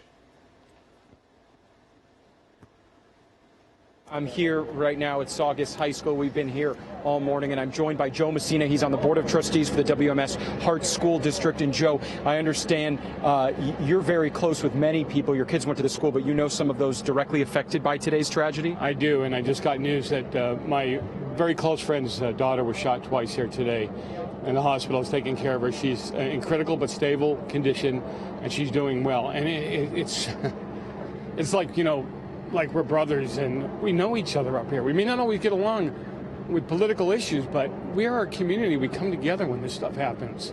All those kids, I can't imagine. And you were telling me roughly 2,500 students attend this high school. You rushed here to offer your support. What can you tell us about what is going on campus right now? I understand that you have been over this police line a few times. Yeah. It's just going over there and seeing what do they need. I'm just a trustee. I can't do much for them other than. But you're a father, and you live here, and you know these people. So it's like, you can. What do you need? I mean, do you need to get into a classroom? Do you need to know? You've got somebody that you need to identify with. let me know what I can do to help you. The same thing with the principal. He's got his arms full. There are organizations that would come rushing here to help these kids out. Do you need me to call them for you? I've had 2 churches text me and say, what do we need to do? How do we get over there? How do we help? There's an organization in town called the Youth Project, offers counseling for these kids. How do we get there? What do we need to do? So it is a community effort saying, okay, where do you need us? And Joe, you were telling me there was a 3rd sweep taking place to make sure that there weren't any other students left inside the school. What can you tell me? Has that been completed, and what are you hearing in regards to that? It looks like it has been completed. I went back there twice to see if they needed any help with anything, and yeah, they were sweeping the classrooms again, because my understanding is, you can imagine you're hiding in a closet or under a piano or in a cubbyhole somewhere, and it's nice when you see the police officer show up and say you're safe, come on out. So if your kids still haven't reported back and they're not at Central Park where they're meeting back up again, don't get the worst idea. I mean, I might still be hiding in one of these classrooms here. And that is why they were doing that 3rd sweep. Yeah. And also, I actually have run into a mother who's still out on that corner. Her daughter is inside. She tells me that her daughter was an eyewitness, so she is being interviewed. And there were I would say, roughly a dozen students that I'm told within the last 20 minutes were brought back into the school. They were the ones that were closest to the scene, eyewitnesses, and they are being interviewed right now inside, telling the sheriff deputies exactly what happened. Just talk about, earlier you and I were speaking about, you were in shock that this happened in this community. Oh, I mean, for lack of a better term, it's a sleeper community. People move up here because they've got great schools, and we're a safe city. We're one of the safest cities in California. So when this happens and somebody says Saugus High School, there's been a shooting, I had to stop and say, okay, well, it got to be Minnesota or Texas. It can't be here. This doesn't happen here. So I think everybody was kind of shocked when this went down. So, okay, wait a minute. Is it really a shooting? Let's make sure it's not. But I got to tell you, it will rock this community. We'll rethink things, and we as a school board will look at this. We'll get with the sheriff's department, the FBI, and see what we might have been able to do better. Maybe we did take every precaution. I don't want to say we didn't, but always room for improvement. You were also telling me earlier, you called it remarkable, even the number of people that were shot when you have 2,500 students on this campus. Tell us that. If you've ever been on or at a party with a bunch of kids, let alone on a campus where you're corralling 2,500 students, and to think that they're on campus, you have a shooting starting, and again, I don't want to make this sound like, oh, it's only 5 kids or only 7 kids that were shot. That's not what I mean. But think about how much worse this could have been. And the quick actions of the staff, the quick actions even of the kids. I mean, the kids were putting desks in front of doors to make sure that nobody could get in the door. So they've been trained. We've gone through training, not at this school, most of our schools we've gone through training with this. So thank God. Just thank God it wasn't worse. David and Ellen, anything you want me to ask Joe while we have him here? I know that press conference just wrapped, and I'm happy to ask him something, a representative from the WMS Hart School District. Well, Josh, I'm curious, now that something has happened at their schools, and we actually heard from a sophomore in the school who felt metal detectors need to be put in, what are his thoughts on something like that, maybe that dynamic or dramatic of a move to keep their kids safe? Yeah, Joe, David Ono, our anchor, is wondering, sophomore earlier in our coverage had talked about having metal detectors at the school, believing that was something that needed to be added. Is that something you guys have looked at? Do you think that would be a change once you regroup? I've talked to some of the students about that, and they said, are we in prison or are we in school? And let's be honest about it. If your camera later on pans around here, what is to stop a student from, look at the fences, look at the area, hiding a gun somewhere and picking on Sunday night and picking it up Monday? So it's not just that. We have to speak out. I mean, I don't know if this is true. I think you've heard this too, that the Snapchat and other things online, there were some threats made. These people have to speak up. They don't have to be worried about being a tattletale or whatever. Speak up and say something. We are a community. We have to protect each other. We thank you so much for talking to us, Joe, and I'm glad that your friend's daughter, who's been upgraded to stable, I know that must just be a heartbreaking, on top of you doing your job here, knowing that someone you know so well is directly affected, so we wish her the best. Thank you, Joe. And I just have to point out, David and Ellen, I just continue to hear these just really heartbreaking quotes from people. Like Joe just said, is this prison or is this school? Had another sophomore at the school tell me that they were all looking forward to the school dance on Saturday. That's what everyone was talking about. And then she said, quote, all of a sudden it became life or death. And she was one of those students that I spoke with earlier, one of 10 that ran across the street here off campus and hid in a house, because this school, Saugus, is in the middle of a neighborhood where many of the students live. They walk to school every day, and that was basically what her last 2 hours have been, is hiding in a house, watching the coverage, and she finally was reunited with her mom. We'll send it back to you, David and Ellen. All right, Josh, thank you very much. Yeah, it's tragic that we have to think about that in this day and age. Right now we're going to switch to Carlos Granda. He has Supervisor Catherine Barger with us. Carlos? Hi, I'm here with Supervisor Catherine Barger. She's a representative for this district. First of all, your thoughts on what happened today. I know what you were saying. This is a horrible day for Santa Clarita. It is a horrible day for Santa Clarita, but it's a horrible day for all of us that live in this country. When I heard, words escaped me, but I knew, especially up here in the Santa Clarita Valley, a lot of the first responders, both sheriff and fire, live up here and probably have children that go to school there. And I imagined that I would probably know somebody, and sure enough, someone that is an acquaintance, his daughter was shot. And so,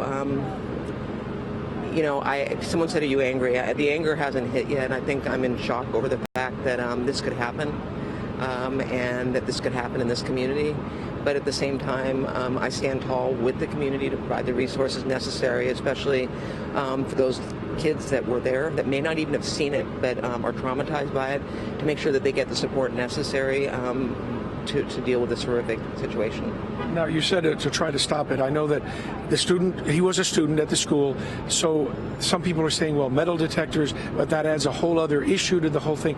What are your thoughts on something like this? Well, I mean, it depends on which school district you go to. I mean, LA Unified has metal detectors already on their campus. I don't know. I'm going to leave that up to the school district. And as I've said, Assembly members Christy Smith and I have pledged to work together where necessary to ensure that whatever is needed, whether it be legislative changes, fixes, or even the resources necessary to make those changes, we will. I grew up in a community where, and I'm sure a lot of us did, in communities where you didn't have metal detectors, but times have changed. This happened so quickly, and I'm so proud of our first responders that got there so quickly.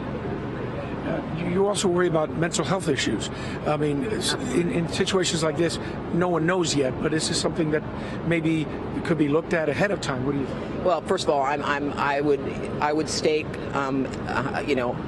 a lot on the fact that mental health did play a role in this. No one that is not in some sort of state of depression or some sort of mental illness would do something as horrific as this. I firmly believe that.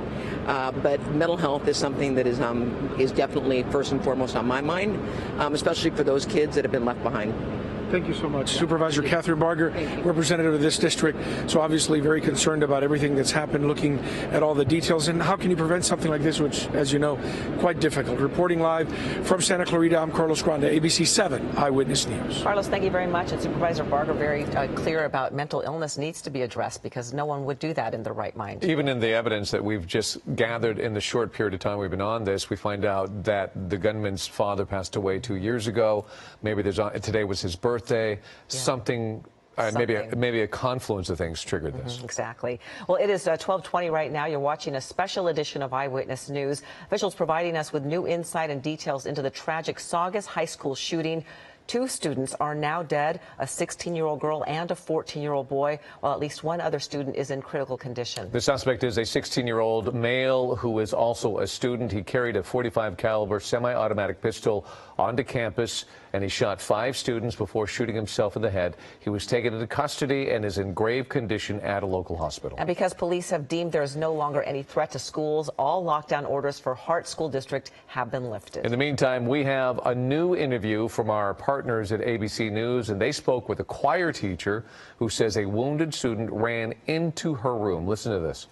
Because it was she was first in the period, quad. school hasn't necessarily started. I think she was just hanging out outside my room where everything happened, and they all ran into my classroom. Many students who aren't in my choir necessarily ran into the class, and she was one of those students. So I met her for the first time today, actually. So how are you feeling right now? I know this is all a shock right now. Did you all train for this? You can never train for this mentally. Yeah. Tell me how you're feeling. I don't think I have an organization for my feelings or thoughts right now. I'm mostly just hoping that student is okay. I've never experienced such a strong fight or flight situation. I'm not typically a calm person, but in that situation for my students, I think that kind of kicks in. I think that, it's hard to really organize how exactly I'm feeling. Just very overwhelmed and in a lot of shock at the moment. Not to be too graphic, you were covering bullet wounds, is that correct, or covering wounds? Yeah, 2 gunshot wounds. And where were they at? Yeah, her side here and her shoulder up here. And she was really strong. She was really great. She was joking with me. She was like, "I'm gonna be homeschooled after this." So she was doing well, as much as I could say. All right, that is Caitlin Holt, an interview that we did with her just a little while ago. She's the choir teacher who had to administer aid to a young woman, a young girl who was shot twice, and it makes you wonder if that was the same friend of the school board member we just heard from, who said that his friend's daughter, 14 years old, was shot twice. And we wonder if that's the same thing. Small world we're dealing with. Yeah, he said it seems like she's going to be okay, thankfully, but it is his dear friend. And can you imagine? He's doing his job, but also his friend is dealing with his daughter being shot. We have Jim McDonald. He's our law enforcement expert with us today. And I guess, with this new FBI report, see something, say something, but it can be anonymous. But do you think we need to start training our kids to be on the lookout and look for perhaps clues and scour social media? I think we use that term frequently, see something, say something, but it loses meaning the more we use it unless we talk about the why behind it. And when you get a circumstance like what happened today and so many others before it, this FBI report here that looked at 52 different attacks over a period of from 1972 to 2015, there's a lot of data there to be looked at. And what the report shows is that the individual who ends up acting out in this manner has put pre-incident indicators or warning signs out there, sometimes multiple times, that never get acted on. They have writings, they have videos, they have some way that they're expressing themselves as to what their thoughts are. And people see this, but just brush it off and don't do anything about it. So I think the lesson learned from all of these, from this report as well, is that we all have an obligation to do our part. And our part is if we become aware of something or someone in distress that is likely to act out on whatever their ideation is, that we don't just take that and file it away, that we do something. Because over and over again we hear when something happens that, it was only a matter of time before they did something. They were angry, or they were stockpiling weapons or collecting ammunition, or on the internet looking at explosives and things like that the average person is not engaged in. It separates them from the rest of the group, enough so that when people become aware of that, it's worth saying something about it. This report that you brought to our attention, it's really telling. It says 83% of offenders had previously exhibited behavior that was hostile or aggressive. That's 83%. 96% of offenders produced writing or videos intended to be viewed by others. So that's what you're mentioning there. Right. The evidence is out there. And finally, 25% of the cases, at least one other individual became aware of the offender's planning or preparation of an attack. So that's a lot of evidence there that people have been warned. Yeah. So education, training, awareness. I don't know that we can do enough of that, and a lot of people may see, these active shooter scenarios that we go through mandated as being something that's bothersome. But you look at something like occurred today, and you interview the students, and they say, yeah, the training was very helpful. We knew what to do. We do whatever we practice. And, you hope it never happens, but if it happens, if you've already practiced it, the muscle memory tells you what to do, where to go, how to respond, and that run, hide, fight. And the video that the Sheriff's Department put out a couple of years ago, I think is a very good one for everyone to watch. You can get it on Google, LASD, active shooter, and you can pop it up. It's about 8 minutes. It's graphic, but it's very worthwhile. You know, if we do the math, 96% of offenders writing something beforehand, every single kid has at least 1 or 2 followers on social media. So we need to make it super easy and some sort of anonymous hotline that's immediate that they can just get on their phone and do it. We're gonna switch gears real quickly. We want to go back to Carlos Granda now, who is with the acting sheriff with the latest. Carlos? Hi, yes, I am here with Sheriff Alex Villanueva, and we've been talking a little bit about how it all happened, but give us a little bit again of the chronology of when you received the call and then when deputies showed up to the school. The first call was received at 7:38 in the morning. It was a call of assault with a deadly weapon at the Saugus High School. Within 2 minutes, at 7:40 a.m., the first units arrived on scene, and they did a rapid response into the campus to neutralize the shooter. But when they arrived on scene, it already unfolded, and there was 6 victims of gunshot wounds. So you said he had shot himself. This happened before you arrived. He'd already shot himself. Yes. Now, the one thing we were talking about is he had no bullets left in his gun, which leads you to believe he had counted the bullets and knew he had 1 left to use on himself. Explain that. Is that a logical assumption? That could be a logical assumption because he saved 1 bullet, obviously, for himself. So, which is a sad commentary. And that's something you think about. It was also his birthday. Yeah. With law enforcement, do you look at all this? Can you paint a picture of I mean, I know you don't want to guess, but of what may have been happening because it was his birthday, and this seems like it was pretty much planned.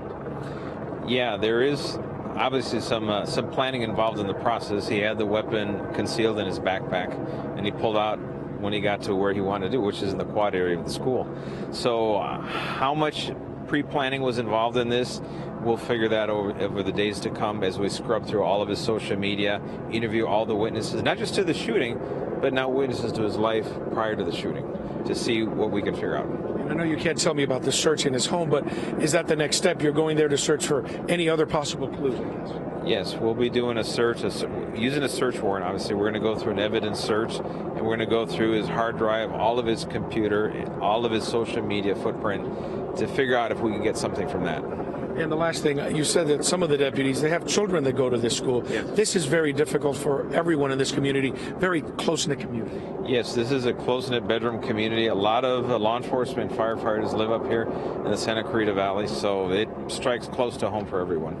Thank you so much. Thank you. Sheriff Alex Villanueva giving us a little update of what happened today and how the investigation is moving on at this moment. Back to you guys. All right, Carlos, thank you for that. An interview with the sheriff right now on some of the details and again, further confirmation that they're trying to get as much information as possible, but it's going to be quite some time. You heard Carlos talk about the search of the gunman's home now. Right. We find out from John Gregory's interview that his father passed away a couple of years ago. Today's his birthday. His girlfriend is being questioned by sheriff's investigators. So they're going to be combing through the home. And in the past, from what we've seen in past shooting incidents, the home can possess a ton of information, including electronics, etc. Right. No, exactly. And you see them standing outside the home waiting for a search warrant. Special Enforcement Bureau made an entry initially, a cursory search to look for additional potential victims or anybody in there who was in need of help. Once they leave, at that point, then they have to have a warrant to go back in. They work through the DA's office on that and then get it signed by a judge, and then they execute the search warrant. As they go in there, they do a very systematic search looking for, any items that might be of evidentiary value in the case moving forward, but also to be able to look at a bigger picture. Was this individual using certain websites? Were they instructive? Were they tying him to other members of a particular group? All of those kind of things, while maybe not applicable here, are things that will be looked at as part of the investigation. It will be very thorough, and it'll be done in conjunction with our federal and state partners as well as the need arises. And so the resources are there, as you saw from Paul Delacourt, the Assistant Director in charge of the FBI. they've offered their resources to be able to take all the cell phone videos that may have been available from the students in the school and be able to put that together. So that's one less thing the investigators from the Sheriff's Department have to deal with. The federal agencies in an incident like this have been tremendously helpful in being able to use the resources they have nationwide to be able to deal with some of the things that otherwise would be pretty onerous to deal with in the short run here. So we'll have a much clearer picture shortly. Yeah. We're going to check in with Josh Haskell right now. He is talking to a student right now. Josh? Yeah, that's right. We're still at the high school. I actually just saw a student taken out of the high school. It looks like he was had been interviewed and he was getting a ride home from a sheriff's deputy. I want to bring in Hannah Shupin-Gutierrez. You're a student here, Hannah. Now that we have heard, sadly, that 2 of your classmates have lost their lives in this, what is your reaction? I just feel really bad for them and for their families that the kids were taken at such a young age when they had so much more potential. I couldn't imagine if it was my brother in that situation, losing him, so my heart goes out to them. And you and your brother are students here. Did you ever think something like this could happen? I mean, I knew that it could happen, it would be possible, but I never fully thought that it would be. It's kind of like getting into a car crash. You never really think that it's going to happen until it does. And yeah, my brother is, we're twins, so he's a sophomore, I'm a sophomore. And no, I never really thought that this would happen the way it happened, and I'm glad that my brother was homesick today. And you're still here. We want everyone to know that Hannah's here with her family, so that's good.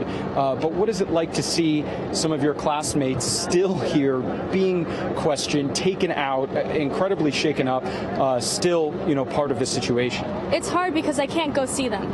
And I mean, the shooter, I'm confused a little bit because I don't know what's going on really, but the shooter has been caught, or the suspect has been caught. I don't understand why more people are being questioned, especially why I can't go and see them, because a lot of them are my friends and it's hard talking to them when they're behind the gate and I'm behind the tape. It's just very difficult for me, especially because I know a lot of them, and I'm very worried about them. And Hannah, your friends are still inside. Can you tell us how you've been able to communicate with them? Do you have your cell phone, or? No, I do not have my cell phone, which made the situation kind of a lot worse. But thankfully my friends let me use them.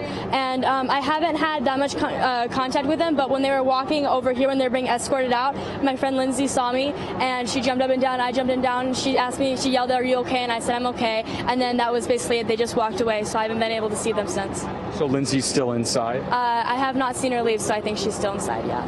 Got it. Well, thank you for talking to us and being out here and sharing your story. And that is the scene here at the high school. We are very close. We're almost on campus, and I want to just give you a glimpse of what things look like.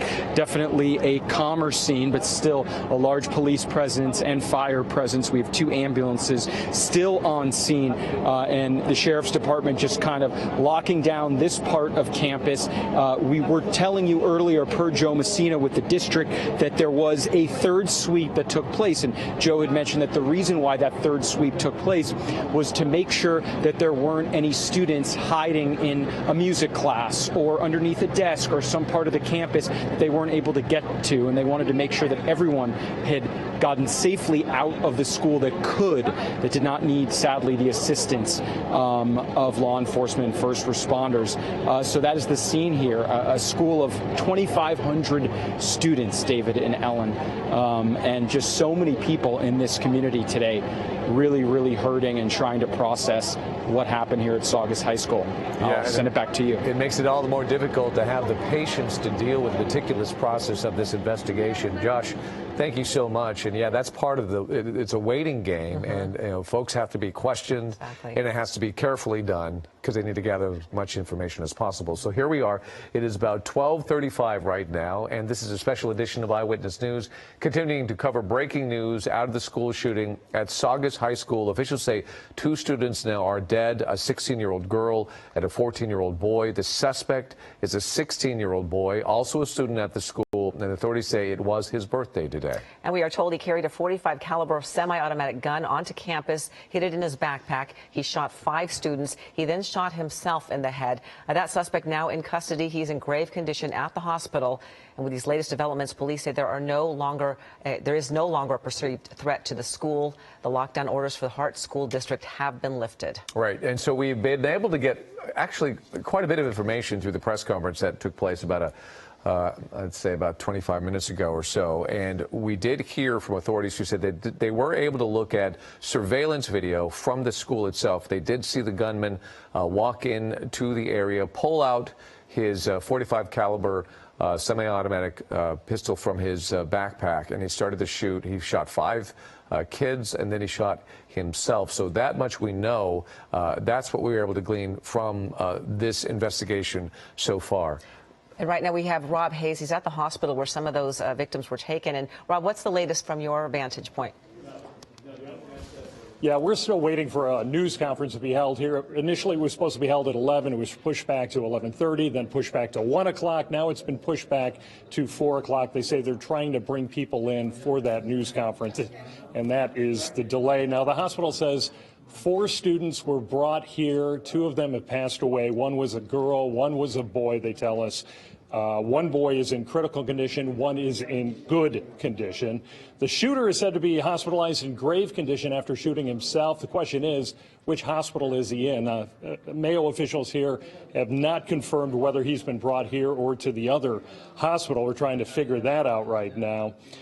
We are standing by for that news conference. About a dozen TV cameras here, a room full of journalists waiting for an opportunity to ask more questions here. But again, that news conference said to happen at 4 p.m., so we are standing by waiting for that.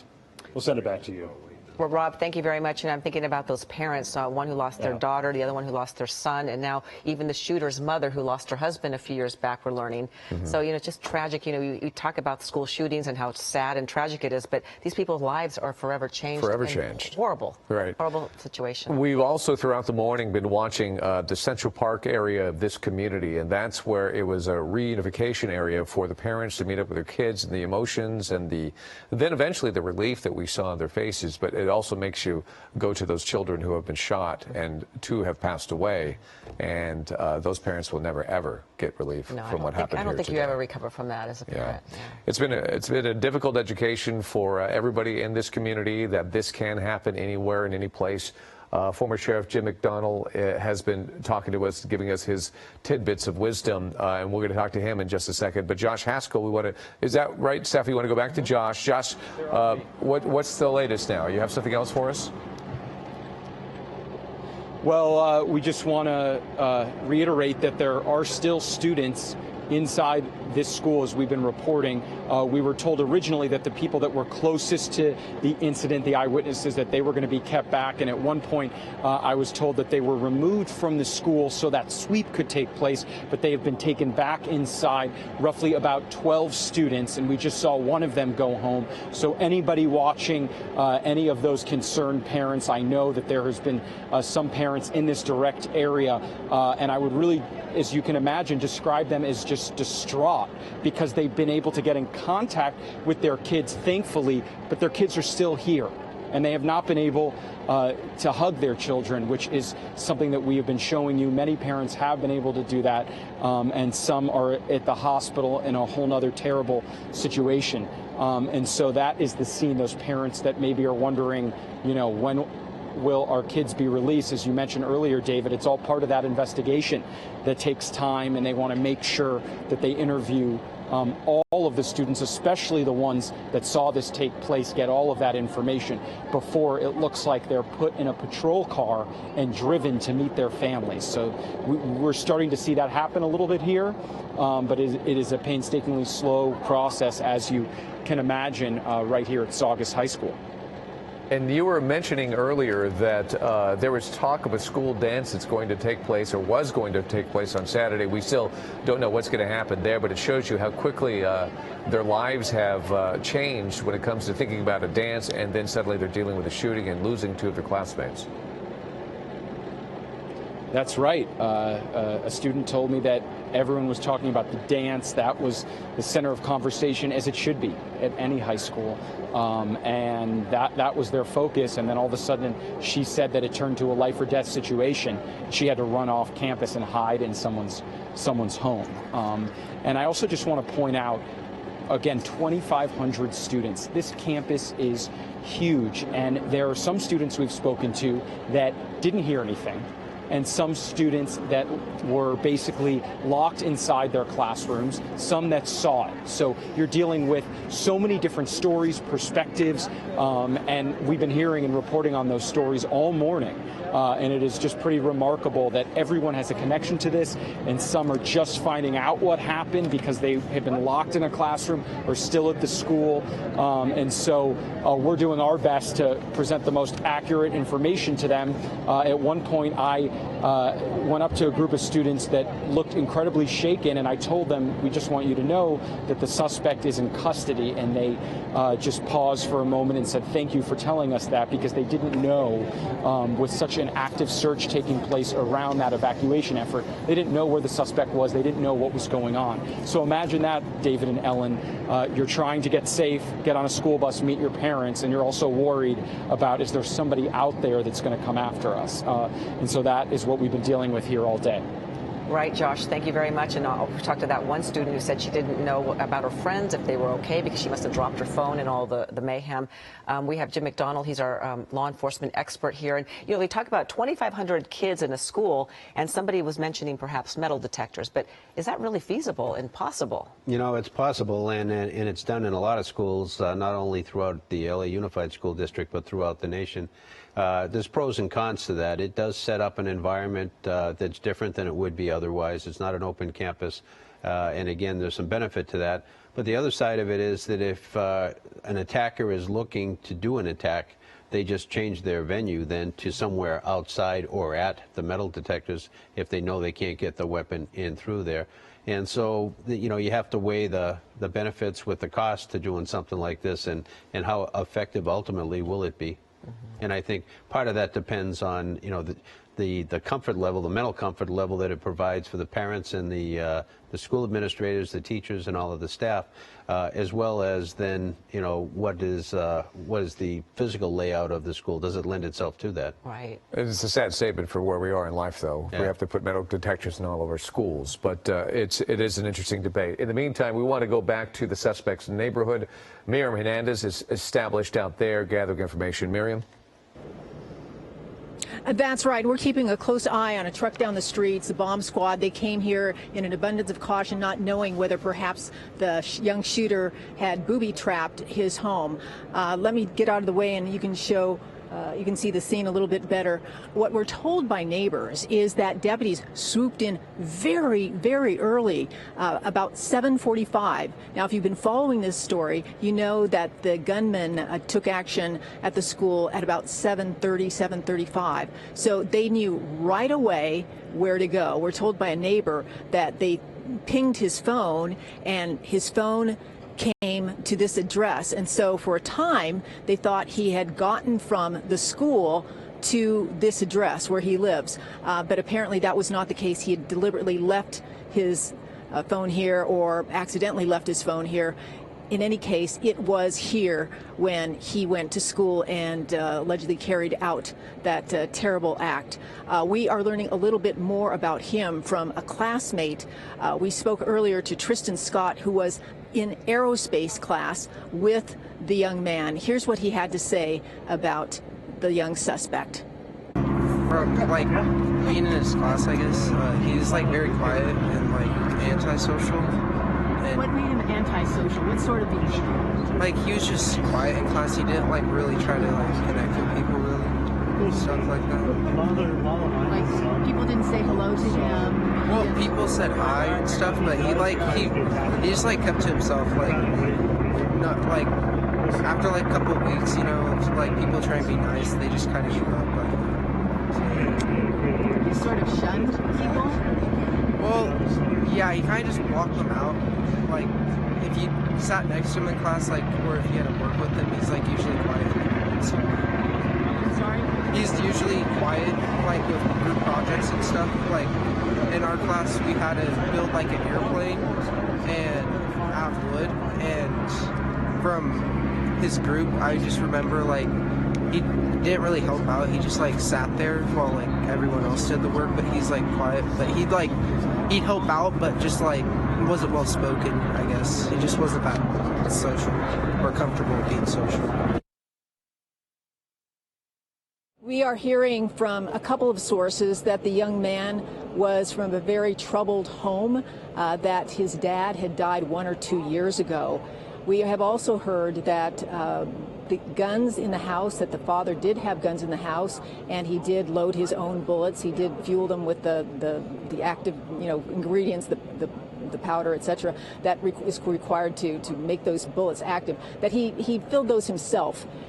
We also are told that those guns were seized by law enforcement at some point. Now, we know that under California law, in fact, as a result of that shooting in Santa Barbara many years ago, that a law was passed allowing law enforcement to seize weapons if a family member has somebody close to them who is very troubled and they're worried that that person has weapons, that law enforcement can come and seize them for a time until the situation has been stabilized. So we're not sure if that is the case, but we do know from a neighbor here that the guns in the home were seized. Apparently not all of them.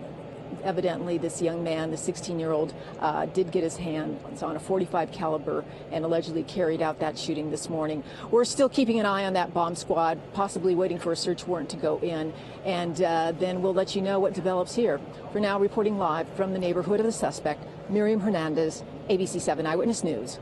All right, Miriam, thank you for that report, and we're getting more and more information about the suspect, some of the difficulties that he clearly faced throughout his life. And Sheriff, we've heard a lot of talk now about his perhaps antisocial behavior. Granted, this is all hearsay. Right now, this is not coming from investigators, but a number of people who knew him say he was a quiet guy, a reserved guy, not real social. That's a characteristic that we have seen before in gunmen, isn't it? It is, and I think that oftentimes we tend to assume that people are going to have that kind of a personality when they engage in something like this. But we see all sorts of personalities, and we see all sorts of triggering mechanisms that set people off. A number of things were mentioned here today that may have been triggers for this student. It's a real challenge to be able to put together motivation behind something as horrific as this. What would drive somebody to do that in their own head?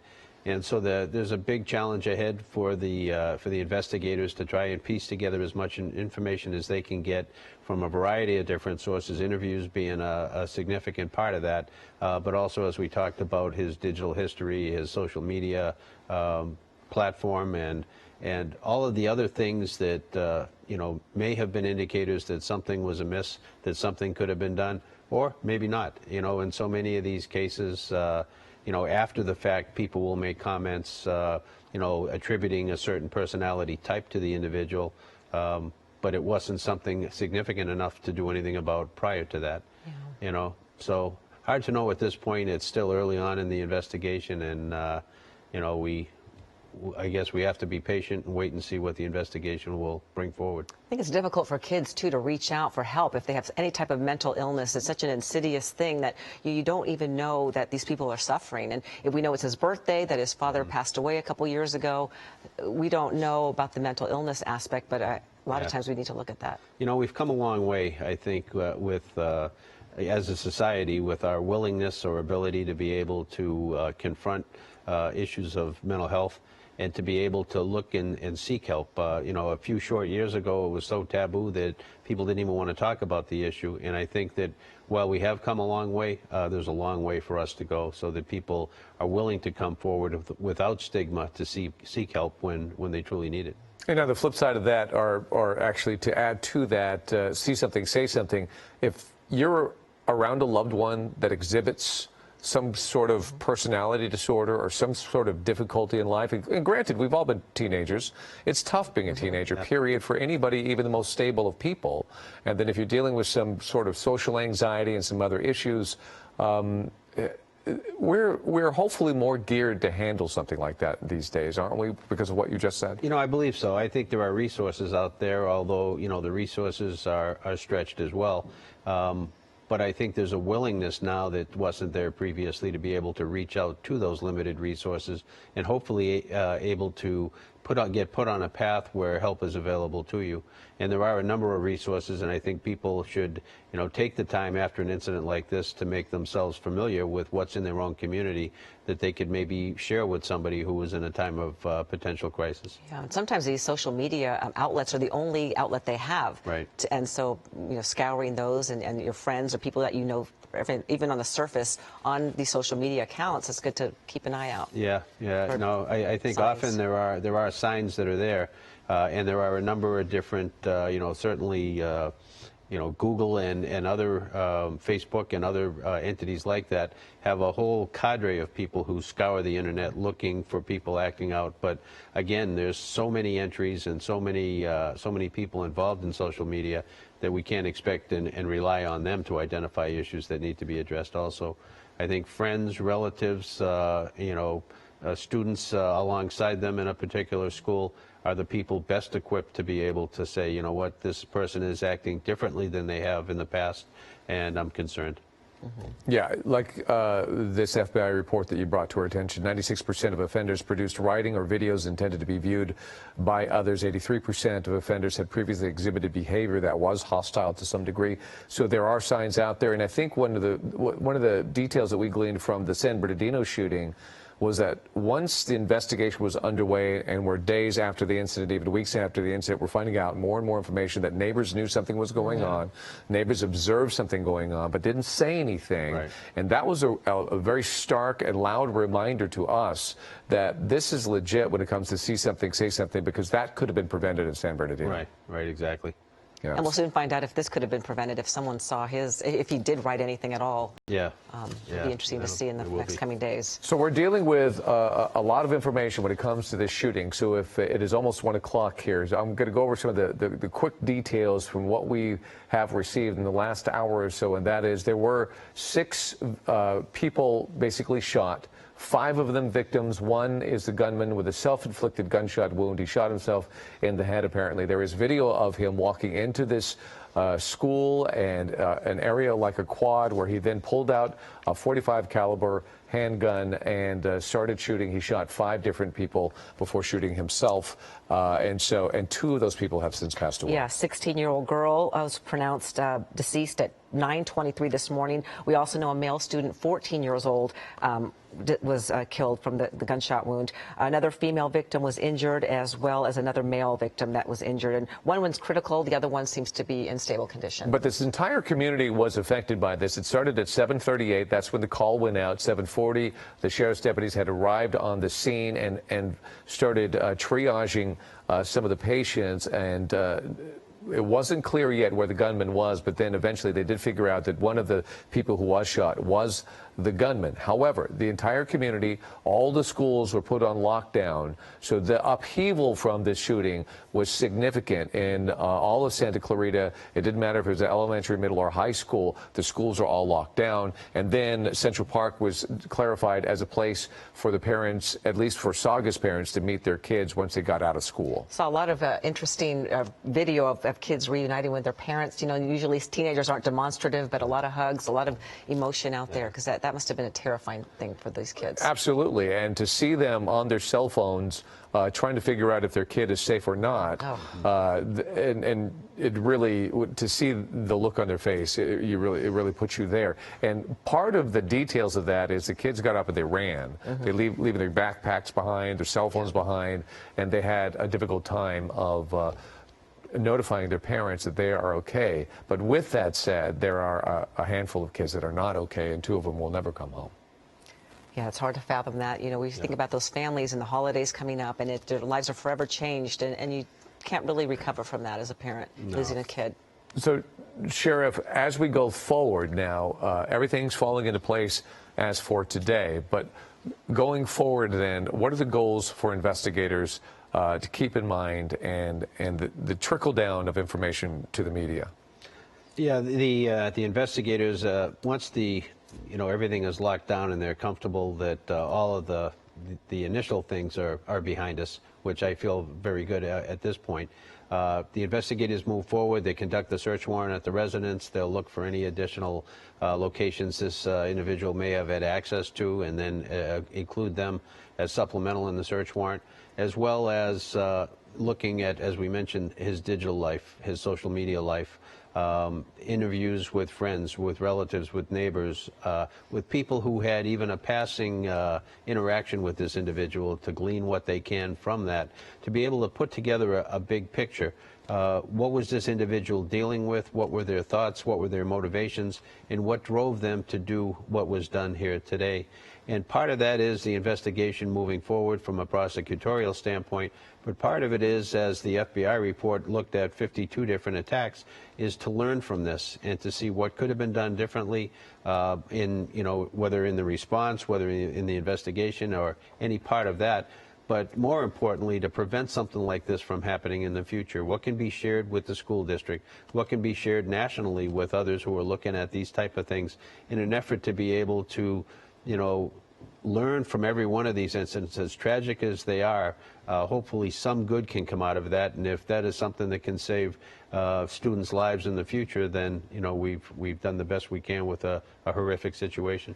Well, perhaps this report will change the curriculum somewhat in the training, not just active shooter training, but what to look for and as precautions, and to get these kids alert. Yeah, and I think what it really brings out is just the importance of having an awareness of what's going on around you and the people you're interacting with, training people to know what to look for, and then encouraging people to act on it once they become aware of something that they find troubling. Right. Okay, so we want to also point out that I know a lot of people have been traumatized within this community for what has happened. We've seen the stress on their faces, and Santa Clarita, their activity center, the Santa Clarita Activity Center, the school district has set up some help for folks, counselors, etc. If you want to get some answers, if you want to get a little bit of help, if you want to deal with some of these issues, they're going to have folks standing by at the Santa Clarita Activity Center from 5 o'clock to 7 o'clock tonight. And if you feel like you want to participate in that, just go to the Santa Clarita Activity Center. So going forward now, I think the question is, what happens to the school? When is it going to reopen? I imagine that when in situations like these, that we're not going to see Saugus High School open tomorrow, and there are questions about their dance on Saturday. So we'll try to get that information for you as we go forward.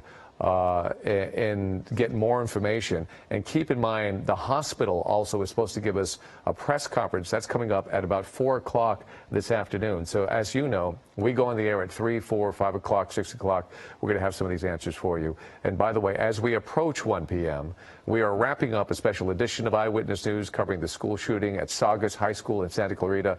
Authorities first responding to campus around 7:40 this morning. Heavily armed guards responding to the scene, patrolling across the area, and officials say 6 students, including the gunman, were found in the quad suffering from gunshot wounds. And a terrifying scene shows students walking out of campus, some on the phone trying to contact their loved ones. So we have been seeing moments of reunion all morning out of the reunification post in Central Park, and you have to really feel for these parents. They were so stressed, but you saw the relief on their face when they finally were reunited with their kids, parents and children hugging amidst all the tragedy. And we do know 2 of those 6 victims are dead, a 16-year-old girl and a 14-year-old boy. As for the suspect, he's a 16-year-old student at Saugus. Authorities say it was his birthday today. He'd lost his father a couple years back, and we're told he carried a .45 caliber semi-automatic gun onto campus, shooting 5 students, and then shot himself in the head.